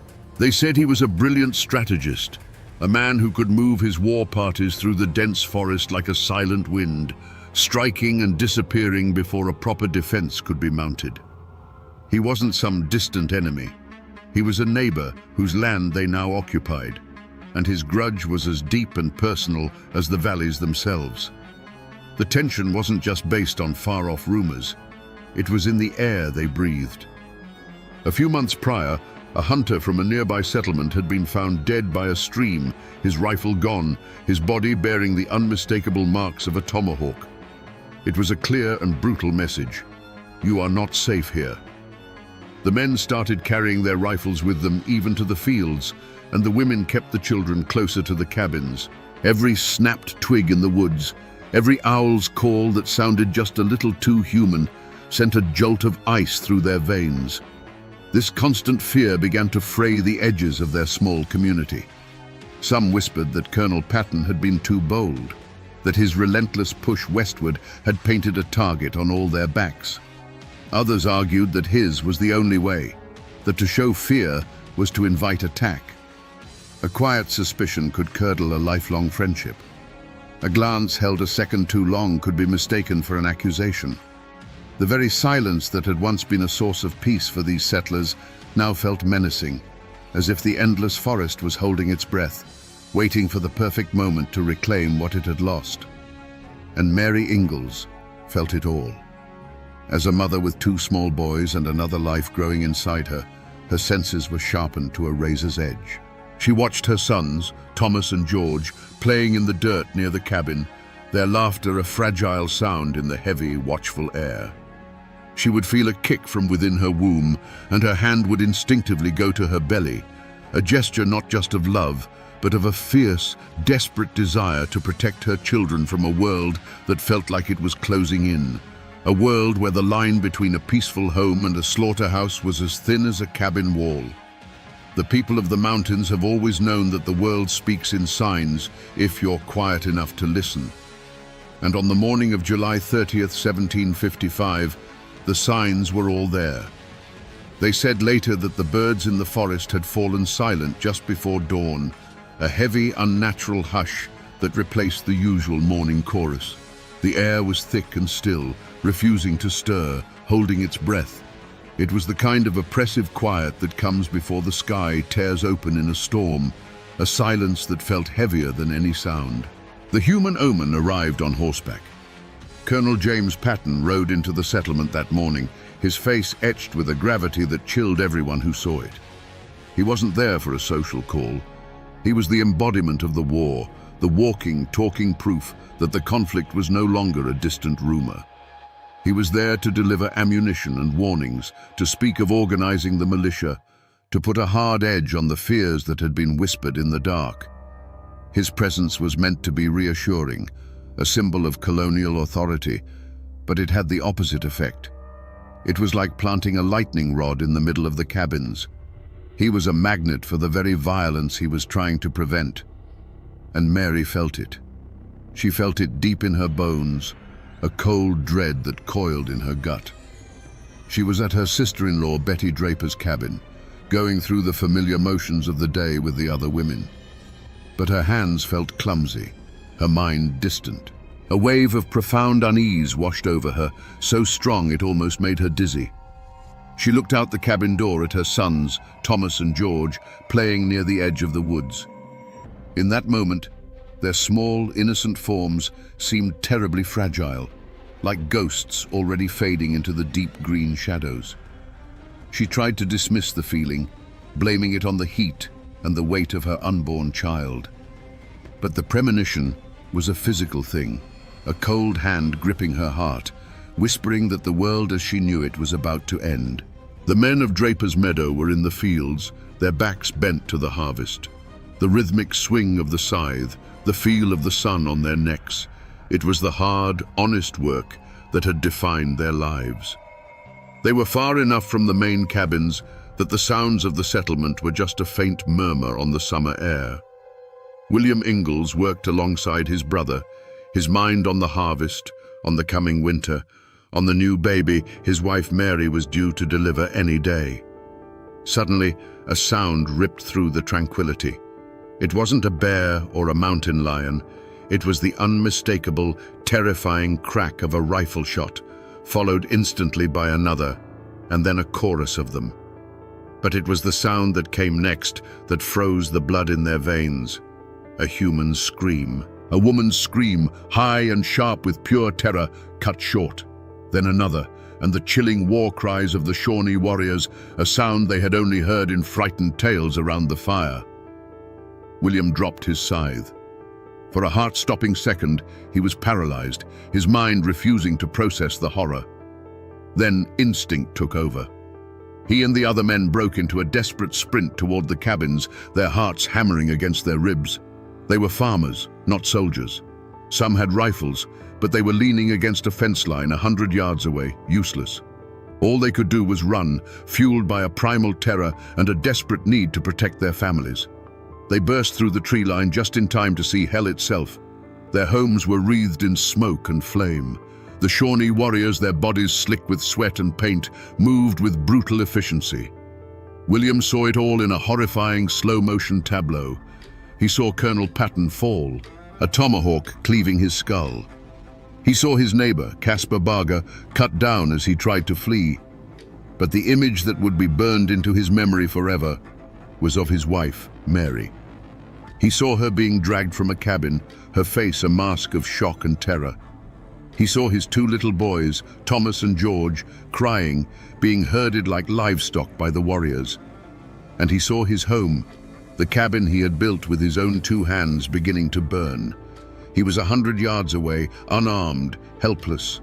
To charge forward was suicide. To stay was to witness the end of his world. He could only watch in impotent agony as the raiding party gathered its terrified captives and melted back into the shadows of the forest, leaving behind a scene of carnage, silence, and smoke. The first drops of blood had become a flood, and for the survivors of Draper's Meadow, there was no going back. Inside Betty Draper's cabin, the world was small and safe. The women worked, their movements familiar, the air filled with the quiet sounds of domestic life. Then, the sound came. It wasn't thunder. It was the sharp, flat crack of a rifle, so close it made the floorboards vibrate. Before a single question could be asked, another shot echoed it, and the outside world erupted into a symphony of terror. The cabin door didn't open. It was obliterated, kicked in with a single violent motion.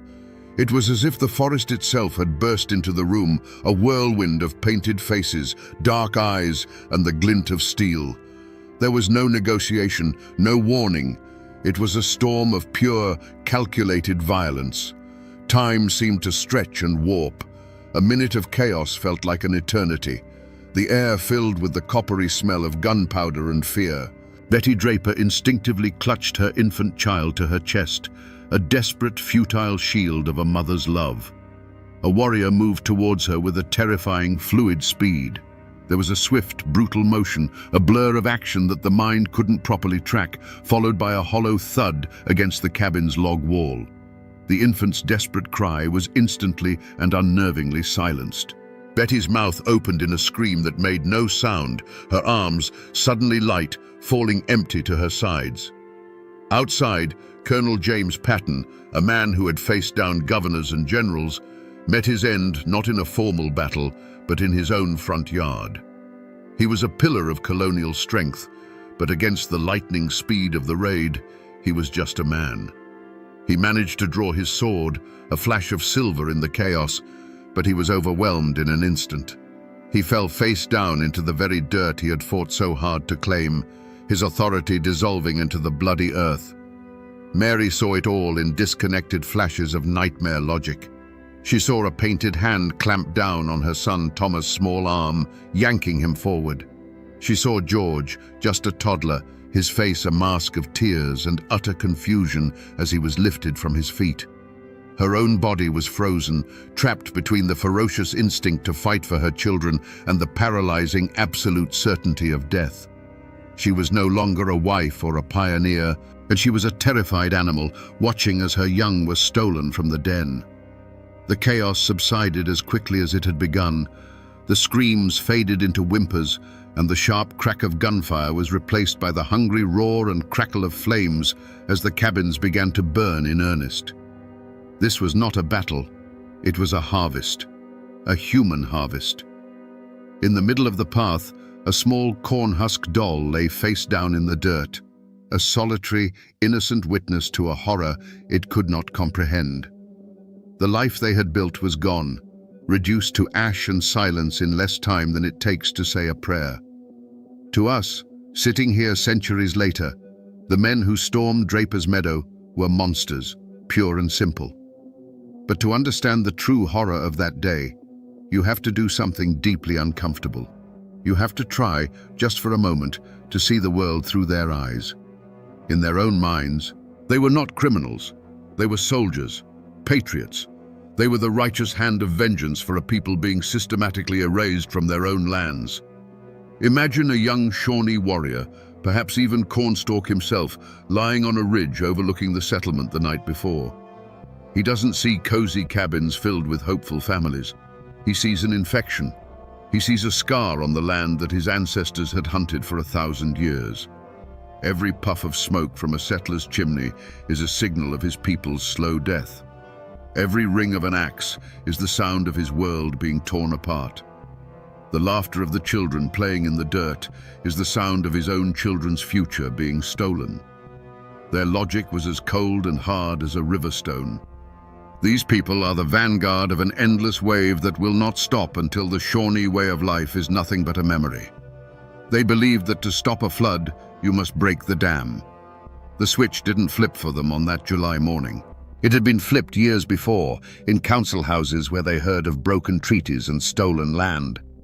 The raid on Draper's Meadow wasn't an act of passion. It was a calculated act of war, a political statement written in blood and fire. When a warrior struck down Colonel Patton, he wasn't just killing a man. He was striking down the symbol of the government that had betrayed them. When another committed that unspeakable act against Betty Draper's infant, in his mind, it was a terrifying but logical act of total war. It was a message sent with brutal clarity. We will not just kill your men. We will erase your future.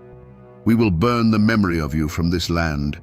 There is no safe place for you here. After the slaughter, As they melted back into the forest with their terrified captives, there was likely no remorse. There was grim satisfaction. The objective was complete. The enemy outpost was destroyed. The captives were a valuable prize. Women and children could be adopted into the tribe to replace their own people lost to war and disease. The boys, like Thomas and George, were a blank slate, young enough to be molded into Shawnee warriors. Mary, with her skills, was a useful asset. To them, this was not a massacre. It was a successful military operation. They were not filled with a chilling emptiness, but with the grim purpose of a people fighting a desperate war for their very survival. And that, my friends, is a far more terrifying truth than simple, mindless evil. For a long time, no one moved. The surviving men stood frozen at the edge of the tree line, watching the black smoke curl into the indifferent blue sky. The silence that fell over Draper's Meadow was louder than any scream. It was a dead, hollow quiet, punctuated only by the hungry crackle of the fires that were consuming their homes, their past, and their future. Finally, cautiously, William Ingalls and the others began to walk forward, moving like old men into the ruins of their own lives. The scene that met them was one of biblical devastation. The ground was littered with the refuse of the attack, spent wadding from the rifles, a discarded tomahawk, and the bodies of their friends and neighbors. They found Colonel Patton, his silver hair matted with blood. They found Caspar Barger. They found the others who hadn't been fast enough. Every step was a new horror, a new confirmation of the nightmare they had just witnessed. William's heart hammered in his chest as he searched for his family, a desperate, sickening prayer on his lips that he wouldn't find them here, among the dead. He reached the spot where his cabin had stood. It was now just a collapsing skeleton of burning logs. His wife and 2 sons were not there. A wave of something that was part relief and part a deeper, more profound terror washed over him. They weren't dead. They were taken. He sank to his knees in the dirt, the reality of it crashing down on him. Mary, 9 months pregnant. Little Thomas and George, dragged into that endless, hostile wilderness. The image of their terrified faces was a brand on his soul. The other survivors gathered in the smoking clearing, a small, dazed band of broken men. Their shock was a physical thing, a heavy blanket that smothered thought. But as the sun began to dip toward the mountains, shock curdled into a white-hot rage. Philip Barger, seeing his brother's body, grabbed his rifle and swore an oath of vengeance. He wanted to go after them, right now, to plunge into the forest and hunt them down. For a moment, a wild, suicidal energy gripped them all. The primal need to do something was overwhelming. But William Ingalls, his heart shattered, forced himself to think. The Shawnee were expert woodsmen on their own ground. They had a massive head start. To charge blindly into the forest at dusk was not a rescue mission. It was suicide. They were farmers, not trackers. Their grief was a fire, but it would not light their way in the dark. A grim, terrible reason prevailed. They had to get help. As night fell on the smoldering remains of Draper's Meadow, one of the men mounted the least injured horse and galloped east, a messenger of horror, to raise the alarm and summon a posse.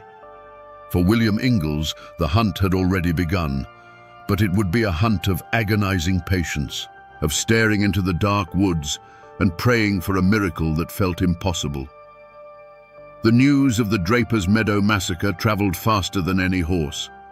It was a poisoned arrow shot into the heart of the frontier, and it spread a sickness of fear through every isolated cabin and fortified settlement along the New River. The fragile illusion of safety that these pioneers clung to was shattered. If a community as established as Draper's Meadow could be wiped out in broad daylight, then no one was safe. Absolutely no one. In the days that followed, settlers from the surrounding area gathered at the small, palisaded fort that served as the local strongpoint. They came for safety, but they brought their terror with them, and it filled the cramped space like a thick smoke. The community, once a fortress built on mutual reliance, began to crack under the strain. You see, my friends, a tragedy like this doesn't just unite people, it can also tear them apart, exposing the fault lines of fear and self-preservation that run beneath every society. Lines were drawn in the dirt, right there in the muddy courtyard of the fort. On one side were men like Philip Barger, their eyes burning with grief and rage. They demanded immediate bloody retribution. They wanted to form a war party right then and there, ride into the Ohio country and burn every Shawnee village they found. To them, caution was just another word for cowardice. On the other side were the older, more pragmatic men. They understood the futility of such a plan. They argued that a small, vengeful posse charging into the wilderness would be an ant marching into a hornet's nest. It would only lead to more death and leave their own homes defenseless. They urged patience, waiting for the official colonial militia for a proper, organized campaign. And then there was the third group, the largest group of all, the silent. They didn't argue, they didn't make speeches, they just watched with hollow eyes. And at night, they would whisper to their wives about packing up and heading back east, back over the mountains where the hand of the law was stronger. The Shawnees' raid had been a brutal act of psychological warfare, and it was working perfectly. It had planted the seeds of terror, and now they were watching them grow, choking out the courage of an entire region. A conspiracy of silence began to take hold. Many knew the trails the Shawnee used. Some had even traded with them before the war. But to share that knowledge, to offer help to William Ingalls, was to mark your own family for the next attack. The fear was a physical presence. People who had been friends for years now avoided each other's gaze. They barred their doors earlier, shushed their children's play, and prayed that the trouble would pass them by. In a handful of cabins, there were small acts of quiet courage. A woman leaving a loaf of bread and a slab of bacon on the doorstep of a family who had lost everything. But these were flickering candles in a vast and encroaching darkness. For William Ingalls, this was a special kind of hell. He had lost his family, and now he was losing his community. He was a man crying for help in a room full of people who were pretending to be deaf. William Ingalls could not wait. The colonial militia was a slow, lumbering beast, and every hour that passed was an hour that took his family deeper into an enemy world. He knew, with the chilling certainty of a husband and father, that he had to go now. A small, grim-faced posse formed around him. This wasn't an army. It was a handful of men bound by grief and rage, his brother John, Philip Barger, who thirsted for vengeance for his own brother, and a few others from the settlement. They were farmers and hunters, not soldiers, armed with long rifles, leather pouches of shot, and a desperate, burning hope. They plunged into the forest, following the trail of chaos left by the Shawnee war party. For the first few days, the trail was brutally clear. The warriors, confident in their head start, had made little effort to hide their tracks. The posse found the campsites, the ashes of small fires still warm. They found discarded items dropped by the captives, a woman's comb, a torn piece of a shirt. Each discovery was a double-edged sword, a spark of hope that they were on the right path, and a fresh stab of pain, a tangible reminder of the terror their loved ones were enduring. William would pick up these small things, his hands trembling, imagining Mary or his sons just hours ahead, just beyond the next ridge. But the Appalachian wilderness is not a neutral ground. It is a fortress of tangled rhododendron, steep ravines, and confusing mist-shrouded peaks. It was a home to the Shawnee and a deadly maze to the settlers.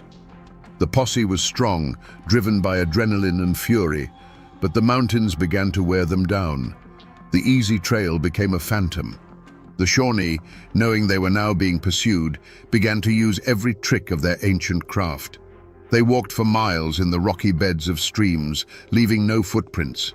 They split their party, creating false trails that led to nowhere, then regrouped miles away. The hunt became an ordeal against nature itself. The men's provisions dwindled. Exhaustion settled into their bones, a cold, heavy weight that even their rage couldn't burn away. They were chasing ghosts. The mountains seemed to swallow the trail whole.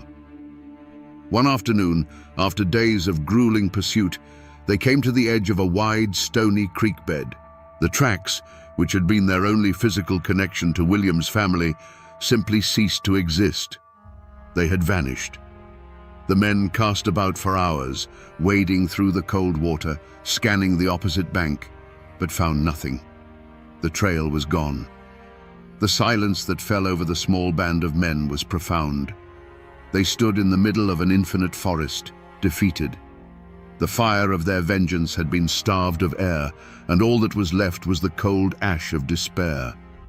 For William Ingalls, this was a moment of absolute soul-crushing failure. He had come so close, but the wilderness had chosen a side, and it was not his. There was no fierce firefight, no dramatic rescue. There was only the quiet, brutal realization that he had lost. The walk back to the ruins of Draper's Meadow was a funeral march. The men who had charged into the woods fueled by a righteous fury now stumbled home, hollowed out by their defeat. William Ingalls had lost his family in the massacre, and now, standing at the edge of that cold stream, he had lost them all over again. He returned not as a rescuer, but as a man condemned to wait and to wonder, a ghost haunting the edge of a wilderness that had swallowed his entire world.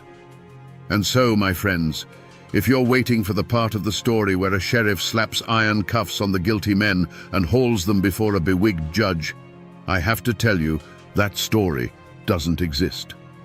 There was no grand trial for the warriors who fell upon Draper's Meadow. In the eyes of the colonial government, this wasn't a crime to be prosecuted. It was an act of war. The Shawnee weren't fugitives hiding within the law. They were an enemy nation with its own territory, its own leaders, and its own reasons for fighting. Cornstalk and Kilbuck would never see the inside of a Virginia courtroom. The only justice the law of men could offer was slow, clumsy, and distant. A reward was eventually posted for the return of the captives, a piece of paper that was meaningless hundreds of miles away in the Ohio wilderness. The militia, when it finally mustered, was more concerned with defending against the next raid than avenging the last one. The wheels of colonial justice turned with the speed of a dying glacier, while for the captives, every tick of the clock was an eternity. For William Ingalls, the verdict was clear. The system had failed. The law was a distant abstraction, useless against the immediate brutal reality of his loss. But in the mountains, there is another kind of court, another kind of justice. And in the fall of 1755, Mary Draper Ingalls found herself standing trial in it. Her captors were not on trial, she was. The courtroom was the vast, unforgiving landscape of the Ohio Valley. The judge was the coming winter. The jury was hunger, fear, and exhaustion. The verdict would be simple and final, life or death. While William was hunting shadows in the east, Mary was enduring the verdict of her captors. She had been judged not as a criminal, but as an asset. Her skill with the needle and thread spared her from the brutal gauntlet ritual upon her arrival at Lower Shawneetown. She was put to work, her hands making fine shirts for the very men who had destroyed her world. But this small mercy was a cage within a cage. The true sentence had already been carried out on her family. Her sons, Thomas and George, were judged young enough to be assimilated and were torn from her side, adopted into different families, their pasts to be systematically erased. Her infant daughter, Louisa, was deemed just another mouth to feed and was given away. Mary was now a prisoner, not just of the Shawnee, but of her own bottomless grief. The law of men had abandoned her. The justice of the tribe had shattered her family. In that profound darkness, she came to a realization. If there was any justice to be had, she would have to seize it for herself. It would not be a justice of punishment or revenge. It would be the justice of survival, the justice of reclaiming a life that had been stolen. The Shawnee had passed their sentence on her. Now, she was about to deliver her own. You might think this is where the story finds its happy ending. The hero has returned. The ordeal is over. But for Mary and William Ingalls, The reunion was not an end to the suffering. It was the beginning of a new kind of pain. When William finally held his wife, he was holding a stranger made of skin and bone, her eyes haunted by things he could never understand. The joy of her survival was a fragile light in the crushing darkness of their shared losses. She was alive, but her children were not with her. The verdict of her escape was life, but the price was a lifetime of remembering. They could not go back to Draper's Meadow. The place was a tomb, the very soil poisoned with memories. So they moved on, driven by the pioneers' stubborn refusal to be broken. They settled on the New River, establishing Ingalls Ferry, a vital link that would become a cornerstone of the region. They built a new home, had more children, and tried to stitch together the shredded fabric of a normal life. But a curse followed them. The knowledge that their eldest son, Thomas, was still out there, somewhere in the Ohio country, was a wound that would not heal. And the ghosts of their two youngest, George and their infant daughter Louisa, who they would later learn had both died in captivity, were a constant presence. Mary had survived, but a part of her soul had been left behind in that frozen wilderness, forever wandering. And what of the men who had brought this hell upon them? The wheels of mountain justice turn slowly, but they grind exceedingly fine. The war raged on for years, a bloody, tangled ledger of raid and reprisal. The Shawnee leader, Cornstalk, would continue to be a formidable adversary to the colonists. But his fate would be a dark mirror of the violence he had unleashed. Years later, in 1777, he would go to an American fort on a mission of peace to warn them of an impending attack by other tribes. Instead of being treated as a diplomat, he was taken hostage. And when a settler was killed nearby, a vengeful mob stormed the fort and murdered the unarmed Cornstalk in cold blood. There was no trial, no judge. It was the same brutal, lawless justice of the frontier that had visited Draper's Meadow, coming full circle. The community itself tried to forget. The name Draper's Meadow was spoken in hushed tones, if at all. The site of the massacre was abandoned, the burned-out cabins slowly reclaimed by the forest, the graves of the dead sinking back into the earth. It became a haunted place, a scar that the land itself was trying to cover over. The survivors scattered, seeking new ground, trying to build lives far from the shadows of that terrible day. The story was not celebrated or memorialized. It was buried. It was a trauma so profound that the only way people knew how to deal with it was to turn their backs and walk away, hoping the silence would eventually smother the screams. But a story this powerful doesn't just fade away into the mist. It leaves echoes. It seeps into the soil and becomes part of the land itself. The most powerful echo, of course, was human. 13 years after the massacre, a treaty was signed and a teenage boy was returned to the Ingalls family. It was Thomas. But the joyful reunion was also a tragedy. He was a ghost from another world. He spoke Shawnee. He had forgotten English, forgotten his parents, forgotten the life he was born into. His reintegration was a long, painful struggle, a living testament to the chasm that had opened up between two worlds. Yet, he endured. The Ingalls family grew, and they never, ever forgot. The story of Mary's ordeal was their founding legend, passed down from parent to child, a sacred inheritance. It was preserved not in dusty history books, but in the living memory of a family, until Mary's own son, John, finally wrote it down, ensuring it would never be lost. And the physical traces are still there, hidden in plain sight. If you go to Blacksburg, Virginia today, you can find the site of Draper's Meadow. It's not a haunted ruin in the woods. It's the heart of the Virginia Tech campus. Thousands of students walk across that land every single day, their minds on exams and their futures. They sit by a quiet duck pond, a memorial to that day, many of them having no idea they are studying on ground that was once soaked in blood and terror. Travel a little further and you'll find the New River. This, to me, is the greatest monument of all. It is the silent, winding witness to her ordeal. It is the same river whose icy water she waded through, whose banks she crawled along in delirious agony. When you stand on its edge, you are standing in the exact footsteps of her 600-mile journey into hell. Its currents still whisper her name. You can even go and stand at her grave in Radford, Virginia, and touch the cold stone that bears her name. It's a tangible link, a direct connection to this woman of impossible courage. People build new lives. They pave roads and raise buildings and try to look forward. But they can never completely erase the past. It's always there, just beneath the surface. The highways and the college campuses can cover the scars, but they can't erase them. The mountains watched it all happen, and the mountains remember. So we come back to the question we asked at the very beginning around this digital campfire. What unspeakable things did Mary Draper Ingalls have to do to survive? The historical record, the official documents, will never tell you. They can only tell you the distance she walked and the date she returned. But the story she told her son, the story of the old Dutch woman and her descent into madness, that is the only answer we have.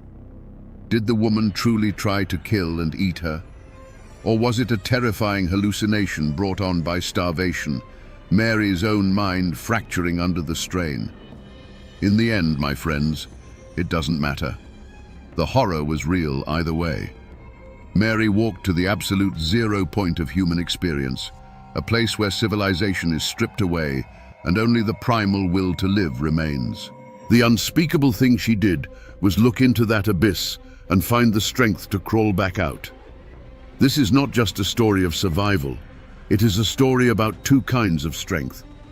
There is the strength of the warrior, the strength to conquer, to take, to destroy. We saw that in the brutal efficiency of the raid. But then there is another kind of strength, a quieter and perhaps more profound kind. It is the strength of the root that holds fast to the earth in a storm. It is the strength of a mother who, having lost everything, decides that her own life is still a testament to the family she loved. Mary Draper Ingalls had that strength. She refused to be erased. Her journey home was an act of defiance, a declaration that even after the fire, after the slaughter, after the loss of her children, she was still here. This is the indomitable Appalachian spirit, forged in the crucible of stories just like this one. It's a story of heartbreak and endurance, of cruelty and unimaginable courage. It reminds us that the foundations of this country were not built on neat treaties and noble ideals alone. They were built on the suffering and the sacrifice of people like Mary, on ground consecrated by blood and tears. Her journey is seared into the very landscape, a lesson that must not be forgotten. And now, my friends, you know the rest of the story.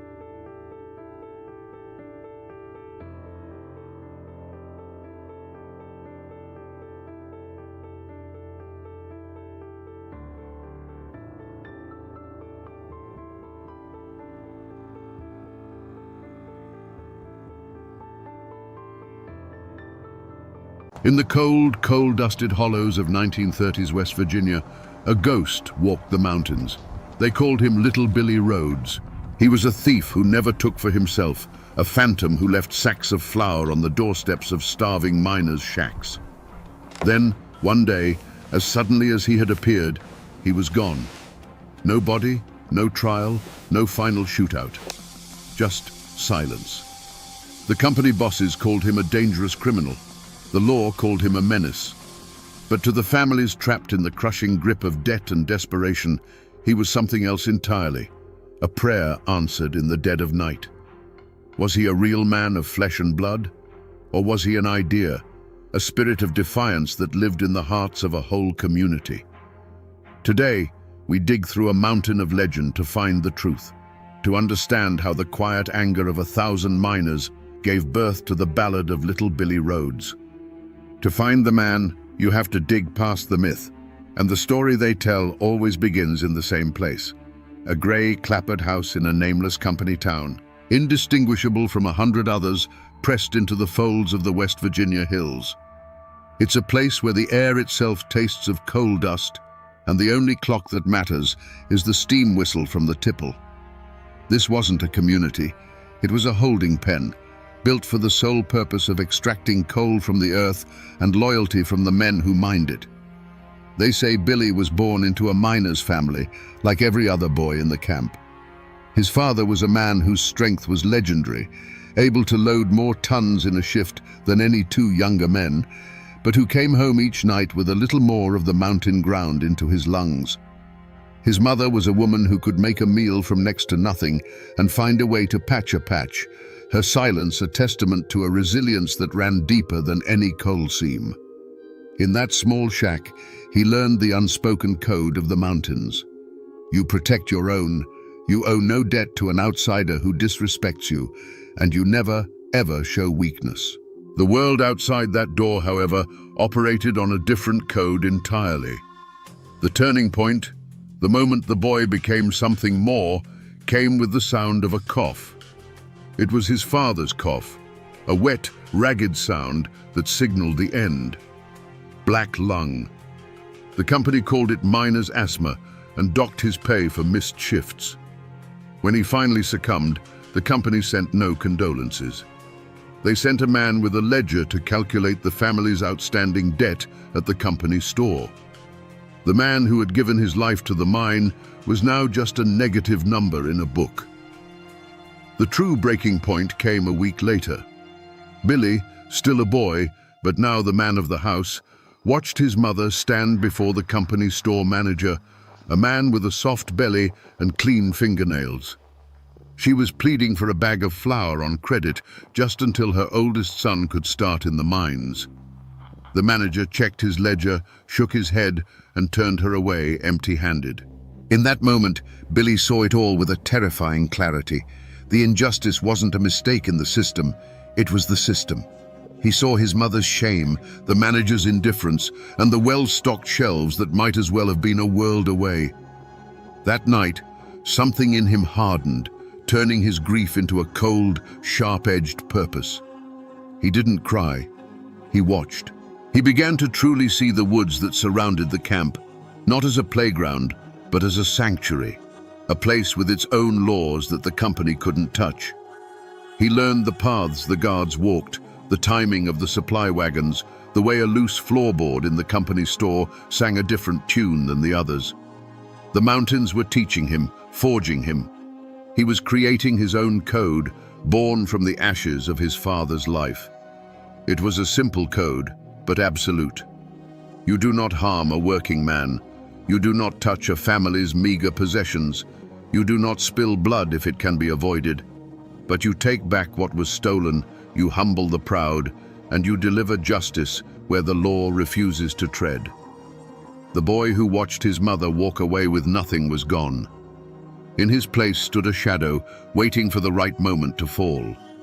Before the full weight of the law and the focused rage of the coal barons came crashing down, there was a period of strange, tense equilibrium. The name Little Billy Rhodes settled over the hollows, not like a storm cloud, but like the persistent mountain fog, a constant, unseen presence that changed the landscape. He wasn't a man you'd meet at the company store. He was the reason you could walk past that store with your head held a little higher, knowing its power wasn't absolute. In those days, his legend was written on the porches of the needy. A family whose father was too sick to work would wake to find a side of bacon and a sack of potatoes by the door, left sometime between the last patrol of the company guards and the first light of dawn. A widow, facing eviction, might find a handful of real US dollars tucked into the frame of her screen door, just enough to pacify the company man for another month. These weren't grand gestures, they were acts of targeted survival, a quiet redistribution of stolen wages. His relationship with the community was a sacred, unspoken pact. They were his eyes and ears. A child playing by the creek might see a new company guard and mention it to his father. That evening, the information would travel through the camp. A ripple of warning passed in hushed tones between miners at the coalface, between women hanging laundry on the line. In return, the community became a fortress of silence. When the sheriff and his deputies came asking questions, they were met with blank stares, slow shrugs, and the impenetrable wall of mountain folk protecting their own. Little Billy? Can't say I know the man. This was Billy in his prime, a master of his domain. He moved through the world of the company town like a ghost in his own house. He knew which guards drank on duty, which managers were careless with their keys, and which routes the payroll wagon took on the last Friday of the month. He wasn't just a thief, he was an intelligence operative in a war nobody had officially declared. He had turned the mountains that imprisoned his people into his greatest weapon, a labyrinth of shadow and stone where he was king. This fragile balance was the world he had built, a world he sought to protect. It was a place where fear was no longer the only currency, where a single defiant man could hold back the tide of corporate greed. He had given his people more than just food and money. He had given them hope, a dangerous and priceless commodity. And it was this very success, this growing legend, that would eventually become the greatest threat to his existence. But a man who lives by a code is also a predictable man. And little Billy's greatest strength, that unwavering white-hot sense of justice, was also the one crack in his armor. He wasn't a cold strategist. He was a man fueled by a righteous fire. His heists on company property were calculated, almost impersonal acts of war. But when the cruelty of the system took on a human face, his response became deeply, dangerously personal. The story they tell is of a new mine foreman, a man named Blackwood, who came to the camp with a reputation for breaking unions and a temper as foul as mine drainage. Blackwood wasn't content to simply enforce the rules. He reveled in the humiliation of the miners. One afternoon, he publicly berated an elderly miner, a man who had worked the seams for 40 years, for being too slow, kicking the old man's lunch pail into the mud and mocking him in front of his crew. For Billy Rhodes, this was not a matter of scrip or payroll. This was an intolerable affront to the dignity of his people. The system wasn't just starving them, it was now spitting in their faces. That night, little Billy didn't go to the company store. He slipped past Blackwood's own yard dogs, through the window of his private residence, and into the room where the foreman slept. He stole nothing of value. Instead, he took Blackwood's prized double-barreled shotgun from its rack over the mantel, broke it clean over his knee, and laid the two splintered pieces on the pillow next to the sleeping man's head. To the miners who heard the story whispered the next day, it was a moment of pure triumph. But in truth, it was a grave error. It was the first time Billy had let his anger guide him instead of his reason. He had shown his hand. He had revealed that the way to get to the ghost wasn't to guard the safes, but to wound the community. He had proven that he could be baited, that his fury could be aimed. And in the cold, calculating eyes of the coal company, a man who can be angered is a man who can be trapped. The company, led by the foreman Blackwood, understood its enemy now. Humiliated by the broken shotgun, Blackwood realized that the way to kill a ghost is to attack what it loves. He stopped looking for a man in the shadows and started looking for a lever in the community, a way to force little Billy into the light.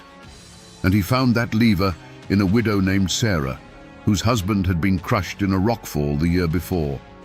Sarah and her young son were a symbol of the camp's suffering, and it was widely known that they were among the first to receive the Phantom's nocturnal gifts. The affront, when it came, was an act of calculated theater. On a cold, drizzly morning, Blackwood and two of his hired guards marched to Sarah's shack.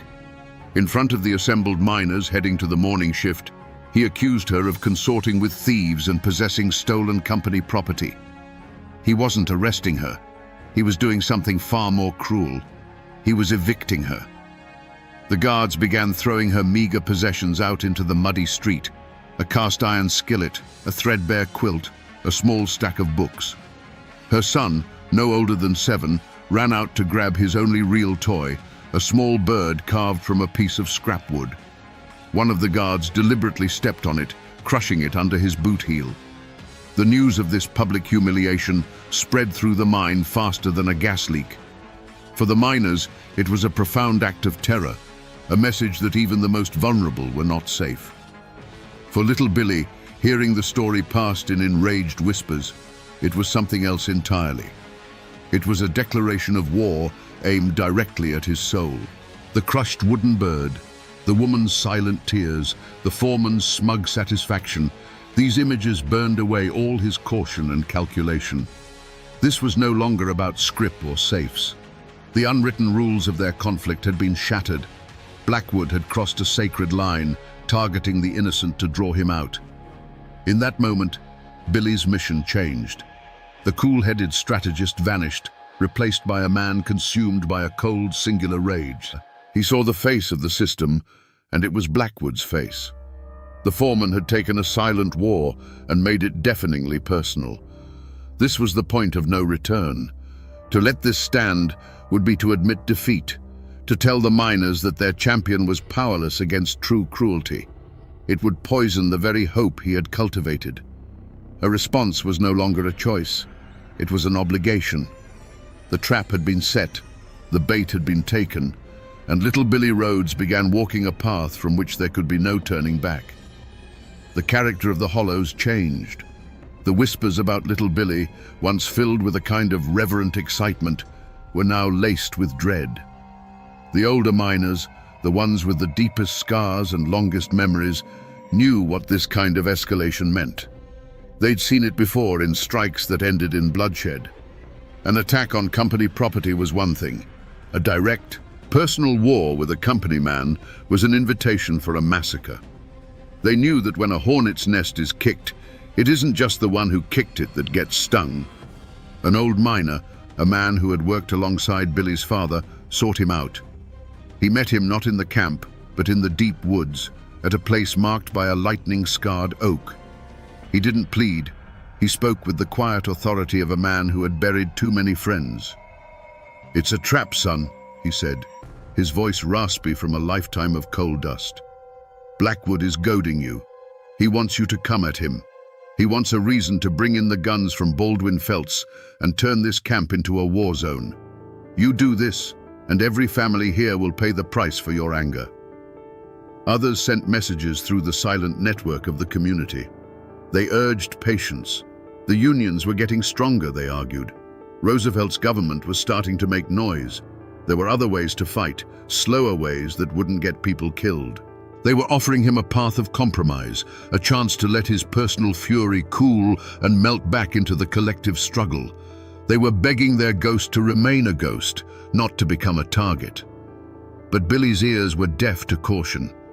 From his perspective, their pleas for patience sounded like a quiet acceptance of defeat. How could he wait for a union organizer to arrive next month when a widow and her son were homeless now? His entire existence was built on the principle of immediate, tangible justice. To ignore Blackwood's cruelty would be to break his own code, to betray the very people he was trying to protect. He saw their warnings not as wisdom, but as the fear that had kept them all in chains. His response, passed back to the old miner, was chilling in its finality. He put a woman and her child in the mud. There's no waiting after that. The conversation was over. His actions grew bolder and more personal. He no longer cared about stealth. One night, the two guards Blackwood had used to evict Sarah woke up to find their shotguns missing and a dead blacksnake coiled on each of their doorsteps, a clear mountain threat. Then he went for Blackwood himself. The foreman came out one morning to find a single pristine bullet sitting on his porch railing, a promise of what was to come. The ghost was no longer content to rob. He was now actively hunting. Each act was another step down a narrowing path, stripping away his anonymity and locking him into a collision course. He was ignoring every outstretched hand, every offered exit, his eyes fixed only on the man who had become the embodiment of all his hatred. The company brought in new guards, hard-faced men from out of state who didn't know the miners' names and didn't care to learn them. They patrolled the camp in pairs, shotguns held at the ready, turning the already tense atmosphere into a powder keg, waiting for a spark. The community that had been Billy's shield was now a prison for its own people, and he was the reason. The weight of that knowledge led him to the one place he could think clearly, a rocky outcrop high above the camp, a crow's nest where he could watch the lights of the shacks below without being seen. It was there she found him. Sarah. The old miner who had warned him must have told her where to look. She didn't approach with fear, but with a weary, heartbreaking resolve. She stood before him, a simple woman in a worn dress, and in the pale moonlight he could see the profound exhaustion in her eyes. "You have to stop, Billy," she said, her voice barely a whisper. "This ain't justice. This is just more trouble." She told him how the other women now shied away from her, afraid to be seen as her friend. She told him how Blackwood's men followed her son home from his games by the creek. She explained that his gifts had become a curse, marking her family for persecution. "You wanted to give us hope," she pleaded, tears finally tracing paths through the grime on her cheeks. "But all I feel is fear. Every night I pray you don't do anything else in my name. Please, just disappear again. Let us be." For the first time since his father died, the cold certainty in his heart wavered. He looked at her face, and for a moment he saw not a cause, but a person he was breaking in his attempt to save her. Her words were a lifeline, a final off-ramp from the path of violence he was on. He could listen. He could heed the warnings of his own people. He could melt back into the mountains, let the Union men fight the long, slow battle, and allow the wounds to heal. He could let the ghost of little Billy die, and let the man live.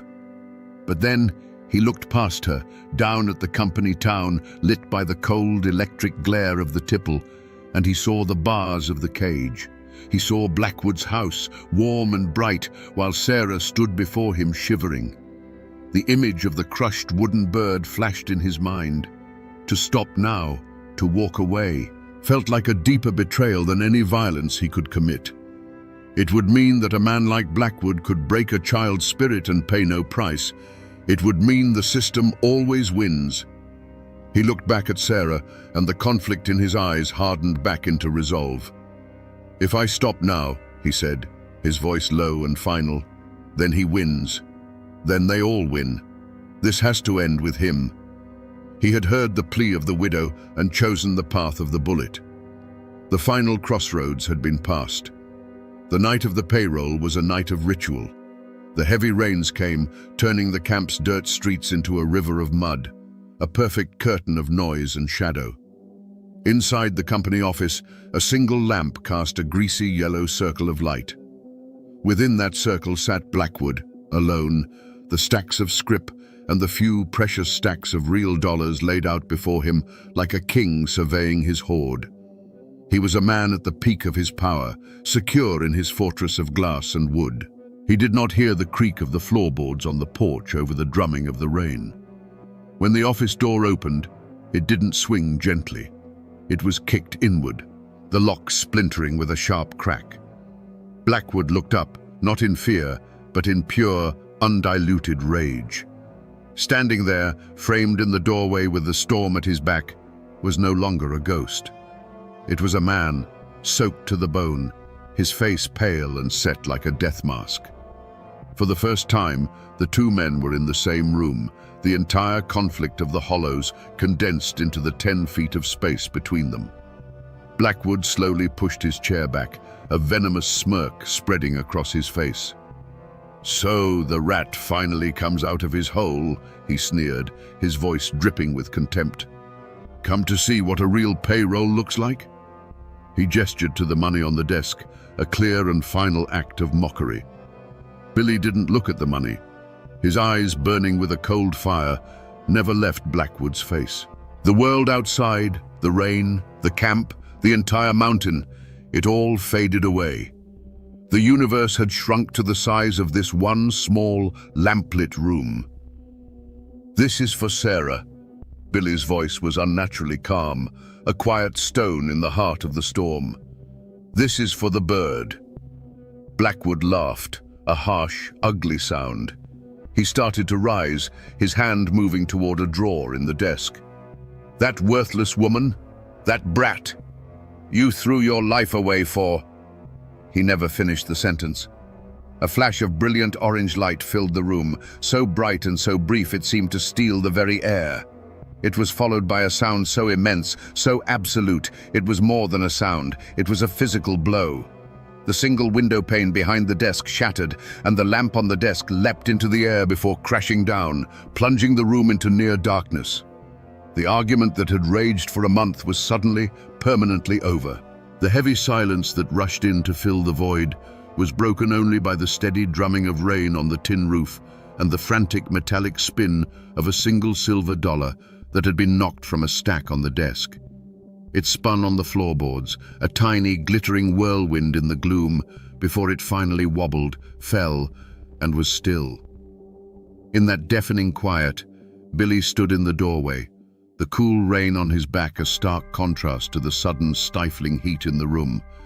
He could smell the sharp, acrid scent of burnt powder hanging in the air. There was no feeling of victory, no satisfaction. There was only a cold, hollow emptiness.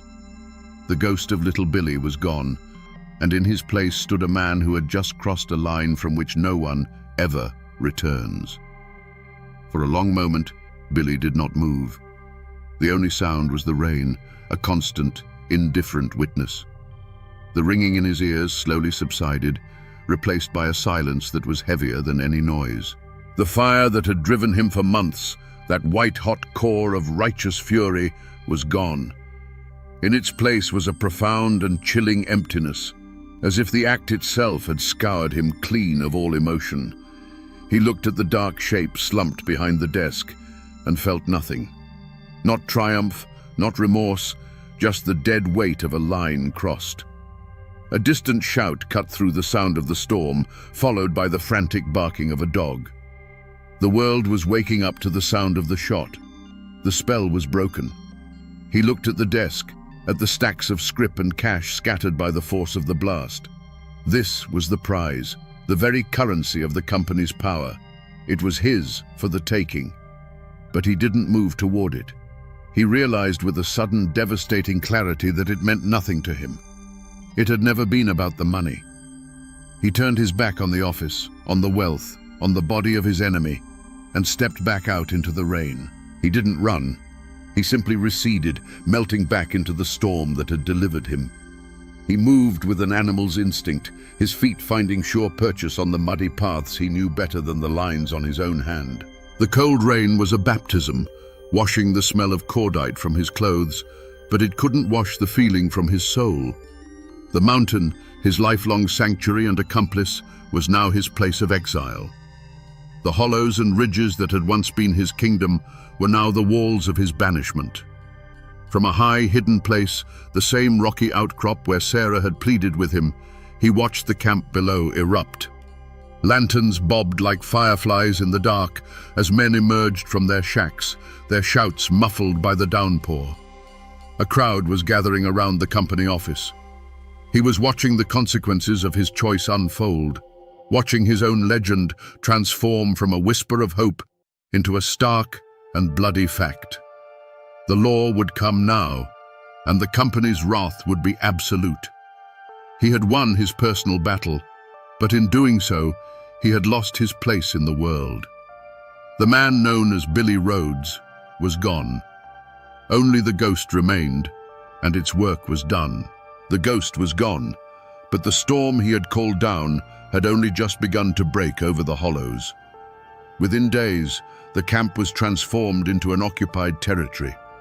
The company brought in a dozen more guards, hard-faced professionals whose only job was to make the miners pay for the sin of defiance. They patrolled the muddy streets with a swaggering authority, their shotguns a constant, silent threat. The camp, once a place of quiet, simmering rebellion, was now gripped by a cold and open fear. The company's revenge was not swift and bloody, it was slow and suffocating. The logic was as simple as it was brutal.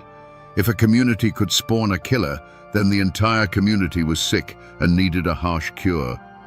Credit at the company store was cut off for everyone. The scrip-to-dollar exchange rate was slashed, rendering their meager pay almost worthless. Every privilege, every tiny bit of leeway was revoked. It was a campaign of collective punishment designed to grind the spirit of the miners into dust, to teach them a lesson they would never forget. The most profound wreckage was left at the feet of the very person Billy had sought to avenge. Sarah became a pariah. To the company, she was the witch who had conjured the devil. Her shack was watched constantly. To her neighbors, consumed by their own new hardships, she was a painful reminder of the trouble, the woman whose name was now tied to a killing. The whispers that had once been of support turned to whispers of blame. The other women would pull their children close when she passed, as if the tragedy were a contagion she carried. The gifts left on her porch had become a curse, just as she had feared. The sacred silence that had once been their shield now became a weapon turned inward. The unified front against the company cracked, splintering into factions of fear and resentment. Men who had once shared a nod of understanding now avoided each other's eyes. Was Billy a hero who went too far, or a fool who had brought this hell down upon them all? The question hung in the coal-dusted air, poisoning the relationships between families, turning a community of brothers into a collection of isolated, frightened individuals. In his quest for a pure, singular act of justice, little Billy had done the one thing his enemies never could. He had broken the spirit of the camp. He had cut the head off the snake, but in its place, 100 smaller serpents of fear, suspicion, and misery had grown. The single shot fired in the company office had not freed them. It had only tightened the chains, and now everyone was paying the price. The law that came to the Hollows was an alien thing. It arrived in polished cars that struggled on the muddy roads, carried by men in clean suits who looked at the mountains not with respect, but with a flat, assessing gaze. A company foreman was dead, and the world outside the camp demanded a resolution. But their target, the man whose name was now spoken only in fearful whispers, was gone. A ghost cannot be put in handcuffs. A legend cannot be put on trial. So the law, prodded by the immense pressure and deep pockets of the coal company, did what systems of power always do when they cannot find a culprit. They created one. Her name was Sarah. The charge was not murder, but a tangle of legal terms that meant little to the miners: conspiracy, aiding and abetting a known fugitive. The trial was moved from the local courthouse to the county seat, a stage deliberately set to intimidate the mountain folk. It was a performance for an audience of one, the Blackwood Coal and Coke Company, who needed to demonstrate that the old code of the Hollows was dead, and their law was now the only law. The trial itself was the very picture of the culture clash. On one side sat the company lawyers, their arguments sharp, precise and cold, twisting the miners' code of silence into a web of conspiracy. Every miner who took the stand and claimed "I don't know" was another thread in the noose they were weaving around Sarah. On the other side, Sarah sat, a bewildered figure of quiet dignity. Her defense was the simple, unadorned truth. She told them about her husband's death, about her son's hunger, about the food that appeared on her porch like a miracle. Her simple truth was like a wooden bucket against a steel dam. It held nothing back. To the miners who packed the courtroom, their faces scrubbed clean but their eyes weary, Sarah was not a criminal. She was a martyr. They watched in stony silence as the life they understood, a life of loyalty, of protecting your own, of accepting help without asking questions, was presented to the jury as a criminal enterprise. They saw the proceedings not as a search for justice, but as the final public humiliation of their community. Their silence was no longer about protecting Billy Rhodes. It was a wall of contempt for the world that was judging them. The verdict, when it came, was a formality. Guilty. The judge, a man who would never understand the desperation of a company town, spoke of the sanctity of law and order as he sentenced her to 10 years in the state penitentiary. There were no gasps from the miners in the gallery. There was no outrage. There was only a deep, collective sigh. the sound of a people having their worst fears confirmed. They had seen the true face of the law, and it looked exactly like the face of the company boss. Was justice served? A court of law had delivered a verdict. A woman was sent to prison. A murder case was officially closed. But in the hollows, they knew the truth. The law hadn't brought justice. It had simply been the final weapon used to crush a rebellion. It had punished the victim to send a message to the ghost, and in doing so, proved that the only real crime in the eyes of the company was to be poor, hungry, and defiant. And what of the other side of this bloody coin? What became of the company that Blackwood served, the machine that had ground so many lives into dust? You might think the death of a foreman would be a blow, a disruption to their operations. But for Blackwood Coal and Coke, it was a godsend. Blackwood was a blunt instrument, and he had served his purpose. He was more valuable to them as a corpse than he ever was as a living man. His death became their martyr story, the perfect justification they presented to the newspapers and politicians for the brutal crackdown that followed. They hadn't lost a man. They had gained a pretext. In the immediate aftermath, the company prospered. With the camp terrified into submission and the last spark of defiance seemingly extinguished with Sarah's conviction, the mine became a model of ruthless efficiency. The new foreman they brought in wasn't a hot-tempered bully like Blackwood. He was a quiet, cold man with spectacles and a ledger, an accountant of human misery who never raised his voice and never had to. Production quotas were met and exceeded. The company store, now without any competition from phantom benefactors, squeezed every last cent from the miners. On paper, in the Charleston and Philadelphia boardrooms, the company had never been stronger. They had won. But a story like this has a way of seeping out of a hollow like a poisonous gas. Men who eventually left the camp carried the tale with them. Union organizers, hearing the whispers, took note. The tale of Little Billy and the widow Sarah became a dark ballad sung in secret, a cautionary example of corporate cruelty at its most naked. The name Blackwood Coal and Coke became a stain, a name that would be invoked years later during the larger, bloodier mine wars that would eventually rock all of Appalachia. The company met no immediate justice. Their victory was real, and it was absolute.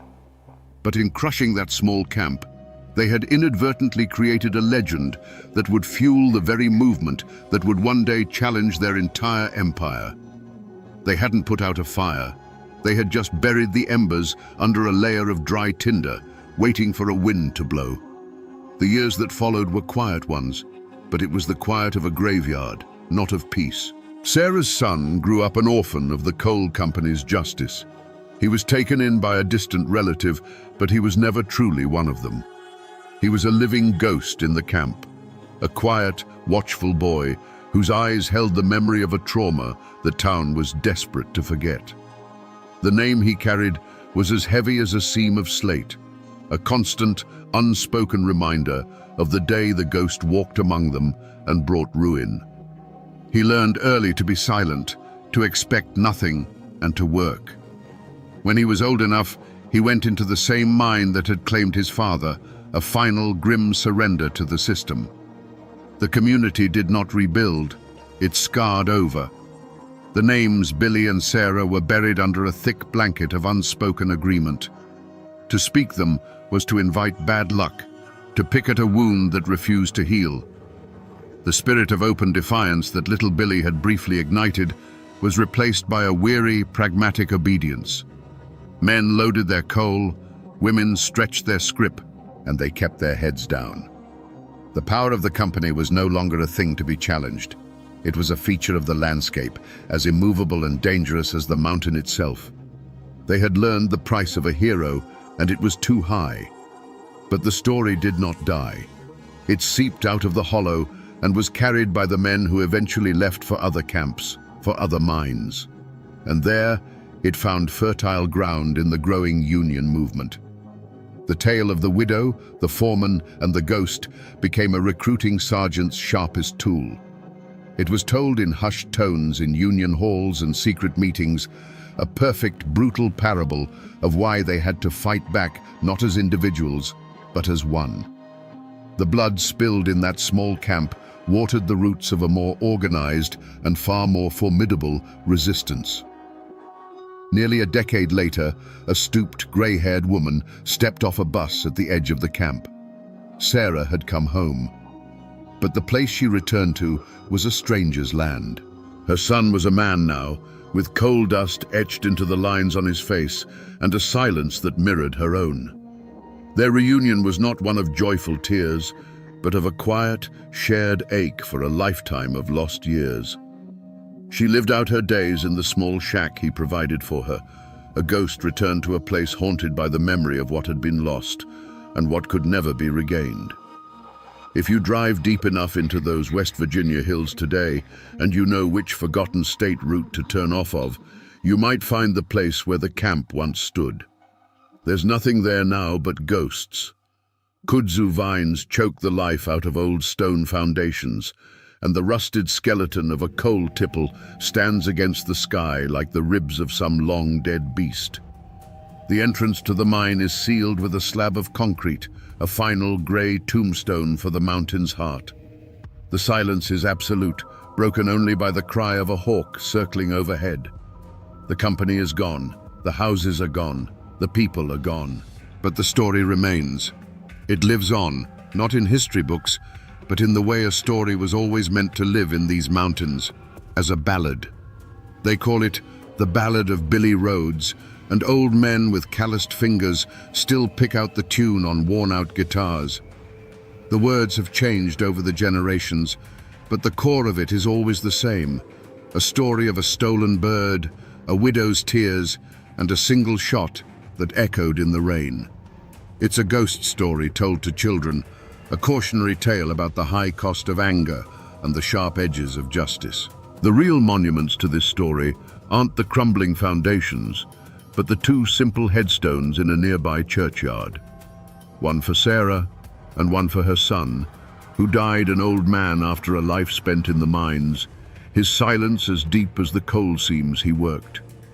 They are the tangible proof of the tragedy. But there is no stone for little Billy. His absence is his true memorial.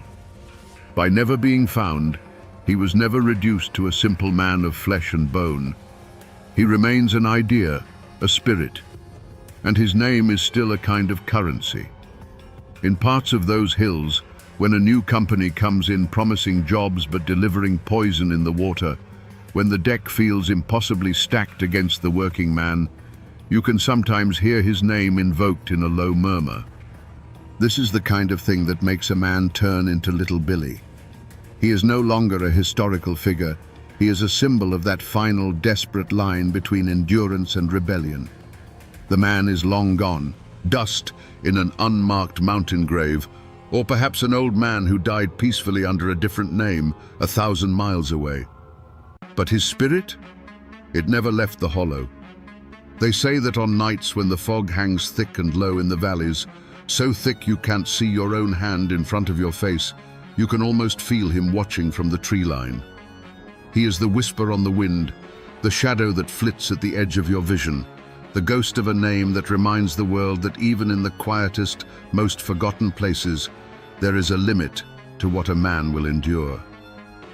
So we come to the end of the trail, back where we started, with the same question hanging in the air. Was little Billy Rhodes a hero or a villain? The truth, like a mountain stream, is never that clear. He wasn't a hero. A hero saves his people. Billy's righteous fury brought a world of pain down on the very community he bled for, proving that a single act of vengeance can be more destructive than years of quiet suffering. His victory was their catastrophe. But he was no villain. Villains are driven by greed or a lust for power. Billy was driven by a love so fierce it became a fire, and a sense of justice so pure it was blind to the consequences. He was a symptom of a disease, a violent reaction to an unbearable pressure.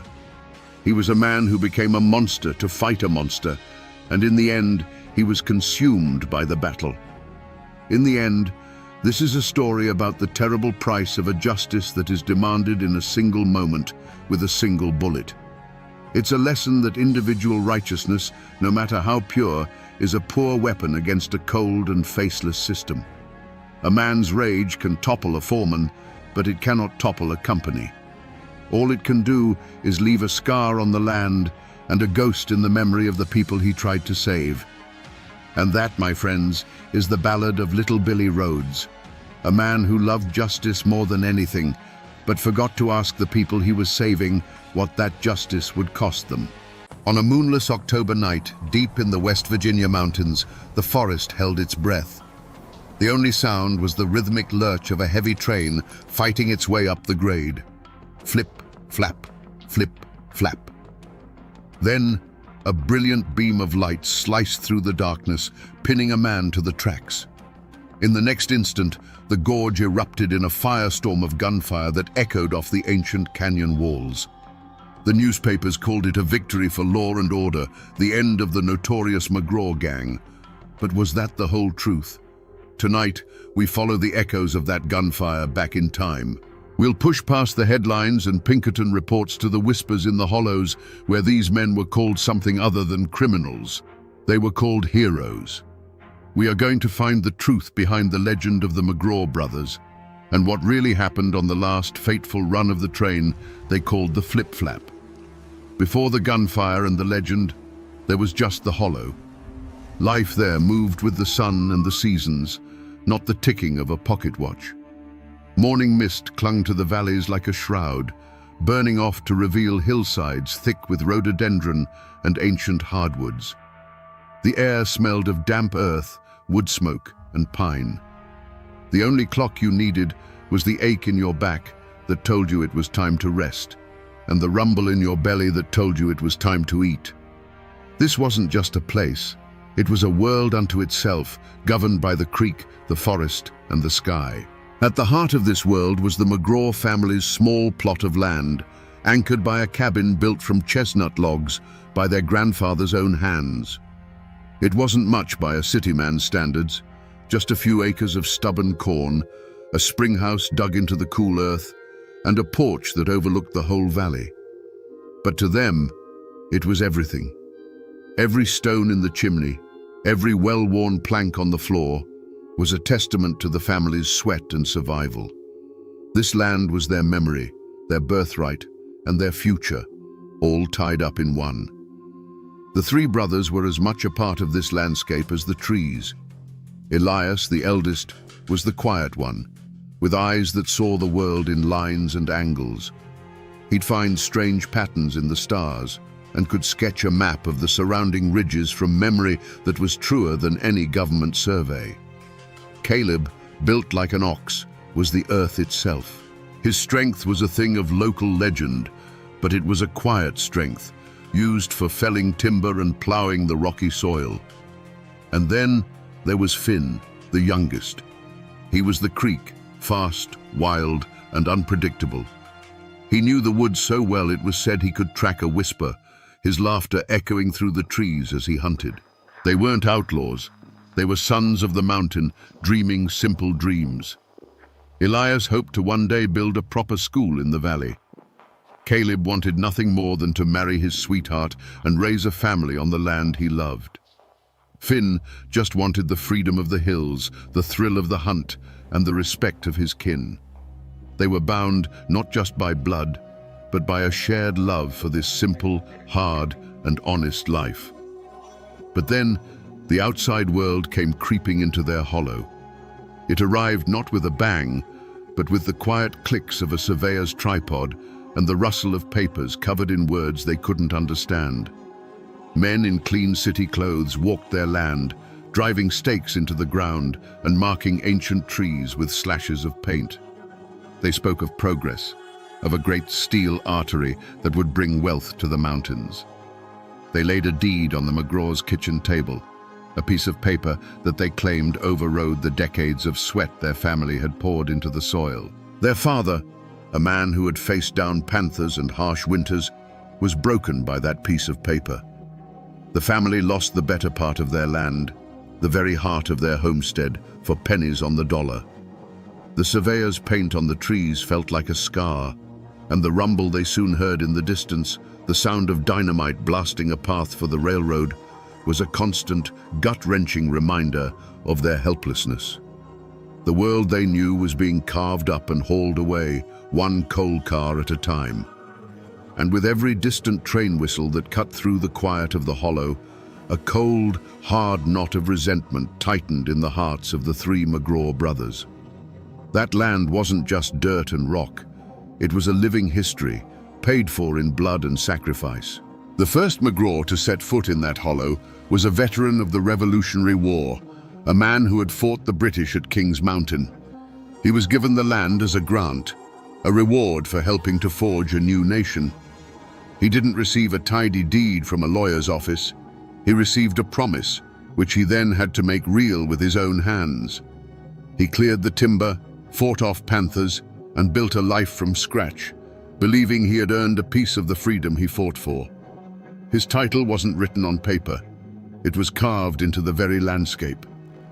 A generation later, another war came to test the family's resolve. When the country split in two during the Civil War, these mountains became a hornet's nest of divided loyalties. Neighbors took up arms against neighbors. The McGraws, like many mountain folk, cared little for the politics of Richmond or Washington. Their loyalty was to their own kin and their own hollow. They refused to fight for a cause they didn't believe in, hiding their sons and their livestock from recruiters of both armies. This taught them a bitter lesson. When powerful men draw lines on a map, it's the common folk who bleed. It deepened their distrust of any authority that came from beyond their own ridgelines. Because of this history, a name like McGraw carried a weight as heavy as a blacksmith's anvil. It was more than just a name, it was a code. To be a McGraw meant you didn't bow to anyone. It meant your handshake was a binding contract, and your land was an extension of your own soul. You were expected to be quiet, neighborly, and God-fearing. But if someone wronged you or yours, if they took what was earned by the sweat of your ancestors, you were bound by honor to see it set right. It wasn't about vengeance, it was about balance. So when the railroad company came with its lawyers and its fraudulent deeds, they weren't just stealing property. They were spitting on the grave of that revolutionary soldier. They were dismissing the family's century of hardship and self-reliance as if it meant nothing. In the eyes of Elias, Caleb, and Finn, this wasn't a business transaction. It was a declaration of war. They felt the weight of their name, the gaze of their ancestors, and they knew that the code they lived by demanded a response. The roots of this feud ran far deeper than a single property line. They were tangled in the very soul of the mountains. But the McGraw's defiance, born of honor, wasn't shared by everyone. For every family that nodded in grim approval, there were two more who had already bent the knee. They'd taken the railroad's meager pay, moved into company shacks, and learned to keep their heads down. These folks saw the McGraws not as heroes, but as a threat, a dangerous reminder of a pride they could no longer afford. And this division created the perfect breeding ground for suspicion and bad blood to fester. The face of this division, the human face of the railroad's power in their valley, was a man named Jedediah Stone. Stone's family had been rivals of the McGraws for generations, always competing for the best bottomland or the biggest timber contracts. When the railroad came, Stone saw his chance. He became their local man, a land agent and foreman who walked with the swagger of borrowed authority. It was Stone who had delivered the final papers to the McGraw's father, and it was said he did so with a smirk on his face. He was one of them, but he had chosen a side. The tension first boiled over in public, right in front of Abernathy's general store. Jed Stone was bragging about the new survey lines, how they'd be running track right through the McGraw's old hunting grounds. Caleb, who was there to buy salt, overheard him. He didn't say a word at first, just stood there, his massive frame filling the doorway. The store went silent. Stone, emboldened by his new position, made the mistake of pushing. "Something on your mind, McGraw," he sneered. The fistfight that followed was short, brutal, and left Stone with a broken nose and a mouthful of dirt. He didn't get up until Caleb was long gone, but the hatred in his eyes could have set fire to the building. After that, the whispers started. They were quiet at first, traded over checkerboards and sacks of flour. Jed Stone and his cronies began to paint the McGraws as violent and unhinged. Caleb's got a temper that ain't natural, they'd say, and that Finn, he's half wild, spends more time in the woods than with decent folk.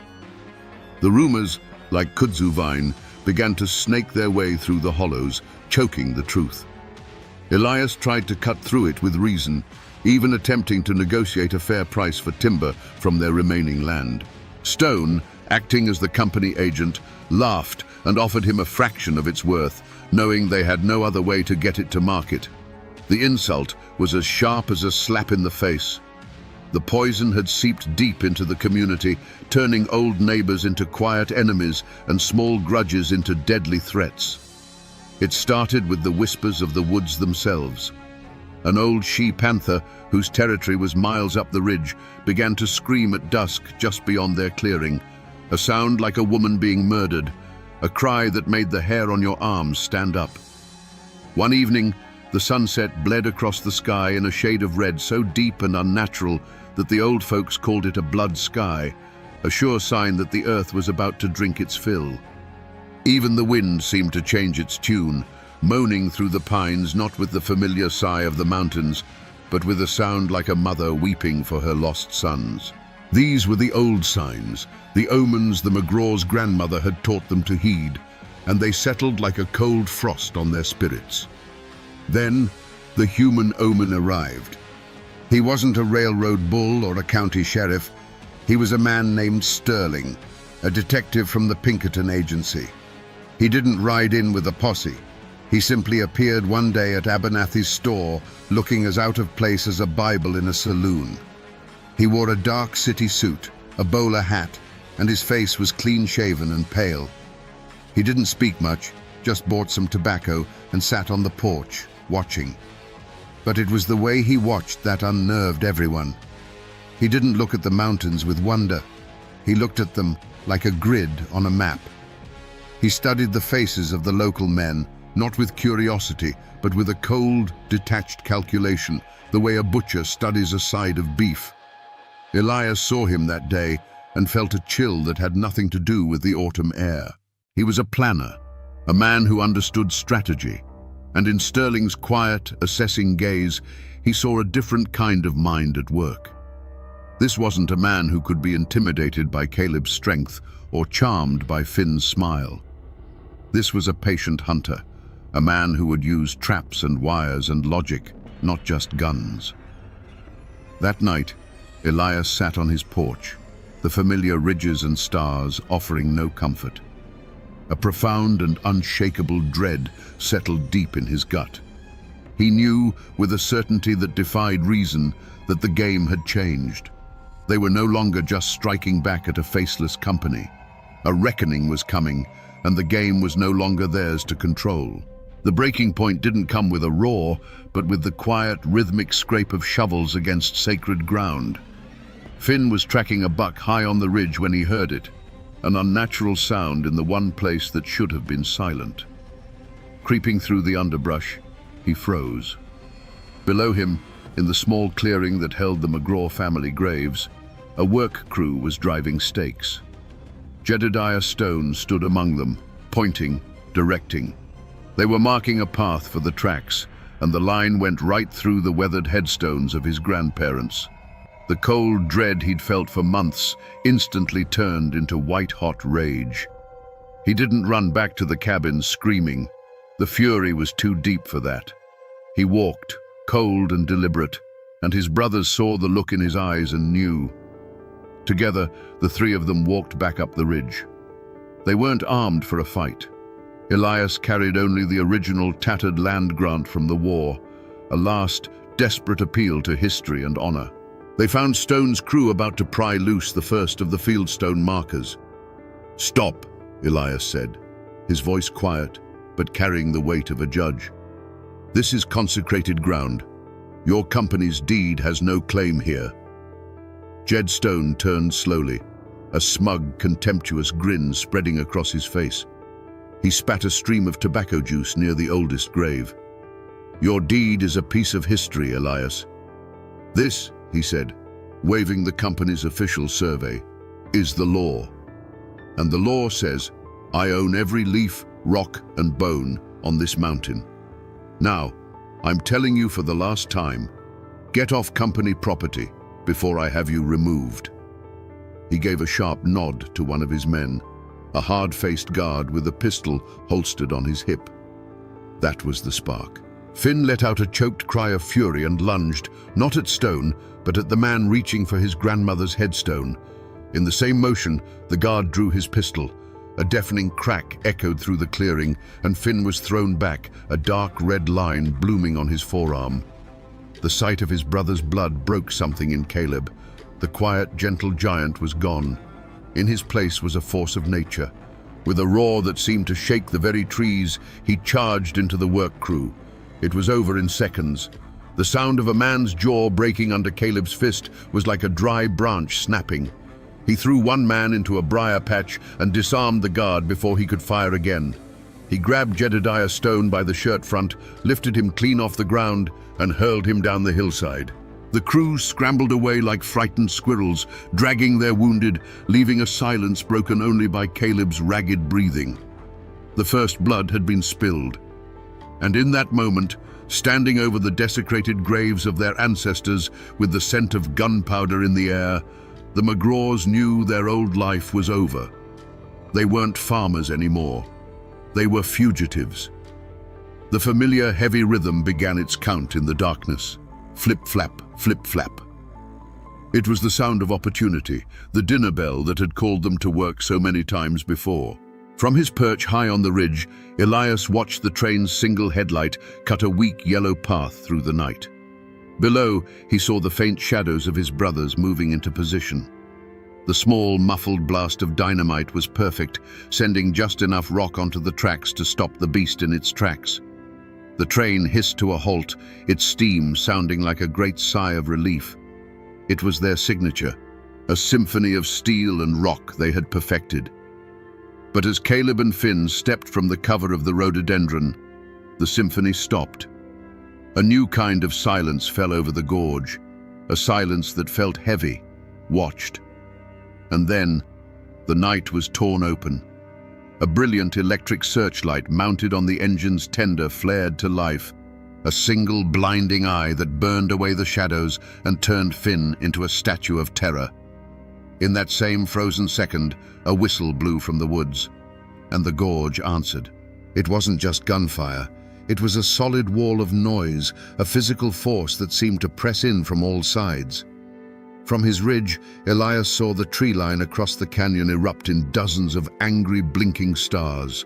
The sharp cracks of rifles and the deep boom of shotguns all blended into one continuous, deafening roar. He saw his brothers, caught in that merciless white light, suddenly stripped of their legendary status. They were just men, terribly exposed and tragically outmatched. The wooden walls of the mail car began to splinter and peel away under the assault, silent witnesses to the storm. Bullets ricocheted off the steel wheels with a high, mournful whine. A lantern hanging on a hook shattered, its brief flare of orange light swallowed by the chaos. The air, thick with the smell of coal smoke and damp leaves, was suddenly choked with the acrid, biting scent of burnt gunpowder. Men were shouting, their commands lost in the thunder, their cries cut unnaturally short. From his vantage point, a helpless god watching his world be unmade, Elias saw his brother Caleb become the focal point of the storm. The big man didn't run. He roared, a sound of pure, primal defiance, and stood his ground, his shotgun bucking against his shoulder, trying to provide a shadow for Finn to escape into. But there were too many flashes, too many angry hornets in the air. Then the great shadow faltered. He didn't cry out. He simply folded, falling with a terrible slowness, a great stone monument toppling back into the earth from which he came. Finn, fast as a whisper, almost made it. He moved like a ghost through the strobing effect of the muzzle flashes, a phantom of the woods, even in this hellscape. He was just feet from the safety of the dark tree line when a single sharp crack cut through the din, and the ghost stumbled. His leg buckled beneath him, and he fell into the unforgiving beam of the searchlight, no longer a spirit of the mountain, but just a boy on the ground. His flight ended. The firing stopped as suddenly as it began. The ringing silence that rushed in was more terrifying than the noise it replaced. The searchlight continued its slow, indifferent sweep across the scene, illuminating the splintered wood, the pockmarked rocks, and the still, dark shape that had been Caleb McGraw. Elias lay flat against the cold stone of his lookout, the smoke burning his lungs, a ghost left behind to witness the slaughter of his family. For Detective Sterling, this was never about justice, and it was certainly not about honor. It was about solving a problem.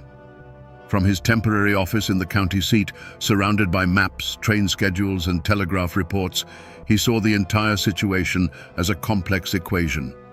The McGraw brothers were not men.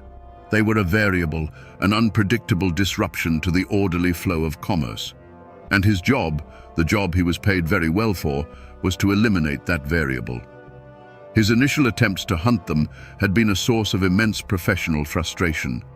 His best agents, men who could track a pickpocket through the most crowded city streets, were useless here. They stumbled through the woods like cattle, leaving a trail a blind man could follow. They were spooked by the silence, by the feeling of being constantly watched. Sterling quickly realized that trying to beat the McGraws in their world, by their rules, was a fool's errand. They were part of the mountain. He was not. It was a tactical disadvantage he could not overcome with manpower alone. That's when the switch flipped in his mind. He stopped thinking like a detective trying to catch a criminal and started thinking like an engineer trying to fix a faulty machine.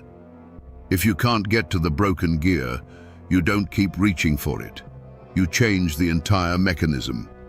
He decided that if you can't hunt the wolves in their den, you burn the whole forest down.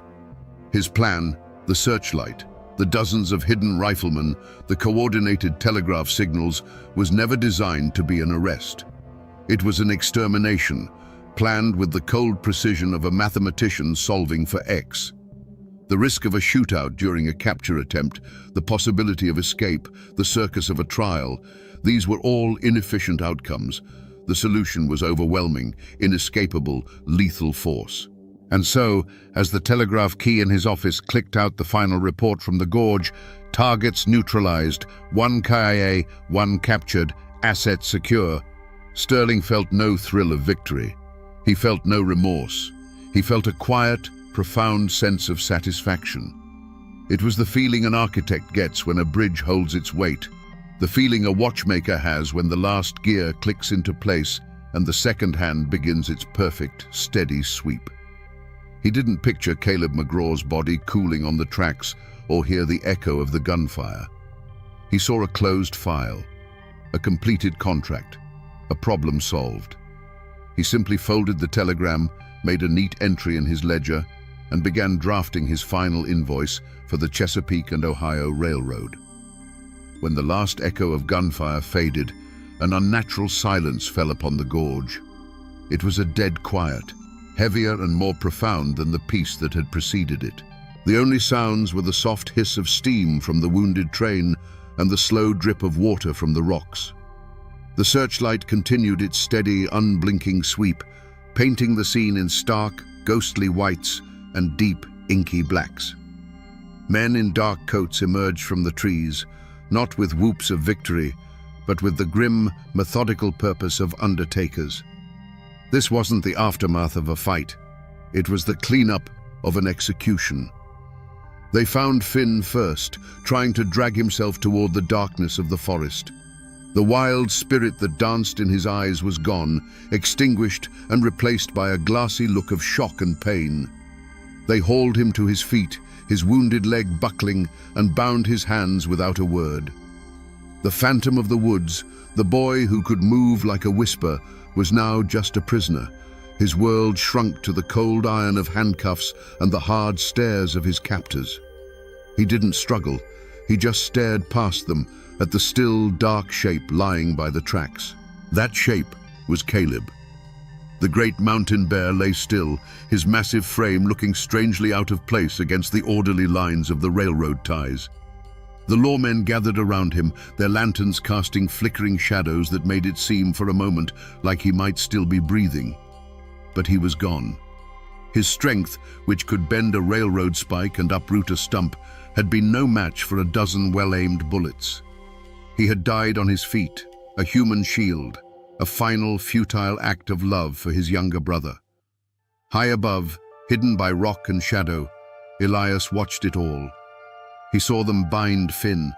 He saw them stand over Caleb's body. A wave of grief so cold and sharp, it almost made him cry out, washed over him. But he choked it down, turning it into ice in his veins.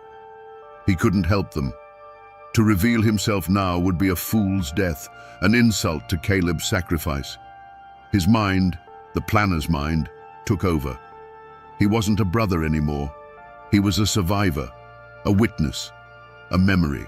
Without a sound, he backed away from the ledge and melted into the deep woods, disappearing into the one place they could never follow, a ghost swallowed by the mountain that had been his home. By dawn, the gorge was crawling with railroad detectives and county lawmen. The telegraph wires hummed with the news. The McGraw gang was broken. The official story, crafted by Sterling himself, was already being printed in the Charleston papers. They were described as a pack of bloodthirsty animals, and their end was hailed as a triumph for progress. A warrant was issued for the last remaining brother, Elias McGraw, and a bounty was placed on his head, $500, dead or alive. It was a fortune in these parts, a sum large enough to make a man forget all about loyalty, kinship, and the old mountain code. The news of the shootout didn't arrive in the hollows on the pages of a newspaper. It came in whispers, carried by a shaken trainman, then a track walker, spreading from cabin to cabin like a contagion. The stories were fractured and full of horror. The blinding light, the sheer volume of the gunfire, the sight of Caleb McGraw's body. Then came the official story, crisp and clean as a new dollar bill, printed in the Charleston papers that Jedediah Stone left in a stack at Abernathy's store. It spoke of a heroic police action against a gang of violent thieves. And just like that, a line was drawn straight through the heart of the community. At the store, the old pot-bellied stove became a silent border. On one side sat the company men, the foremen and railroad guards, drinking coffee and nodding along as Stone read the heroic accounts aloud. On the other side sat the old-timers, the farmers and miners whose families had been there for generations. They said nothing. They just stared into the flames, their faces hard and unreadable, the silence in their corner of the room more powerful than all of Stone's boasting. The church congregation split too. One faction prayed for the souls of the lawmen who had restored order, while the other half offered quiet, veiled prayers for the lost and the grieving.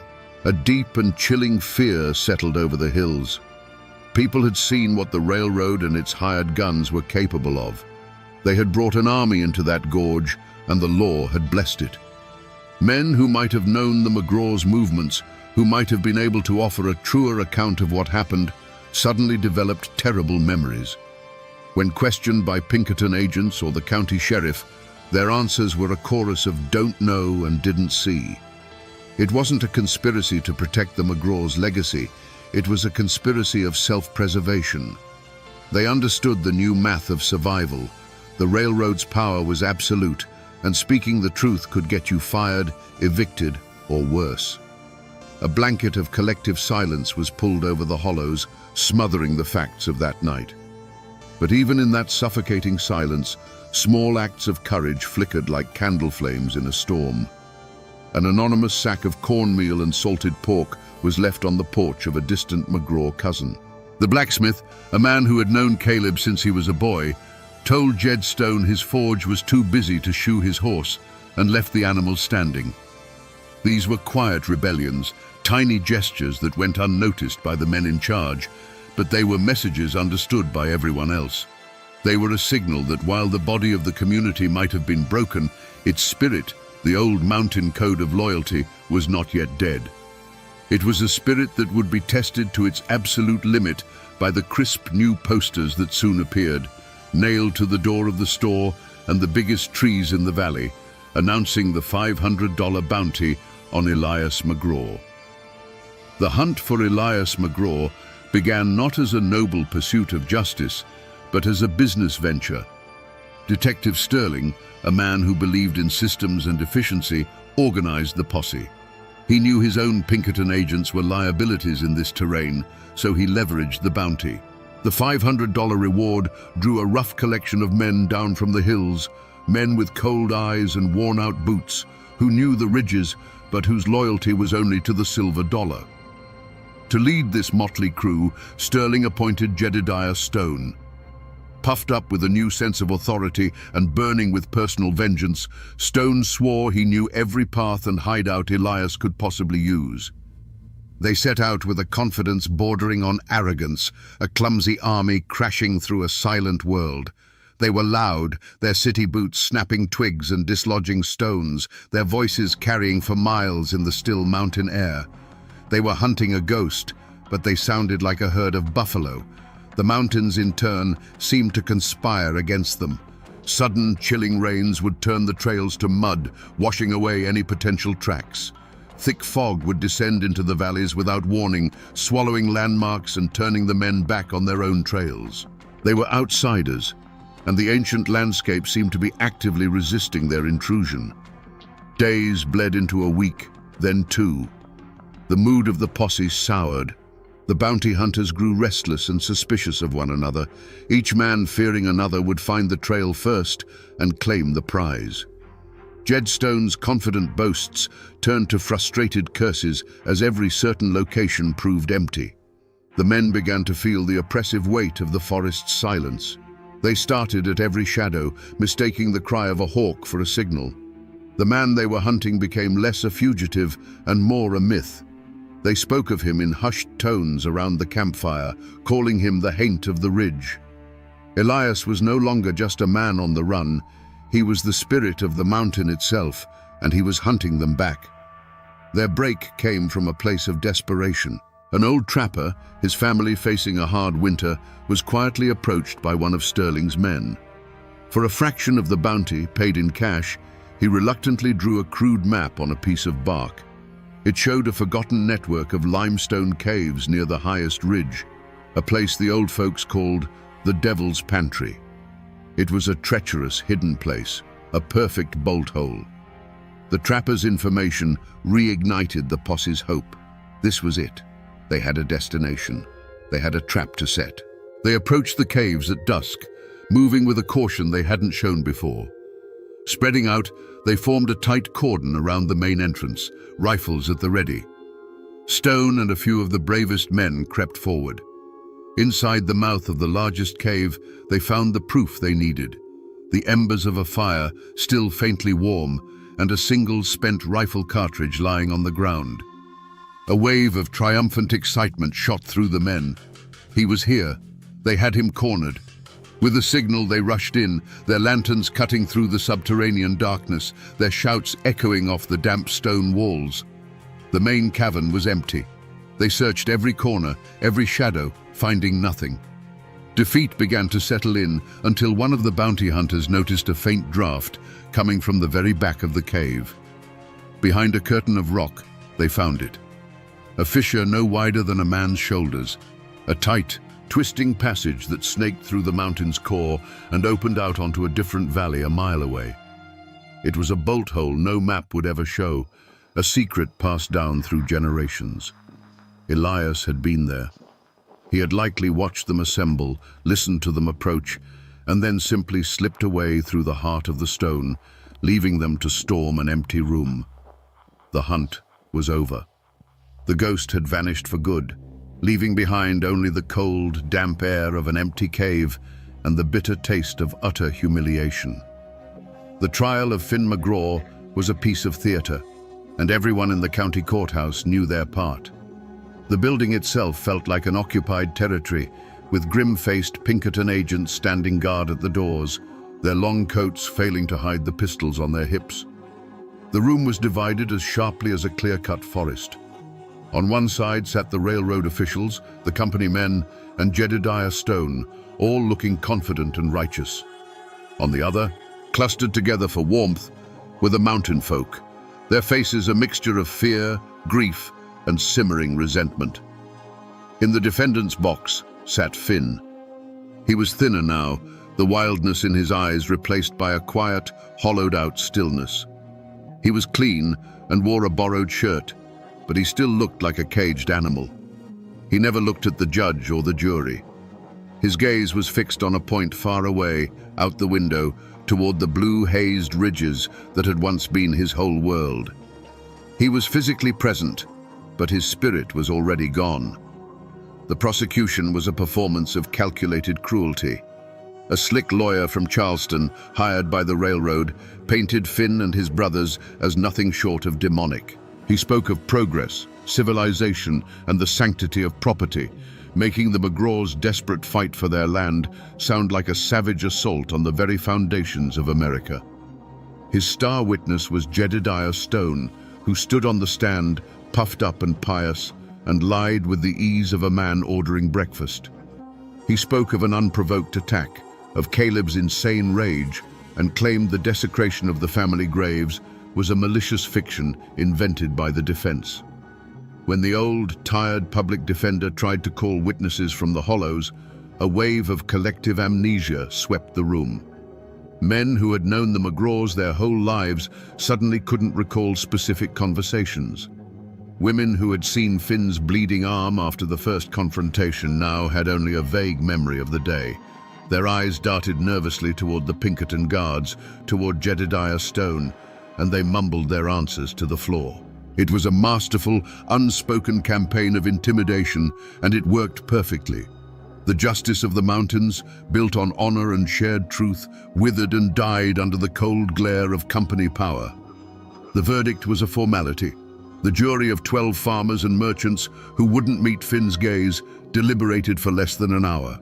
The foreman, a man who had bought corn from the McGraw's father for 20 years, read the word guilty in a voice that was barely a whisper.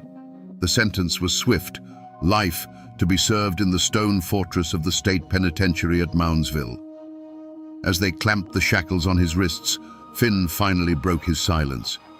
He looked at Jedediah Stone, who was accepting congratulations from the railroad lawyer, and a faint, bitter smile touched his lips.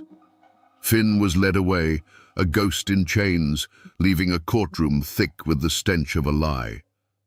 The law of men had won its victory. Jedediah Stone, the man who had instigated the fight at the gravesite, the man whose greed and spite had set the whole tragedy in motion, walked out of the courthouse a free man and a local hero. The question that hung in the silent, heavy air was one no one dared to ask aloud. Was this justice? Or was it just the tidiest solution? For Finn McGraw, the life sentence was a death sentence delivered in slow motion. The stone walls and iron bars of Moundsville Penitentiary were more than a prison. They were a tomb. For a boy who had measured his days by the rising sun and the call of the whippoorwill, the clang of the cell door was the sound of his world ending. The endless grey walls, the stale air, the suffocating proximity of other broken men, it was a physical torment. He withered. The mountain boy, whose lungs had been filled with clean, sharp air, began to cough, a deep, rattling sound that echoed the sickness in his soul. He died 7 years later, not from the consumption that ravaged his body, but from the slow, relentless starvation of his spirit. He never once spoke of his brothers or the location of any hidden money, taking his secrets with him to a pauper's grave in the prison yard. Jedediah Stone, on the other hand, got everything he wanted. The railroad rewarded him handsomely for his loyalty, giving him a managerial position and the title to the last of the McGraws' land. He built a new, bigger house right where their old cabin had stood, a monument to his victory. But his victory was a hollow one. The whispers that had once been about the McGraws were now about him. He was no longer a neighbor. He was the company man. People were polite to his face, but their eyes were cold and distant. Men would fall silent when he entered the general store. No one invited him to barn raisings or church socials. He had the land, but he had lost the community. He grew old in that big, empty house, becoming a prisoner of his own making. He became paranoid, convinced that every shadow on the ridge was the ghost of Elias McGraw, come back for revenge. He took to carrying a pistol at all times, his nights spent staring out the window at the dark, silent mountains that seemed to be judging him. He didn't face a judge or a jury, but he served his own kind of life sentence, one of loneliness and fear. He died a bitter, solitary man, his wealth unable to buy him the one thing he had thrown away, a place among his own people. As for Detective Sterling, he barely gave the case another thought.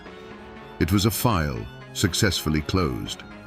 He collected his fee from the railroad and moved on to his next contract, breaking up a union strike in the coal fields of Pennsylvania with the same detached, lethal efficiency.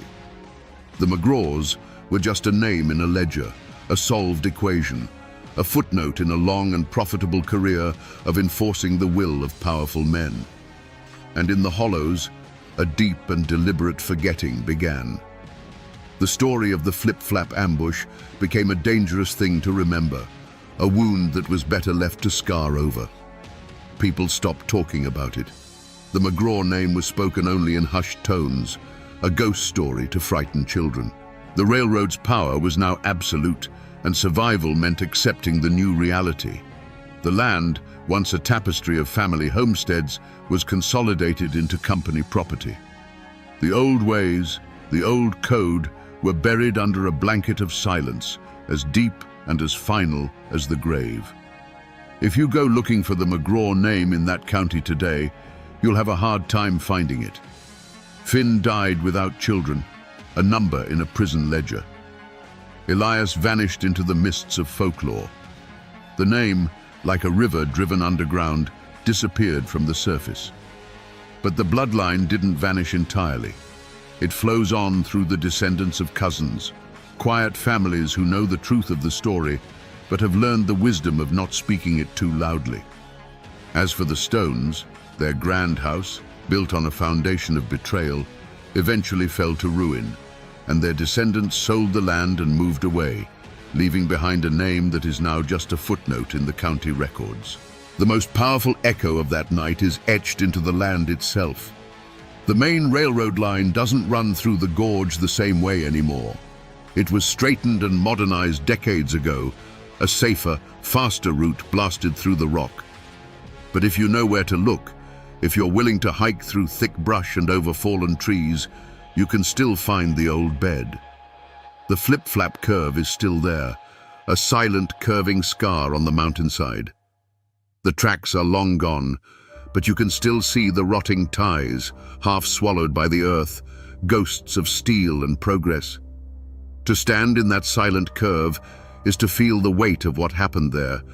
The air is still thick with it. Just a few hundred yards from that curve, up on a small rise, you'll find a tangle of briars and a scattering of old foundation stones. This is where Jedediah Stone's house stood, and before that, the McGraw cabin. And if you search the ground nearby, you will find nothing. No trace of the family graveyard. That's because when the railroad men laid their tracks, they needed to build up the grade. They took the easiest path. They simply built their embankment right over top of it. The weathered headstones of the McGraw's ancestors, the very flashpoint of the whole tragedy, are buried deep beneath the tons of rock and earth that support the abandoned line. The history they died defending is now crushed under the weight of the thing that destroyed them. People forget. Documents burn and names fade from tombstones, but the mountains remember everything. They don't keep records in ink, but in stone and shadow and silence. The locals say that on a cold October night, when the wind is just right, you can still hear a sound echoing from that abandoned cut. A sound like the lurching of a heavy train. Flip-flap, flip-flap. It's a story the land itself refuses to let die. Because while the law of men may have written the official history, the mountains hold the truth in their very bones. So we come back to the question we started with. Were the McGraw brothers just a gang of ruthless criminals? The official record, written in the neat, confident hand of men like Detective Sterling, would say yes. They were a violent disruption, an obstacle to progress that was efficiently and justly removed. But the truth, as it so often is in these mountains, is a far more complicated thing. They were men who were pushed until they had no choice but to push back. Men who chose to break the law rather than break the code they were raised by. This has been more than the story of a forgotten gunfight. It's a story about the birth of modern America and the price that was paid for it. For every mile of track that was laid, for every ton of coal that was ripped from the earth, a piece of an older world was buried. The McGraws weren't just fighting the railroad, they were fighting against erasure. They were the last defiant roar of a way of life that was being silenced forever. And in the end, the most powerful weapon used against them wasn't a rifle in the dark. It was the pen that wrote the official history, the one that turned their righteous fury into a simple act of criminal greed. But a story like this never truly dies. It seeps into the soil. It whispers on the wind that blows through that lonely, abandoned gorge. Some say the ghost of Elias McGraw still walks those ridges, a silent guardian of a buried truth, a permanent echo of defiance. He stands as a quiet, eternal reminder that you can kill a man, you can silence a community, and you can pave over the past. But you can never ever kill a story that deserves to be told. And now, my friends, you know the rest of the story.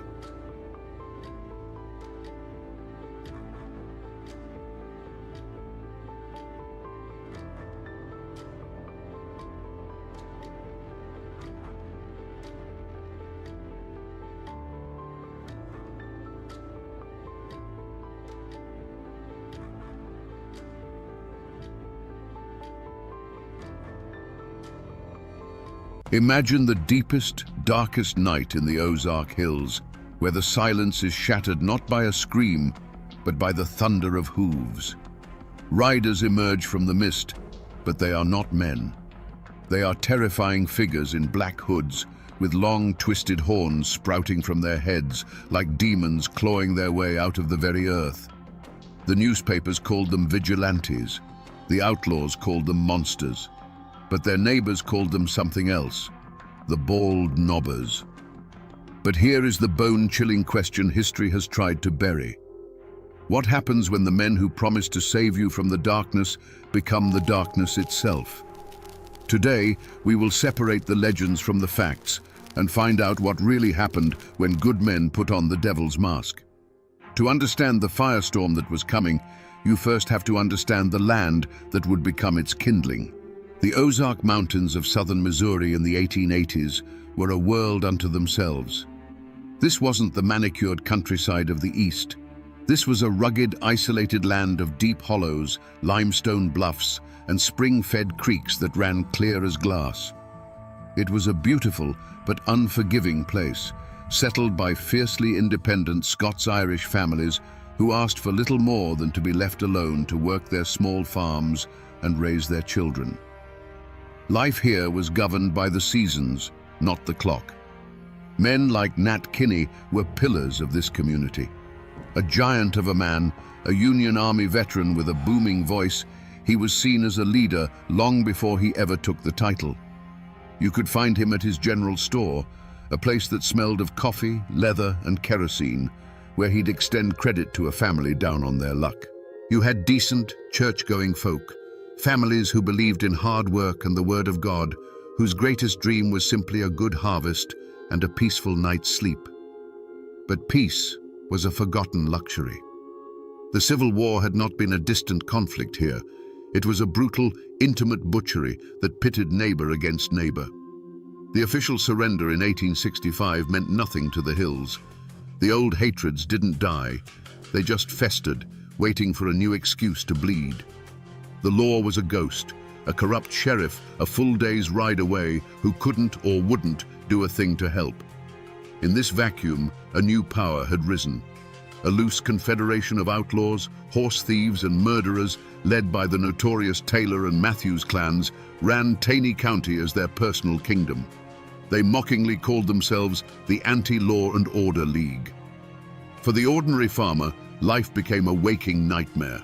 Livestock vanished in the night, stores were robbed in broad daylight, and families were terrorized into silence. Every sunset brought a fresh wave of fear. Every knock on the door could be a gang of thugs demanding food or whiskey. The people were pushed to the absolute edge, praying for a savior. But they were about to learn a hard lesson. In the Ozark Hills, when you pray for a savior, you have to be careful what kind of angel answers your call. The roots of this conflict ran deeper than any single crime. They were anchored in the very bedrock of the Ozarks. The families who settled these hills, the Scots-Irish, didn't come here seeking gold. They came seeking freedom from kings, landlords, and any government that tried to put a bridle on them. They carved their lives out of the wilderness with an axe and a rifle, and the land they claimed wasn't just property, it was a declaration of independence. This patch of earth, this creek bottom, this ridge, it was a legacy paid for in sweat, heartbreak, and blood. To threaten a man's land was to threaten his soul. But the most poisonous memory, the wound that never healed, was the Civil War. Here, it wasn't a war of uniforms and battlefields. It was a war of ambush and arson, fought between neighbors. Pro-Confederate bushwhackers and pro-Union jayhawkers turned the Ozarks into a slaughterhouse. A man might see the neighbor he'd helped raise a barn with the year before, riding toward his home with a torch in his hand. The official surrender at Appomattox was just a whisper from a world away. In these hills, the war never truly ended. It just went quiet. The hatreds were passed down from father to son like a family Bible. The Anti-Law and Order League wasn't born in a vacuum. It was the direct descendant of the bushwhacker gangs. Families like the Taylors and the Matthews had ridden for the Confederacy, and they saw the post-war government as a hostile, occupying force. For them, robbing and terrorizing their old Unionist neighbors wasn't just crime, it was a continuation of the war. They were settling old scores that the history books said were already settled. In this land, a family name was a heavy thing. It was your history, your allegiance, and your honor, all rolled into one. To be a Taylor or a Matthews meant you remembered the wrongs done to your kin during the war, and you never, ever let them go unavenged. To be a Kinney, a proud Union veteran, meant you believed in order, in the flag, and in the idea that the war was over and the law should be respected. The coming storm wasn't just about crime. It was the ghosts of the Civil War rising from their shallow graves, ready to fight one last time. The ground wasn't just fertile for a feud, it was salted with the blood of the last one. In a place as small and tight-knit as Taney County, there was no neutral ground. Friendships that had weathered droughts and hard winters now fractured under the weight of a single whispered question: are you for Kinney, or are you against him? The general store, the church, the blacksmith shop, these weren't just places of commerce or worship anymore. They were listening posts where every word was weighed and judged. Siding with the outlaws could get your barn burned by reformers. Siding with the reformers could get your throat cut by the outlaws.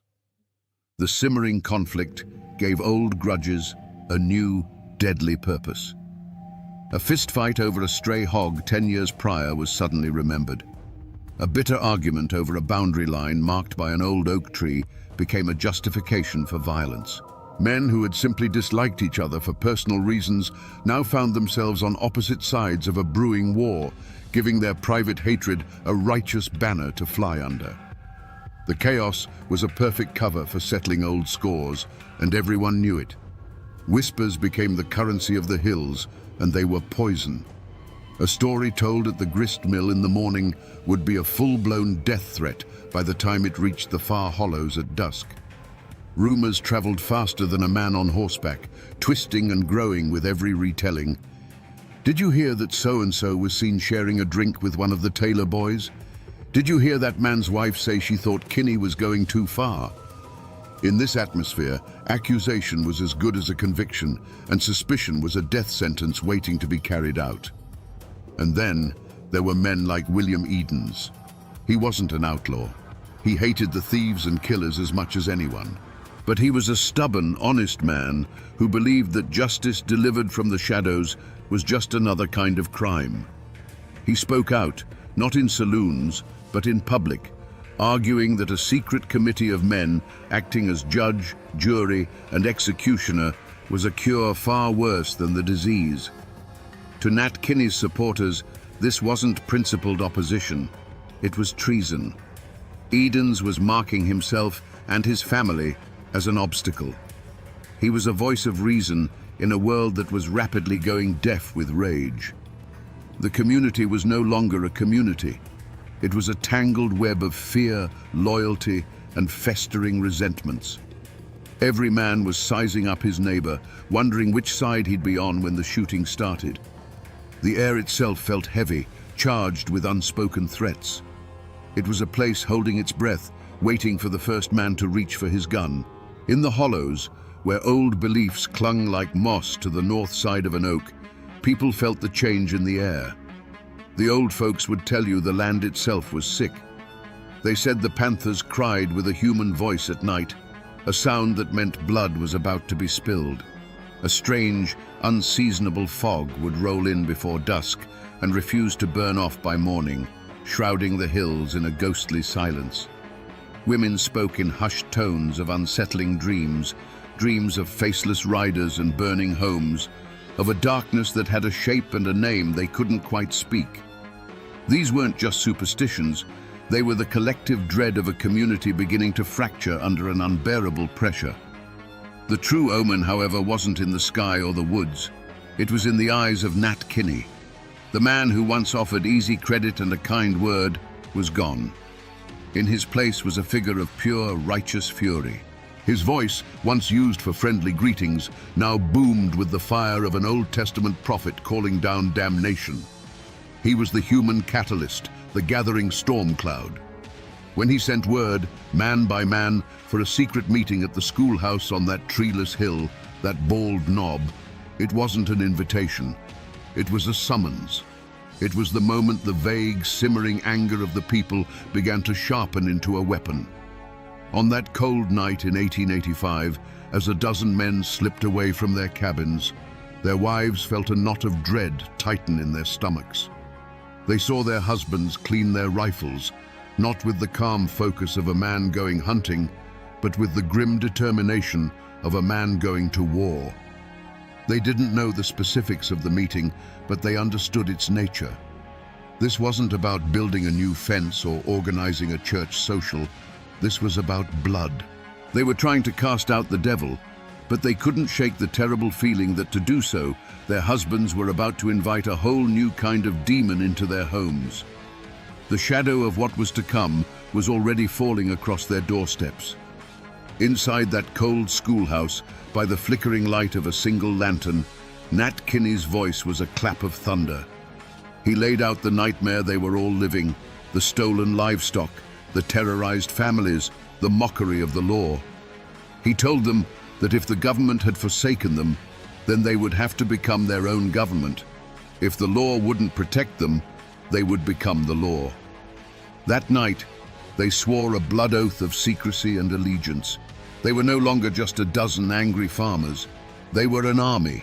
They were the bald knobbers. And an army needs an enemy to fight. They didn't start with the hardened outlaws. Their first target was chosen carefully. A notorious wife-beater. A man despised by the community, but untouchable by the law. One moonless night, the silence of a lonely hollow was shattered by galloping hooves. The man was dragged from his bed, not by his neighbors, but by a circle of horned, silent demons. They tied him to a tree and whipped him raw with a hickory switch. They didn't speak a single word. When they were done, they melted back into the darkness, leaving him bleeding and terrified. It was a message, brutal and clear. There was a new power in the hills, a power that saw everything. The reaction was immediate. Decent folk, who had lived in fear for so long, breathed a collective sigh of relief. The whispers were no longer of fear, but of gratitude. Justice had been done. This success was like a drug to the bald nobbers. It emboldened them, swelling their ranks and hardening their resolve. They moved from punishing social outcasts to targeting the outlaws themselves. They burned down the corrupt saloons and gambling dens that served as the gang's headquarters, a direct assault on their power. The true point of no return came a few weeks later. A crude notice was nailed to the door of a known horse thief's cabin. It didn't have a signature, only a crude drawing of a horned mask. It gave the man and his associates 24 hours to leave Taney County. There was no negotiation, no trial. It was an ultimatum: leave or be found hanging from an oak tree. This was no longer about punishing a single sin. This was a declaration of war. The bald nobbers had taken it upon themselves to cleanse the entire county by force. The first drops of blood, drawn by a hickory switch, had been a test. Now, having found their power, they were promising a flood. The outlaws, for the first time, were scared. And a scared man with a gun is the most dangerous thing in the Ozark Hills. The war had begun. Power born from rage is a fire that eventually consumes the hand that wields it. The bald nobbers, once hailed as saviors, had begun to believe their own legend. Their enemy was no longer just the outlaw, it was anyone who questioned their methods. William Edens, the outspoken farmer who dared to call their shadow justice a crime, became the focus of their festering anger. On a cold night in 1887, they decided his voice would be silenced forever. This time, there were no ghostly horns, no pretense of demonic judgment. A large group of men, their faces bare in the moonlight, surrounded the small, isolated cabin. The pretense was over. This wasn't a warning, it was an execution. Inside, the Edens family and their house guest, Charlie Green, were asleep, unaware that their world was about to end. The first sound was not a knock, but a chorus of angry shouts from all sides, a predator's cry that left no room for escape. Then, the night exploded. It wasn't a single shot, but a deafening, continuous roar as dozens of rifles opened fire at once. The thin wooden walls of the cabin offered no protection. They might as well have been made of paper. The air filled with the shriek of splintering wood and the high-pitched shattering of the window panes. Inside, it was a hurricane of lead and splinters. The lantern on the table danced crazily from the impacts before its glass chimney burst, plunging the room into a terrifying darkness pierced only by the muzzle flashes from the tree line. Through the eyes of Edens' wife, it was a nightmare of incomprehensible chaos. She felt a searing pain in her own body as she fell. She heard a sharp final gasp from her husband, followed by the heavy, dull thud of his body collapsing onto the floorboards he had laid with his own hands. From the corner where their guest, Charlie Green, had been sleeping, there was a second thud, and then a profound silence. The attackers kept firing long after any movement inside had ceased, their fury needing to exhaust itself into the unresisting wood. And then, just as suddenly as it began, the shooting stopped. The silence that rushed back in was heavier, more terrifying than the noise. The only sound was the wind whistling through the new, ragged holes in the walls. The sharp, acrid smell of gunpowder hung in the air, thick enough to taste. It was the smell of murder. When the first rays of dawn finally crept into the shattered cabin, they illuminated a scene of utter devastation. The moonlight streamed through dozens of fresh holes in the walls, creating a horrifying constellation of death. There were no masks, no warnings, no hickory switches. This wasn't vigilante justice. This was a cold-blooded massacre. The bald nobbers had crossed a line from which there was no return. The heroes of the Ozarks were now just murderers. To the men who surrounded that cabin, this wasn't murder. It was a grim, necessary surgery. In their minds, William Edens was not an innocent man exercising his right to speak. He was a cancer.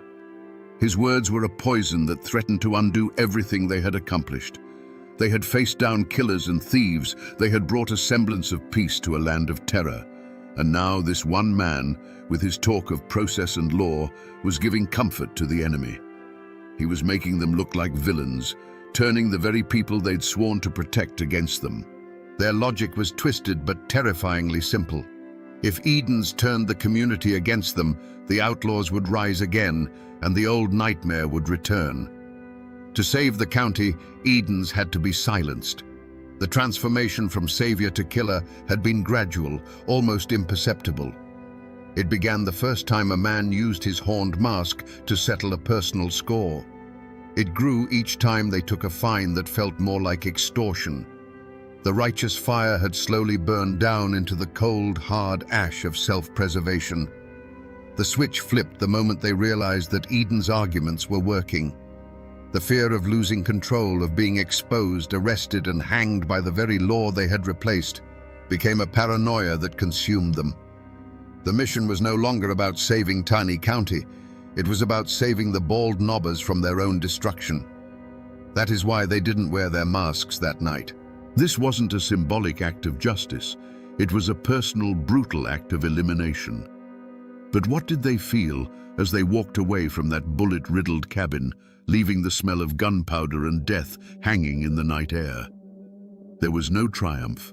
There was no righteous satisfaction. There was only a cold, hollow pit in their stomachs. The adrenaline of the firefight faded, replaced by the deafening silence of what they had done. They had just slaughtered a man in his bed, in front of his wife. They had become the very monsters they once hunted, night-riding killers who brought terror to the innocent. On the dark ride home, a few might have tried to justify it with hollow bravado, muttering it had to be done. But in the quiet of their own homes, alone with their thoughts, the truth would be waiting. The image of that splintered door, the sound of the glass shattering, the memory of the final heavy silence from inside the cabin. They hadn't felt like judges or executioners. They had felt like butchers. And in that chilling private moment of self-awareness, they finally understood. The horned mask wasn't something they wore anymore. It was something they had become. The silence that followed the gunfire was a living thing, a heavy blanket of horror that smothered the hollow. Inside the cabin, the cold night air began to creep through the dozens of new holes in the walls, carrying with it the sharp, metallic smell of gunpowder and fresh blood. For what felt like an eternity, the only movement was the moonlight shifting across the floor, illuminating the two still forms and the splintered wreckage of a once peaceful home. But there was a survivor. Gravely wounded, drifting in and out of consciousness, was William Edens' wife. The pain was a fire in her body, but a colder, fiercer fire burned in her mind, the need to bear witness. She could not let them get away with this. She couldn't scream. Her lungs wouldn't obey. So she began to crawl, dragging her wounded body across the floor, past the body of her husband, out the shattered door, and into the freezing mud of the yard. Every foot was an agony, a testament to a will that refused to be extinguished by a volley of bullets. Her destination was the nearest neighbor, a lifetime away in the darkness. When the first neighbors arrived at dawn, summoned by the wounded woman's desperate gasps, they were met with a scene that would be forever seared into their minds. This wasn't the work of outlaws. This was something different, something more terrifying. The sight of William Edens, a good and honest man, lying dead on his own floor, turned the community's stomach. The awe and respect many had held for the bald knobbers curdled into pure, unadulterated horror. They hadn't just killed a man, they had murdered a neighbor in his bed. The news of the Edens massacre was a lit match dropped on a dry tinderbox. It traveled faster than any posse, a wave of shock and revulsion that swept through the Ozark Hills. The story was told in hushed, horrified tones at every crossroads and general store. They hadn't worn masks. They had shot the house to pieces. Mrs. Edens had survived. The killers' identities, long whispered in secret, were now spoken openly, names attached to an unforgivable crime. This was too blatant, too savage for even the corrupt local authorities to ignore. The flimsy shield of public support for the bald nobbers had been utterly shattered. The state was finally forced to act. The governor of Missouri, his hand forced by the public outcry, authorized the use of the state militia and hired the famous Pinkerton Detective Agency to hunt the killers down. A substantial reward was offered for their capture, turning friends into potential informants. The hunt was on, not just by a local sheriff, but by the full, vengeful power of the law they had so arrogantly replaced. The hunters had officially become the hunted. The murder of William Edens was not a stone dropped in a pond. It was an earthquake that split Taney County right down the middle. There was no more gray area, no room for neutrality. The invisible lines of allegiance that had been forming for months were now drawn in blood. You were either for the bald nobbers, believing they were the only thing standing between order and chaos, or you were against them, believing they had become a murderous tyranny. The question was whispered over fence posts, argued in hushed tones in the back of the general store, and sometimes settled with fists in the dusty street. Families who had shared pews for generations now glared at each other over the tops of their hymnals, the preacher's words about forgiveness ringing hollow and meaningless. The community, once a source of strength, was now a web of suspicion. Every shadow could hold a spy, and every friendly greeting could be a test. A conspiracy of silence fell over the hills, but it wasn't the silence of ignorance. Everyone knew who pulled the triggers that night. The killers were their neighbors, their cousins, the men they'd helped raise barns with. But to speak that knowledge aloud was to paint a target on your own family's door.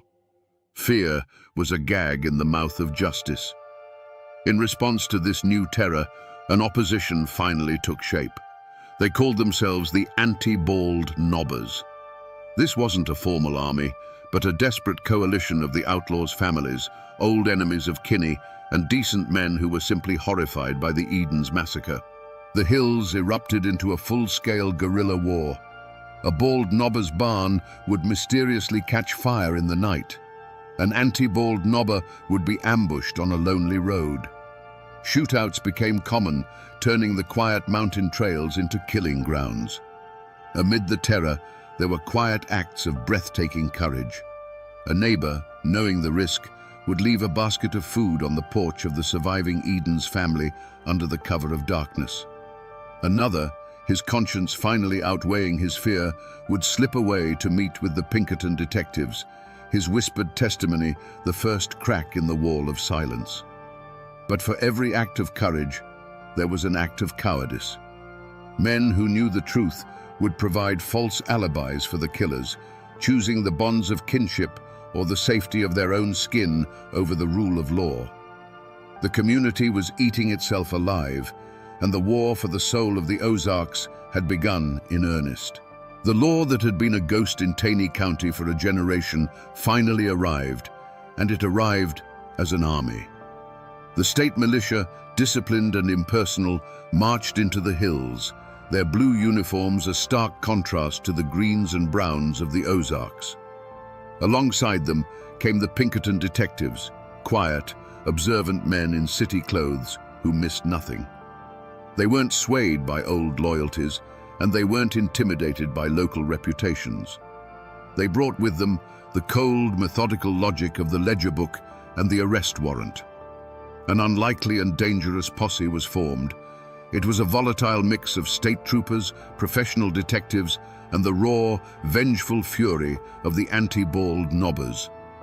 For the lawmen, these local guides were a necessary evil, men who knew the secret paths and hidden hollows. For the anti-bald nobbers, this was their chance for revenge, now sanctioned by the state.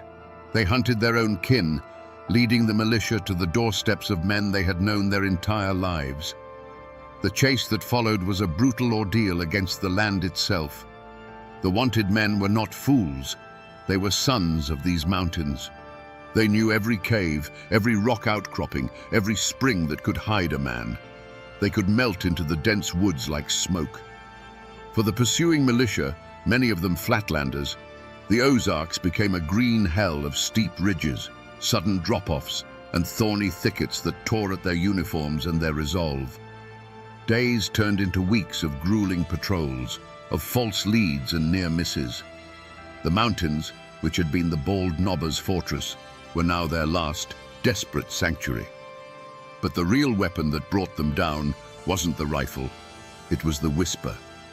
The governor's reward money was a powerful temptation, but it was the presence of the militia that truly broke the spell of fear. For the first time, people who knew the truth felt safe enough to speak it. A farmer, his conscience gnawing at him, would secretly meet a detective and trade a name for a promise of protection. A woman, tired of the bloodshed, would leave an anonymous note detailing a hiding spot. One by one, the cracks in the wall of silence began to spread. The end came not in one epic firefight, but in a series of swift, merciless raids. Acting on the new intelligence, the militia would surround a cabin in the pre-dawn darkness, their rifles appearing like a thorny crown around the house. Some men were taken from their beds, blinking in confusion as the cold steel of handcuffs snapped onto their wrists. Others tried to fight, their defiance ending in a brief, desperate exchange of gunfire. A few, run to ground in a remote cave, simply gave up, their faces gaunt with hunger and the knowledge that the game was over. The once feared night riders, the horned demons of the hills, were rounded up by the dozens, their reign of terror ending not with a thunderclap, but with the quiet, final click of a jail cell door. The trials of the Bald Knobbers were not a quiet legal proceeding. They were the final battle of the war, fought not with rifles, but with testimony and lies. The entire county descended on the small town of Ozark, Missouri, turning it into an armed camp. State militia with bayonets fixed stood guard on the courthouse steps and at the doors, their stoic presence a thin wall against the seething tension in the streets. Inside, the courtroom was packed to the rafters, a stifling, airless space filled with the families of the accused, the families of the victims, and curious onlookers, all watching each other with a mixture of hatred and fear. The air was thicker than summer molasses, heavy with the unspoken threat that the violence outside could erupt within these walls at any moment. This was a clash of two worlds. In the dock sat the accused, hardened hillmen, their weathered faces looking utterly out of place against the polished wood of the court.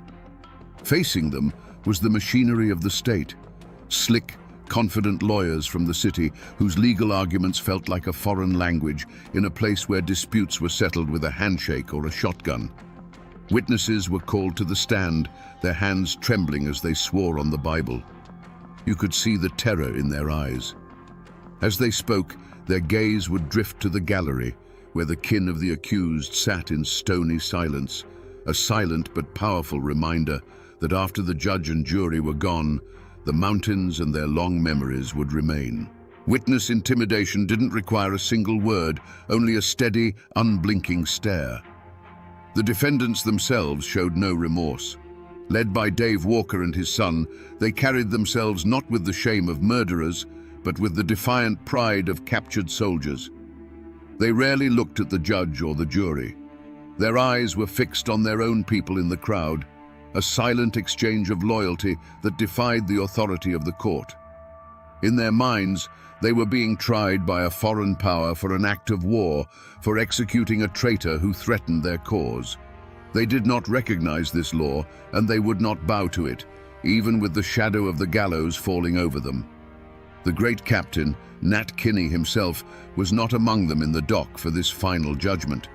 He had a solid alibi for the night of the Eden's murder and was acquitted in a separate trial, a legal technicality that felt like a dagger in the heart of true justice. The mastermind, the voice that had summoned the demons in the first place, would walk free. The state needed convictions, and it focused its full weight on the men whose triggers had been pulled that night. The jury, a group of terrified local men, deliberated under immense pressure, knowing their decision could make them heroes to one half of the county and targets to the other. Finally, they filed back in, their faces grim. The foreman stood, his voice shaking slightly as he read the verdict. Guilty. 4 men, Dave Walker, his son Bill, John Matthews, and Tubal Matthews, were sentenced to be hanged by the neck until dead. A collective gasp sucked the air from the room, followed by a single piercing sob from the Walker family pew. The condemned men did not flinch. They simply stood, their faces like granite, and were led away. The law of men had spoken. The gallows would have its due. But as the crowd shuffled out into the tense evening air, the question hung unspoken between them. With dozens of others who fired into that cabin walking free, with the leader of the whole movement absolved, was this justice? Or was it just a sacrifice, a few lives taken by the state to pretend that the war was finally over? On a bright spring day in May of 1889, a gallows was built in the town of Ozark. A crowd gathered, not to cheer, but to watch in grim silence as Dave Walker, his son Bill, John Matthews, and Tubal Matthews were led to the platform. The trapdoors fell, the ropes snapped taut, and the law of men had its final, brutal word. But for the Ozark Hills, this was not an ending. It was simply the beginning of a long and bitter reckoning. The great captain, Nat Kinney, had walked out of the courtroom a free man, but the Ozark Code of Justice he had unleashed had a long memory. In August of 1888, months before the hangings, he was standing in his own general store. His sworn enemy, Billy Miles, walked in, raised a shotgun, and fired. There was no fiery speech, no final plea, just the deafening roar of a shotgun and the thud of the giant falling behind his own counter. The man who had sought to bring his own law to the mountains died by that same law. For the dozens of other bald knobbers who were acquitted or never charged, there was no gallows, but there was a different kind of sentence. They returned to their farms to find themselves living in a prison without walls. They faced the silence of a neighbor turning his back in the street, the sudden chill in a once friendly general store. Their names were now a poison in the well of their reputation. Some found their crops failing, their livestock sickening, and whispered it was a curse. Others, unable to endure the shame and the constant accusing stares, simply sold their land for pennies on the dollar and vanished, their families swallowed by the westward migration. And what of the survivors? For Mrs. Edens, the woman whose will to live had brought the whole machine of justice down on the bald knobbers, there could be no peace in Taney County. Every ridge, every creek, every familiar tree held the ghost of her husband and the memory of that terrible night. The land was tainted. Soon after the trials, she and her family packed what little they had left into a wagon and left the Ozarks forever, becoming refugees from their own home. The creak of their wagon wheels on the dusty road was the sound of a final, heartbreaking goodbye. The community, ripped apart by the violence and the trials, did not heal. It simply scarred over. A thick, heavy blanket of silence was pulled over the whole affair. People stopped talking about it. The names Bald Knobber and Edens became words spoken only in hushed whispers. It was a shared, unspoken agreement to forget. The story was too ugly, the wounds too deep. They buried the history, hoping that if they piled enough dirt on it, the ghosts would eventually stay down. For generations, the official history of Taney County was a story with a missing chapter. But the past never truly dies. It just goes to ground. Today, the descendants of both the Bald Knobbers and the anti-Bald Knobbers still live in those hills. They are farmers, business owners, and teachers. But they carry a heavy inheritance. A name like Walker or Matthews still carries a faint echo of that old war, a history that is rarely, if ever, spoken of aloud. It's a private knowledge, a story kept behind closed doors, because in a place this small, the great-grandchildren of the hanged man might still live just down the road from the great-grandchildren of the men who hanged him. The physical traces are harder to find, but they are there for those who know where to look. The old schoolhouse on the Bald Knob is long gone, reclaimed by the woods. But the hill itself remains, a quiet, windswept place that feels different from the land around it. In the old cemeteries, you can still find the tombstones. There's the grave of Nat Kinney, the murdered captain, and not far away, the final resting places of the men who were hanged. The simple, weathered stones, with just a name and a date, give no hint of the firestorm that consumed their lives. The mountains have quietly swallowed the evidence, leaving only the ghosts. But the story refused to stay buried. In 1907, an author named Harold Bell Wright published a novel called The Shepherd of the Hills. The book was a sensation, one of the most widely read American novels of its time. In its pages, the raw, bloody truth of the Bald Knobbers was sanded down, romanticized, and transformed into a mythic tale of heroic mountain men fighting for justice. Wright turned the complex and brutal vigilantes into archetypes of the American frontier spirit. He gave the world a legend it could stomach, and in doing so, he cemented the name Bald Knobbers in the nation's memory forever. And then came the final, strangest chapter of their legacy.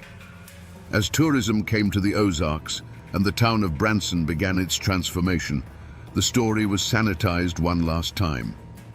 In the mid-20th century, a family of entertainers started a country music show. Looking for a memorable local name, they chose one that would echo through the hills, the Bald Knobbers Jamboree. Today, tourists clap along to fiddles and laugh at comedians, their family-friendly fun promoted by cartoon figures of men in horned masks. The terrifying night-riding demons of the 1880s have become a brand. The ghost was repackaged and sold, its bloody history washed clean for the sake of entertainment. But if you drive away from the bright lights of the Branson Strip, back into the deep, dark hollows on a moonless night, and turn off your engine, you can still feel it. A silence so deep it feels ancient. And in that silence, you can almost hear the whisper of the wind through the oak trees. People may have forgotten, the novel may have romanticized, and the show may have sanitized. But the mountains remember everything. So we return to the question we asked in the beginning, in the cold, misty dark of the Ozark Hollows. What happens when the men who promised to save you from the darkness become the darkness itself? The story of the Bald Knobbers gives us a chilling and timeless answer.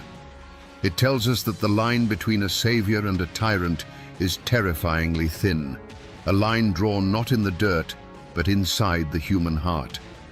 It shows us that justice, when stripped of process and mercy, is no longer justice.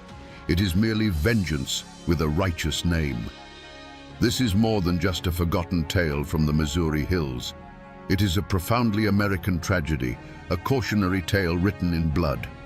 It is a story about the indomitable frontier spirit, that fierce, independent streak that demands order in a chaotic world. But it is also a warning about the terrible danger of that same spirit when it becomes convinced of its own infallibility, when good men decide that their rage is the only law that matters. The law may be slow, it may be flawed, and it may sometimes fail us. But the Bald Knobbers stand as a grim, horned monument to the fact that the alternative is a far more terrifying monster. Their story is a lesson that was paid for with lives, with a community torn apart, and with ghosts that still linger in the deep woods. A lesson that the masks we wear to fight monsters have a way of sticking to our skin, and that the abyss, when stared into for too long, always stares back. And now, my friends, you know the rest of the story.